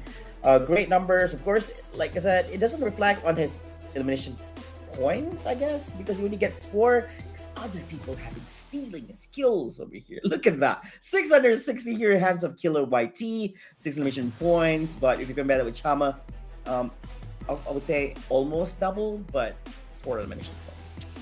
All of them have that, like esports pose, kind of intimidating. Like, I'm a pretty cool boy right here, getting all those points for the team right here, just looking all serious. I think the most, the friendliest face I can tell would be Chama. Did you say friendliest? Okay, no. Friendliest. Friendly. So You got that hint of a Hold a up. smile right there. You say he doesn't look threatening, Chama? If you're out there, you need to take another photo shoot because you're not in the eyes of Red Queen. You ain't threatening enough. No, I'm just saying that, out of the four pictures that we saw just a while ago, I can say that Chama is a little bit on the friendly side because of that little smile you can see at the corner of the lips right there, which is actually good. You don't want to go into war with a sweet smile. No. Kill them with kindness. Ooh, wrong game. wrong game. That's not PUBG Mobile no more. I think we're dropping off in a different game altogether. But yeah, Chama, take like Ruthless, do get another photo shoot. I want to see Chama looking mean, looking insanely crazy. I want Red Queen to take back her words, and Chama's gonna prove his worth. Hey, I'm not saying that. Okay, he's not a good of a player. I mean, there's a reason why he is up there. With the boys, there's like esports post right there. But DRS Gaming, the real soldiers. 24 points in total, double-digit elimination points. This is outstanding, right? Bruh. 24, the most so far in Faith. Yeah. If we compare between Faith, is this right? This is actually a third most. But this is the most so far at Phase 2. Unfortunately, though, for Vampire Esports and Claw and Esports, okay, for this match in Erangel, they did not get any scores whatsoever. For Miracle Vibes, Stalwarts, the Savior, also part of the bottom 5 right here. But then again, we are on our way to our final round for this evening, and it's going to be in Miramar. This is the last Erangel for tonight, so let's see. And we did mention, that we're definitely going to be seeing those numbers go up. It's a 281 here in Erangel and 5 airdrops looted. Now, this begs the question. As you all know, FAMAS is actually the gun that is inside the red crate. So is it really worth it to risk everything just to get that gun, to match up with all of the players? Because, whenever this comes into conversation, FAMAS, even though, people have been saying that this is like the best AR so far to use in a game, but I don't see it being a trend, for the players. Yeah, I agree as well. But hold on to that thought as well, because we're going to look at this DRS 13 placement points up to second place here at this moment. And another point to highlight, they are still going to be playing in match 6, meaning that they still have space to accumulate more points. That was insane. For 15 to second place and the possibility to grab that first place at the end of the day, DRS is doing it. And of course, here in phase number 2, we see by the likes of T2K, if you manage to actually scavenge, although it's only 3 points. And as mentioned before, every little bit points accounts, as even with 3 points, they're able to actually propel themselves to 10th place from 12. Some of the teams like FaZe Clan, Alter Ego, Vampire Esports. For FaZe Clan, Alter Ego, they did not play, meaning that it is to be expected. But Alliance, look at this. Because of the performance, by grabbing 9 points for that last play, they are currently in 19th place and still an opportunity to grab even more later on at match number 6 here for Malaysia. 13 places. Wow, that is quite a huge number right there for DRS. And again, it's a make or break situation for every match for for any of the teams here inside the lobby. Again, this is the best of the best so far, coming from all of the regions here, and we are excited as you are to just find out who will actually dominate this Clash of Giants Season 5. After all, it is still a whopping $10,000 prize pool. But okay, ladies and gents, we are on our way to our final game for this evening, so don't go away. Call your friends, because we will be right back after this short break.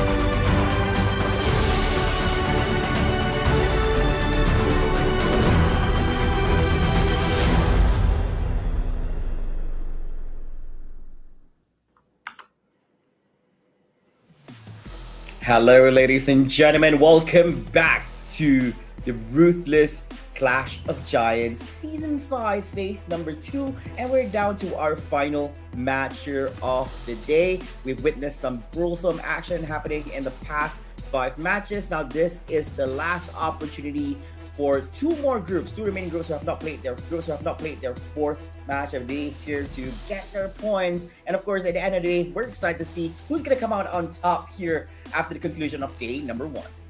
But before we jump into our final round, of course, you need to check out Gamivo UC prices. If you actually visit the link provided for you down there in the comment section, you get a chance to get 8,100 UC for just $82. So that's pretty impressive. I'm quite sad because I've already spent on my first time purchase already with them. So I'm hoping that I can do a second. Unfortunately, I can only use COG coupon code right now at this moment. But of course, ladies and gentlemen, of course, we want to let you know that you can also get your questions be featured here at our official live stream. All you have to do is ask your questions to us on the comment section. Put in the hashtag Gamivo and put in the hashtag COG5. And our admins, if you're lucky enough, our admins will be selecting your question to be featured during the live stream. And me and Red Queen will be more than happy to actually respond to your question to the best of our abilities. And here we go for the final round. It's going to be Group B versus Group C, ladies and gents. And mind you, I'm a little bit, like zoning out at the moment because of the fact that I'm actually already thinking, okay, which of the teams I think is going to be winning for the last round.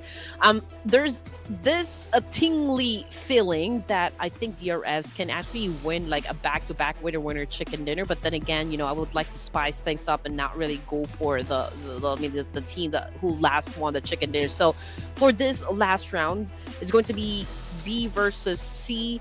I will take my chance on Stalwart Esports.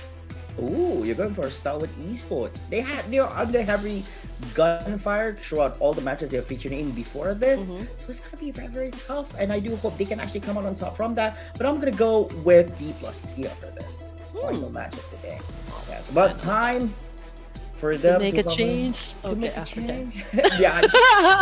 Here's the thing about Andy, right? Or about Raid Queen, right? Is that she likes, once you start saying all this sentences which leads up to a song or a music, she's gonna be like, oh yeah, that song, yeah, that's her, yeah. She also likes words like naughty, yeah. It's not so much about how I used it; it was just the word itself. So yeah, if you guys throw that word a lot to her, she might just get from Santa. But here's the thing, Raid Queen. I know you're dismissed of getting DRS, but production's like, you know what? If you do, I'm gonna go ahead and choose it. I'm glad that she didn't pick it. Like production is like, yeah, we're doing DRS. It could be the first back to back. When the chicken, they've done it once and they're all warmed up and they're more than happy to bag in even more points. It just propelled themselves forward into first place and widening up the gap between them and the other team. Of course, we want to know about your choice of a team as well. Drop it down there in the comment section. And for the other people who loves to, of course, cheer for their favorite team, I do want to see the colors representing your team. So if it's red, make it rain red hearts. If it's purple, make it rain purple hearts. If it's black, if it's yellow, I want to know which team actually brought their audience to come and watch Clash of Giants Season 5. I want to see that right now. I see a lot of, in all honesty, after observing the comment section, the most amount of hearts is definitely the purple hearts and the blue hearts. Yeah, I think it's appropriate around this too. So if you guys are big fans of the other nations or other teams, try to have this fight. It's less toxic, and yeah, we understand. Just give a shout out to all your favorite teams over here. We're definitely excited. Of course, ladies and gentlemen, we do believe that we receive information from our production that the game is about to begin in a few short moments. Let's jump into it.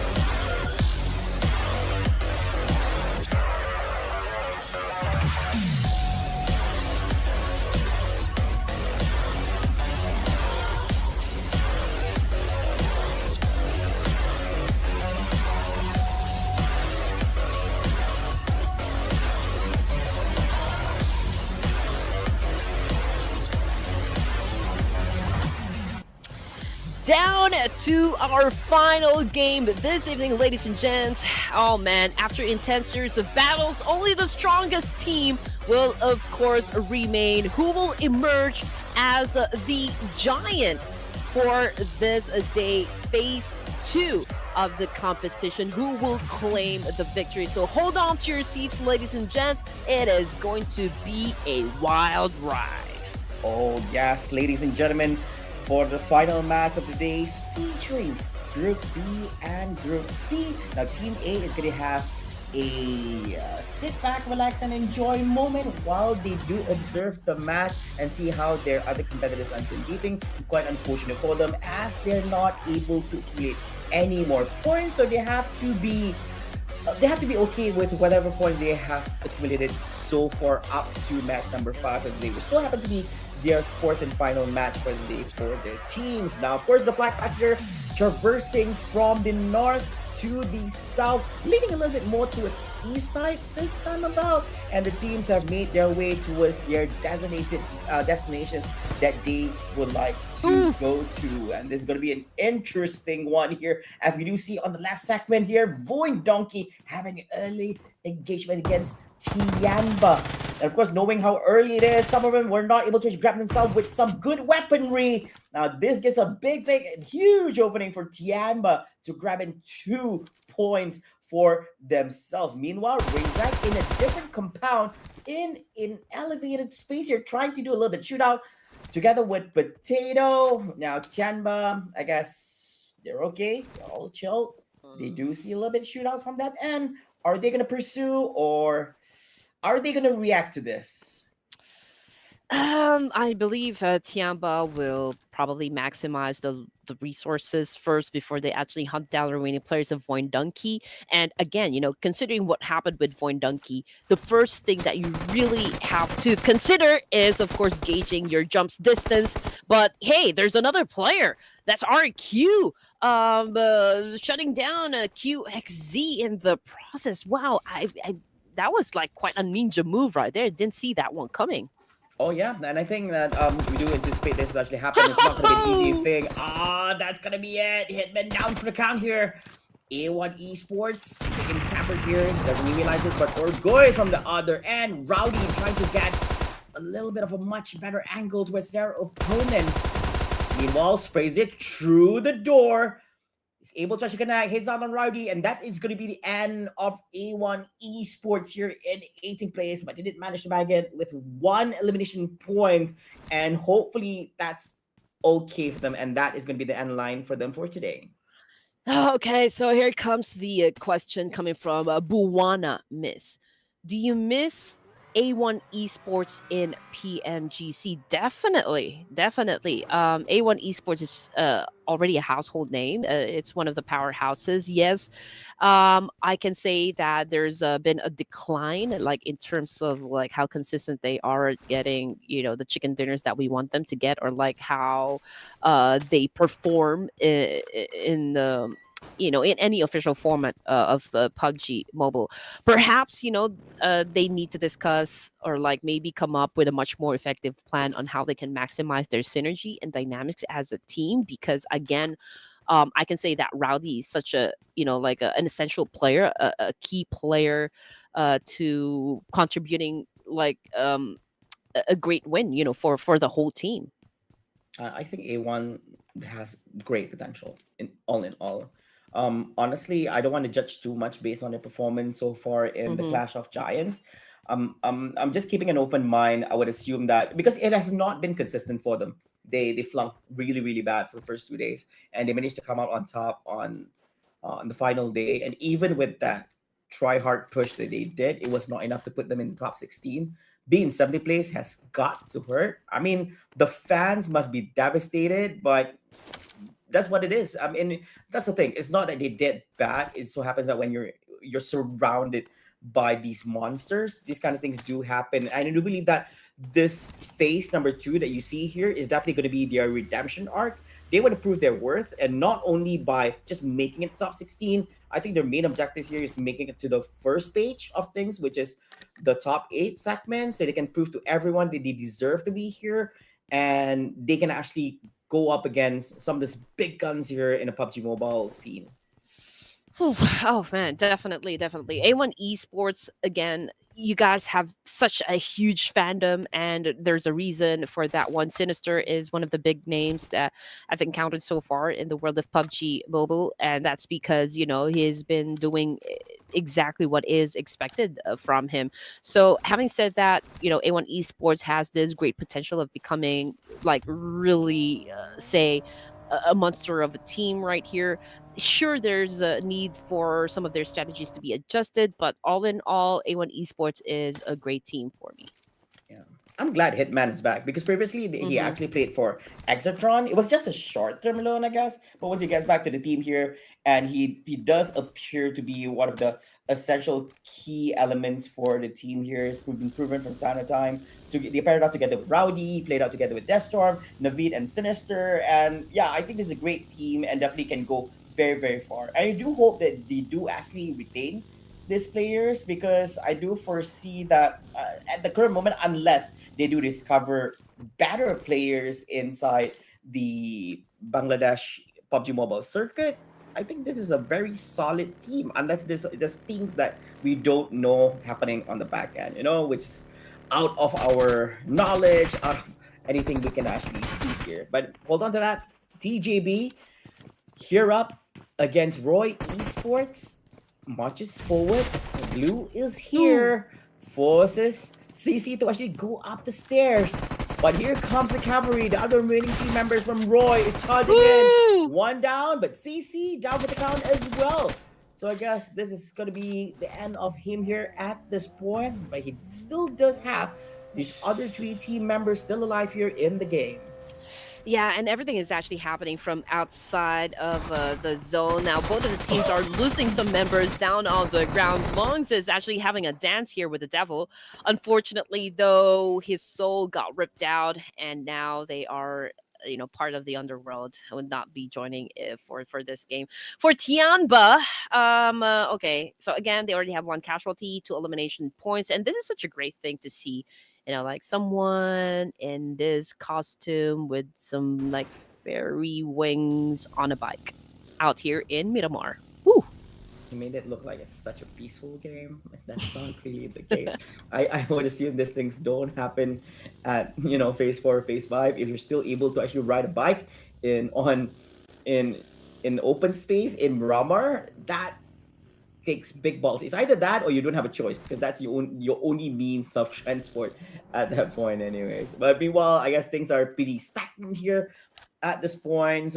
We don't see any shootouts happening so far. But here's the thing: most of the teams are making their way towards the west side of the map because that's where the circle is. Only 3/5 of the circle is being occupied because nobody's leaning towards the most left segment because it's already out of bounds of the map. Anyways, so this is quite an interesting circle over here. Look at this. So the only ones who's actually on the far most left is Team Voin Donkey. And we have Face Ooh. Clan, RQ on the insides. We do see some of the Southeast Asia teams already on the inside perimeters. And while the rest, the remaining 13 teams, still on their way towards the circle. Yeah. It's going to be a wild ride for those teams that will be coming from the south and the east side of the map here. I mean, there's probably a lot of teams that will be staying right at the edge of the circle, so cleanup will definitely be happening.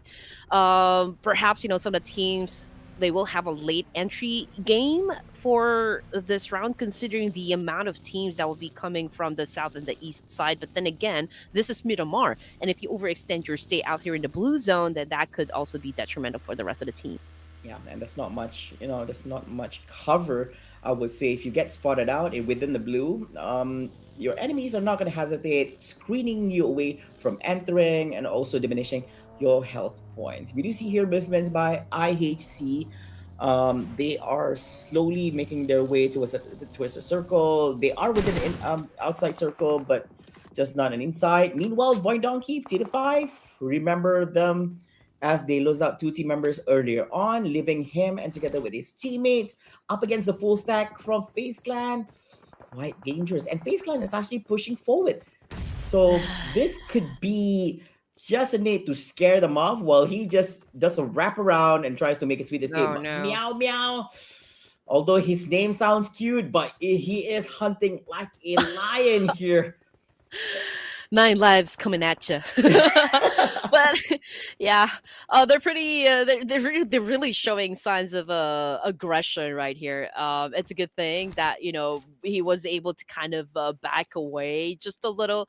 But yeah, Razak is so far away from Potato at this point. So if Potato actually gets shut down, it will be difficult for Razak to go pick him up. Actually, there's no chance at all for a pickup right there. So he should hide himself very well. Coming off the kill feed, DRS Killer YT already on the ground. No confirmation just yet whether or not he's been totally been sent back Oh to the lobby no. so far. Okay, so there's the confirmation that we were waiting. Rogue Bot from IHC got shut down by top Team Falcons, and now we're looking at D plus Kia right here going up against Thunder Talk Gaming. But yeah, I think Sing is already on the way out of this situation. Yeah, this is bad for Thunder Talk because I think D plus Kia is screening them away into the circle. So I guess that's gonna be problem because hopefully they're able to actually make the sweet the case. Meanwhile, Tianba's having their fair of problems going up against DRS Gaming. Chama here currently in the blue. It doesn't hurt so much as we're still in phase 2.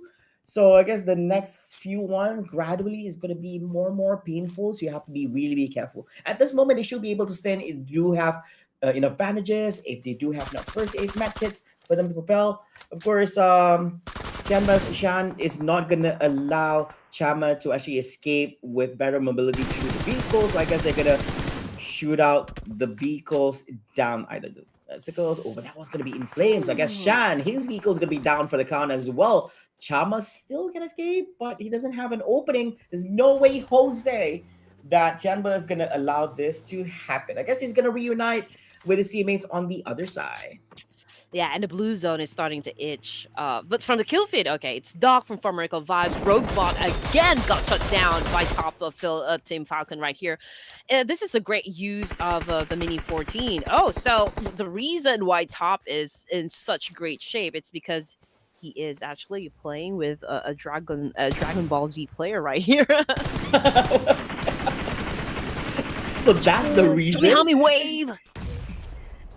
Okay, I didn't expect that to be a factor, I guess, Sishin. Ooh, that nade, but Axe fix it out, jumps outside. He does hear this.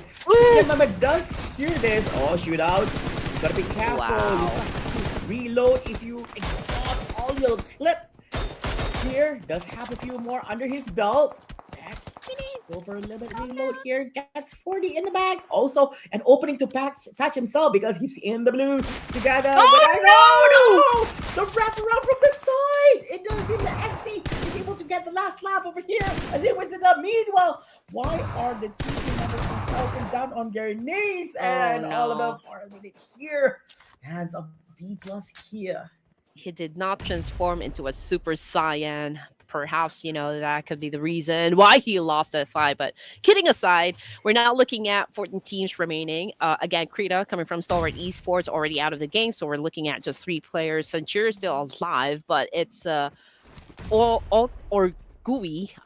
I hope I don't butcher your name, but yeah, he bagged most of the kills right here. But you know what? They have to defend themselves up against a giant right here. Alter Ego Ares making the move up against STE. We can see that Boy's Hill already cooking up that nade. Although for the side of Alter Ego Ares, Rosemary's currently on the ground. So technically, we're looking at 2 players for Alter Ego Ares. Oh, you have to say how fearless here on the left side from Stalwart Esports. Permanent cover. Rosemary, is he in the vicinity? Able to shoot out because it does look like it is within his range, but does not seem any fires going on. Boy Chill in trouble. There's no way Rosemary can actually make it in time from where he's positioned at here. So I guess that is going to be and for Alter Ego Ares is only left out with Elva 7 and Hans for you here at this moment. Ooh, but enough for them to actually make good works out of it, even though they're down by 2 members here. Yep, but still, they got 2 eliminations in the belt, but eliminated here in 14th place. Yeah, we'll see you tomorrow, Alter Egos. I do love the wordplay right there. We do have a team in PUBG Mobile, right, called Alpha 7, but then he calls himself Alva. 7. Okay, so that's a great What? word What? play, word play right there. Stalwart Esports versus former Cool Vibes. Okay, considering the distance that they have, I guess they could knock down a couple of players, or perhaps not. But then again, that distance in between can actually save their lives. Yeah, but the blue is coming. So 4MV is screening them away. So if they don't make their escape either to the left or the right or hug around the circle, they're gonna be in big, big trouble. Meanwhile, Roy also spotted out team members from FaZe Clan up on top here. Oh, but we do have a live comment here from Kainting Red. Hmm. Do you guys have any opinions on D plus and DRX's playstyles? Whew. Okay, since we don't see any fight happening just yet. Yes, DRX, I've been a fan for quite some time now because, again, I did say this that I believe they are the most consistent so far in terms of their gameplay. They're not big on getting chicken dinners, but They're if not. they do set their mind on getting like a lot of elimination points just to get ahead, to the other teams inside of lobby, they can do that actually. But then again, it surprised me because DRX failed to get the top spot for the Korean league that I casted previously, which is like it came as a surprise. But D plus Kia nonetheless is also quite like feisty or like fierce when it comes to competition.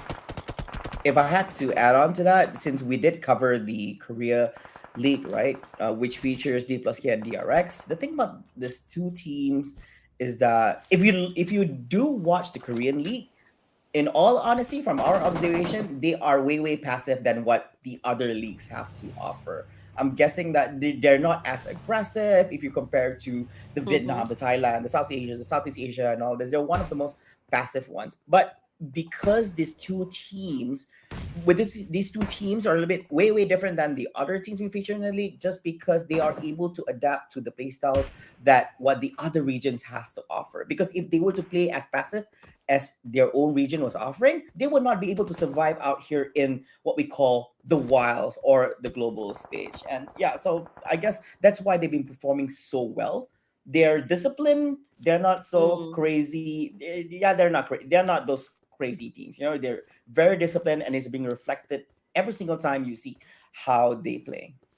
Yeah, their game style is really different from the rest of the teams that we see inside the lobby. But the fact that they can actually adapt and catch up with the meta, that is for Southeast Asia and South Asia, I think they're doing a pretty good job. But if we're gonna be comparing DRX and D plus Kia, I guess I will be leaning towards DRX more, considering I guess in terms of experience.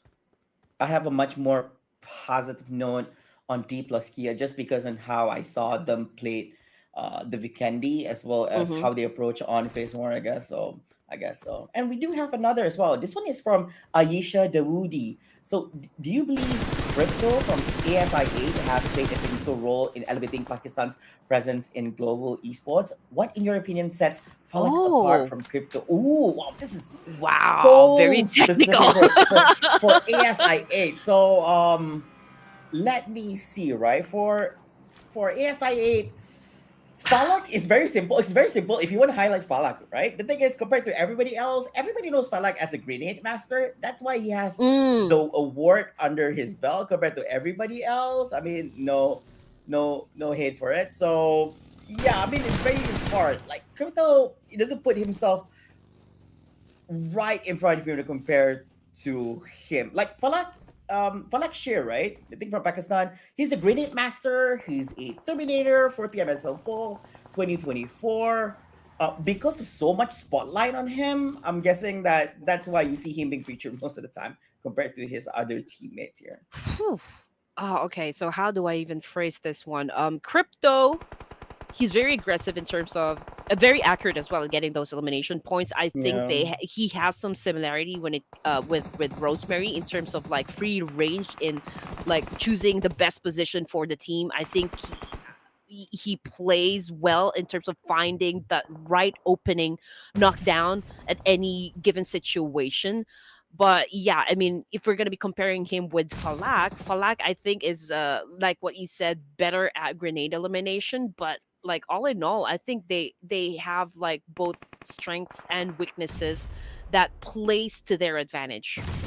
Yeah, and the thing is, they are both very, very young, very, very young individuals. Yeah. If I'm not mistaken, Falak is only 18 years old, and Crypto is only 20 years moment. So being at a very young age and being able to actually play on a professional level, very highly respectable. And I think I saw the most because the thing about Falak, because he's still playing here under SIA banner, showing them progress so well. Crypto, I think because at one point in SIA, he did leave the organization for a while. So all the eyeballs were definitely on Falak, I guess. Hmm. And he is no stranger when it comes to like being the overall MVP for a tournament. So, and I mean, Crypto again, no doubt that this guy really, I guess a big star in PUBG Mobile Pakistan. But getting back into the game, ladies and gents, a lot of teams I believe just got eliminated. So we're looking at 8 teams now. We're looking at TIANBA versus FaZe, and we did see a nade just got thrown up against FaZe. I mean, both of the players, Meow Meow and Azela, if I'm not mistaken, both took in damage from that attack, and it's not finished just yet. It's a 2v1, but it's Fearless who got the point. Oh, that Not even was FaZe. Yeah, I guess these things do happen, So I guess can't stop it. Well, but battle still is intense here from our eyesight. Face Clan up against Stalwart Esports. Face Clan has it slightly better because they want to screen Stalwart away from entry the field. It's gonna take a little bit of time, but for some reason, Face wants to bring in the fight.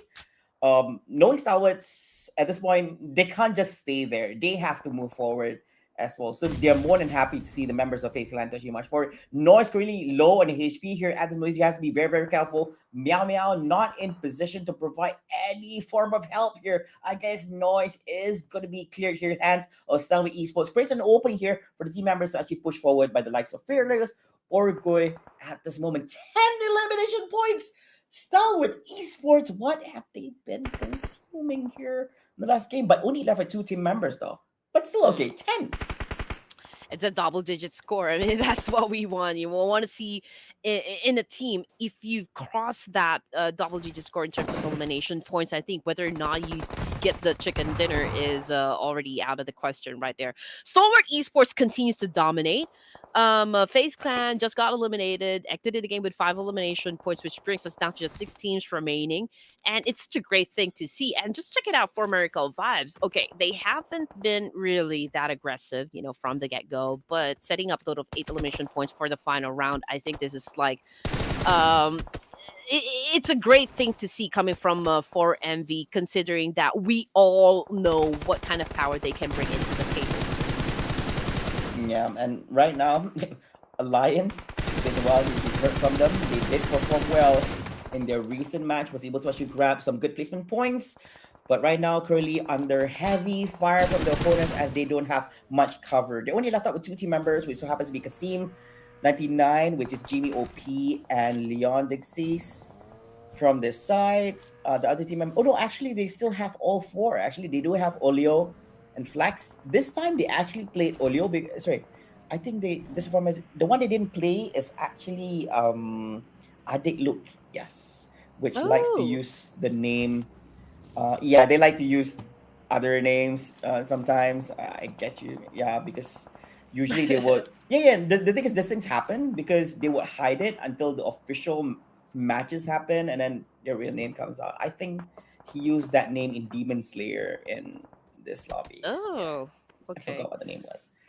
I mean, we do understand why there's a need for them to kind of be vague or like be incognito, because they don't want to reveal their tactics, they don't want to reveal their strategy, they don't Oh want to come reveal on! their Everybody knows who synergy. they are. But I mean, that's the thing. They are known globally. They have a reputation, and we all know like what kind of player they are inside a battlefield. So I don't know. Like I think the vague part right there, can they see who they knock down inside a battlefield? I think not, right? I mean, it only like, okay, team player number something gets knocked down, something like that. I don't think they know who they shut down. Do Yeah. they? Prod?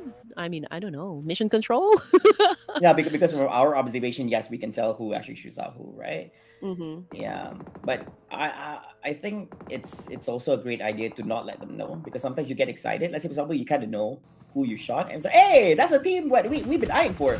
We should go play on them. Ooh, but this time about does seem that Flax from Alliance bring on the action, but Olio getting hit off by G from Thunder Talk. Meanwhile, Leons from RRQ, man, they are attracting unnecessary attention from other teams. There's so much hate here towards Alliance. Kasim doesn't have good cover, getting shoot out by G, makes his way inside, was able to juke his way away from the shots from G from Thunder Talk at this moment, but left out with only 3 members now at the moment, surrounded by RRQ Rio on the other building, but does seem that they are going to be charging in, bringing in the fight. The Indonesians and the Malaysian teams are fighting inside the compound.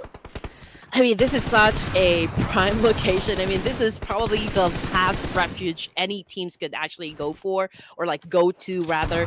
But we've got teams from the mountains as well trying to deal business here. But Alliance as well as RQ, they're fighting for this spot right here. No, Leo with the final shot. Oh man, eliminated the rest of RQ, and now this is Alliance turf right here. So whoever wins between STE and DRS, and Baron is still alive, coming from former Miracle Vibes, will then have to deal with the remaining players of Alliance, considering the position that they have. Yeah, so Alliance, they were exhausted. They were exhausted, and then we're gonna fight.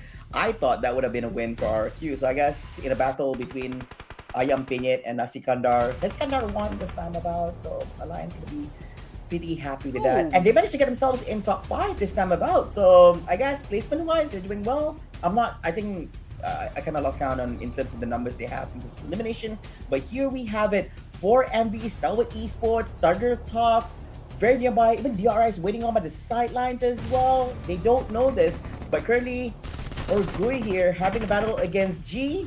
Who's already back in 2 elimination points right now. Orgui low on HP. Same goes for G at this moment, but I guess they are gonna disengage and patch some of up before they re-engage back again. DRS is gonna be happy here by the sideline. They're just gonna sit back and see, let them kill themselves, and we claim the victory. I do love the fact that Baron is like chilling like a villain here. I mean, he can hear it. He's not. No, I'm not gonna join into the fight just yet. You know, I'll let you guys finish off each other first before I join into the mix here.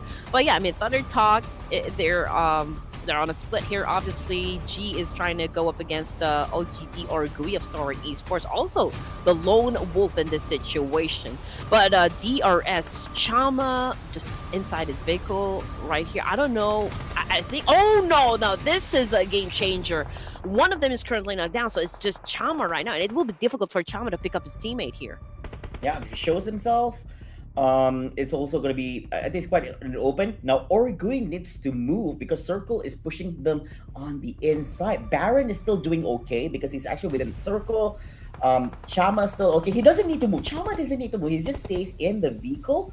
I don't know whether Rockye would want to walk towards Chama so he can actually get picked up, but I would assume that one of the teams being around this area to spot him out. Oh, Orgui gets spotted out. Here's a shot from Flower Seas, already in the middle of the circle. Now, ladies and gentlemen, there's not much to run because we're out of circle here, so the blue is going to force everyone to the inner segment. We have Olio and Flex here on the side of Alliance. Could this be a big potential for them to back in a chicken dinner or possibly secure a high amount of placement points? We will see 5 this time about for the top 3. And the thing is, it's only like 2v1v1.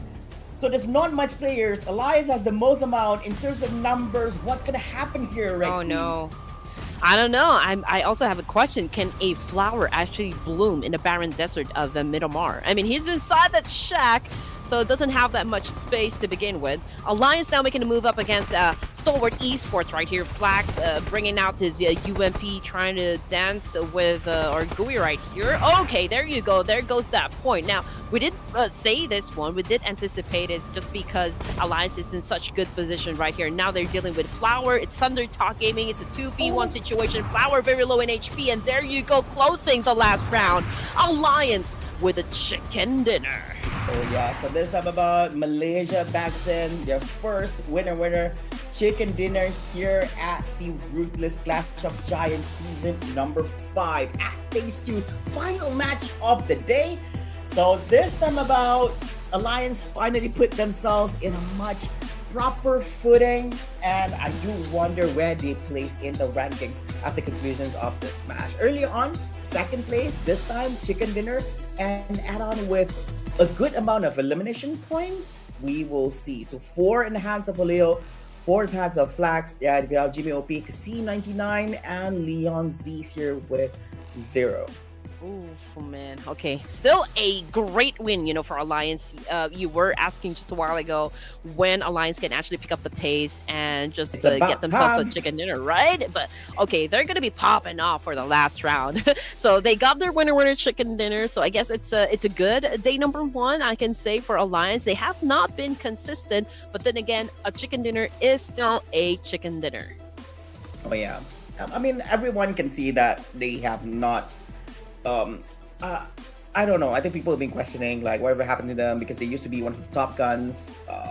Like even when you saw in the World Cup, they did manage to top number 1 in the group stage itself. But somewhere along the lines, they had like a dip, But amongst the Malaysian teams, they have got to be the most consistent when it comes to National League. So it's definitely a breath of fresh air for those Malaysian fans to see Alliance finally bagging in themselves with a winner chicken dinner over here. But remember, it's just like what Red Queen mentioned, it's all about consistency. It's not just a one-time off kind of thing. You need to continuously perform so that at the end of this 3-day journey in phase 2, they're able to actually be part of the top 16. But of course, we also want to highlight these other teams as well. Teams to watch: Stalwart Esports, no doubt, they definitely did well here for this game. Definitely a lot more to offer. Most definitely Thunder Talk and 4 Miracle Vibes. And I don't know if you guys saw this a while ago. I mean, Baron was the last player standing, for the side of 4 Miracle Vibes, and he was still able to actually score some shots there. Not bad, for the Lone Wolf. If we're going to be comparing head-to-head, TIANBA, XC, and Baron, elimination points still go to Baron right here. Damage output, however, it goes to XC. So that only means that he was able to shut down more players compared to Baron. But as for the team contribution, okay, so it only goes to show that XC did most of the work, I guess, for the team here. For the team, yeah. That's the thing about people looking into that stats for the final one, right? Mm-hmm. Not saying the rest of the team didn't do much. It's just that, it reflects on the numbers damage and all this. But of course, ladies and gentlemen, your Gamevo MVP of the match, Orgui from Stalwart Esports. Man, this guy, there's something about him. The thing is, although he looks good on paper on his performance, right? Stalwart Esports, I think he's just slightly in the limelight compared to everybody else, because he is able to actually handle things on his own. Most of the time, he has done a few clutches on his plays. Yeah, that also by the likes of Fearless over here as well. Aside, and of course, we have our other top performers. We have Baron for 4MV, Flower C, like what Andy said just a while ago. Can a flower bloom in the savannah in Miramar? Yes, he can. Yes, he can. I mean, not at all a bad performance coming from Flowery, considering, again, that he is the last surviving member of the team here. And you know how much pressure, a player can get, considering that, oh man, you still have to deal with the remaining teams here. And you are all alone in that situation. So you just have to, give them a break, guys. Alliance, 18 points in total. Followed by Slower East was very close. I was this close to getting my prediction right, though. I agree. Very close. I'm just glad still not. I'm just glad it's not there yet. Yeah, but Stalwart, man, insane. The most amount of elimination points here, 13 elimination points. They did rank slightly lower, I guess. But even with that, they managed to tie together what Alliance has to offer. So this is a very important note that sometimes it's not just about placements, it's not just about chicken dinner as well. You can also do well just by being a crazy Terminator on the field. And these are some of the match stats we see here in the game. The amount of healings, all the standard stats like total elimination points, total knockouts, we see headshots, airdrops. I guess, after hearing what Red Queen has to offer in previous conversation, everybody's like, you know what? Probably let's not loot any airdrops. It's too dangerous. Plus it's Miramar. I guess that you would have a much higher number when it comes to Erangel because the amount covers more than Miramar. But Zero, yeah, they've been listening. Yeah, nobody was brave enough to actually go for the loot crate right there, which is understandable. I mean, Miramar, it's such an open space, so I guess if you get spotted by other teams, and that would be the end of the line for you, and nobody wants that. Nobody wants to lose members of their team at an early onset. And there you go, ladies and gents, that was already 6 matches. Again, time flies when you're having fun, right? Oh yeah, and today has been enjoyable. Because we watched some great action, great plays. I would say, unfortunately, we're not able to actually see some crazy clutches. Yeah, but we still witnessed some funny moments. We saw some great. I'm guessing that I still remember when HORAA went up against 2 Indonesian teams. I forgot to give this advice earlier on, but HORAA, maybe not a great idea to face against both Alter Ego Esports and BIGETRON Knights at the same time as well, because that is insane. But if HORAA came out on top, fighting 2 Indonesian teams at the same time, mad respect for them, man. I guess I admit they have balls for pulling that off. Okay, but before we end the show, of course, we're going to crown the overall MVP for this day number 1, phase 2. And that is none other than the Korean Oppa Noble, coming from D plus Kia, a total of 12 elimination points, 1,810 damage output, and I guess he is averaging how many elimination points? 1.74. Is that it? Is that an average point? Hold on. What do you mean that's it? Yeah. Is it like 1.74? Okay, so this is MVP point, because I'm actually considering like, okay, how many kills does he put up, for every match, the average elimination points? So is it like 1.74? Is that what happens? Yeah, okay, averaging 3 elimination points per match. So you can, he's giving you the promise that every time I land, I will bring back home 3 dead bodies with me. 3. Like for Noble is 3, for Tuss is 2.5. I don't know. He decapitated 2 people and a half, and Urgui 2.25. We have Rugba 2.25 and 1.5 for G. Mm-hmm. Yeah. I mean, look at Stalwart Esports. Average damage would be at 484.75. Pretty close with Noble. It's just that I guess he gets killed first, inside a battlefield, because his average survival time is just under 14 minutes. I think he dished out a lot of damage. It's just that he's not able to secure that kill, I mean, it happens here. But this is also another great stat by the production overall fraggers. So when we look at this one, we look at the amount of elimination points. The highest right now is Noble with 12, Tuss at 10. Diaz also with 10, but he has slightly lower damage. That's why he's in 3rd. Orgui with 9 and Rugbot in 9. But Orgui has the most amount of damage here, 1,939. Yes, good with guns in his hands. But finally, ladies and gentlemen, the overall rankings. DRS did manage to accumulate enough points to put themselves here in 1st place with 44 points, tied together with Roy Esports, but I forgot what it was. Oh, DRS has better placements, therefore they are number 1 compared to Roy, even though they have the same points. And D plus Kia in 3rd. Oh, exactly. And again, 13 points for 13 ranks for Alliance right there. A total of 31 points, catapulting themselves at number 6 spot. There's been a decline, for the side of a DRX and as well as 4MV just a while ago, but 4MV was able to recuperate. They were able to reset, and now they're currently at a 10th spot with a total of 25 points. Stalwart Esports, again, with a massive performance right there, ending the game with a double-digit elimination points, climbed up a total of 12 ranks, so that is also a convincing win right there. Oh yes, and we did manage to actually have a look at the first 2 pages. We also want to have a look at the last page over here to see who is not performing as well as they should be here on day number 1, but still a lot of room for everybody to get back up on their feet in the next remaining days here. But the likes of Vampire Esports, I look at this list, it becomes questionable, like shouldn't be here. HARAME Bros in 20th, Claw, Raw Esports in 22nd, RRQ in 23rd, Team Secret, Falcons, ASI8, and TJB. But it's still early. Red Queen has mentioned this so many times, ladies and gentlemen. Do not fret, do not worry. Understand if you do see some of your favorite teams be featured over on this page, they still have 13 more matches for them to actually get points. 6 from tomorrow for day number 2 and 7 for day number 3 as we feature an extra bonus map on Vikendi.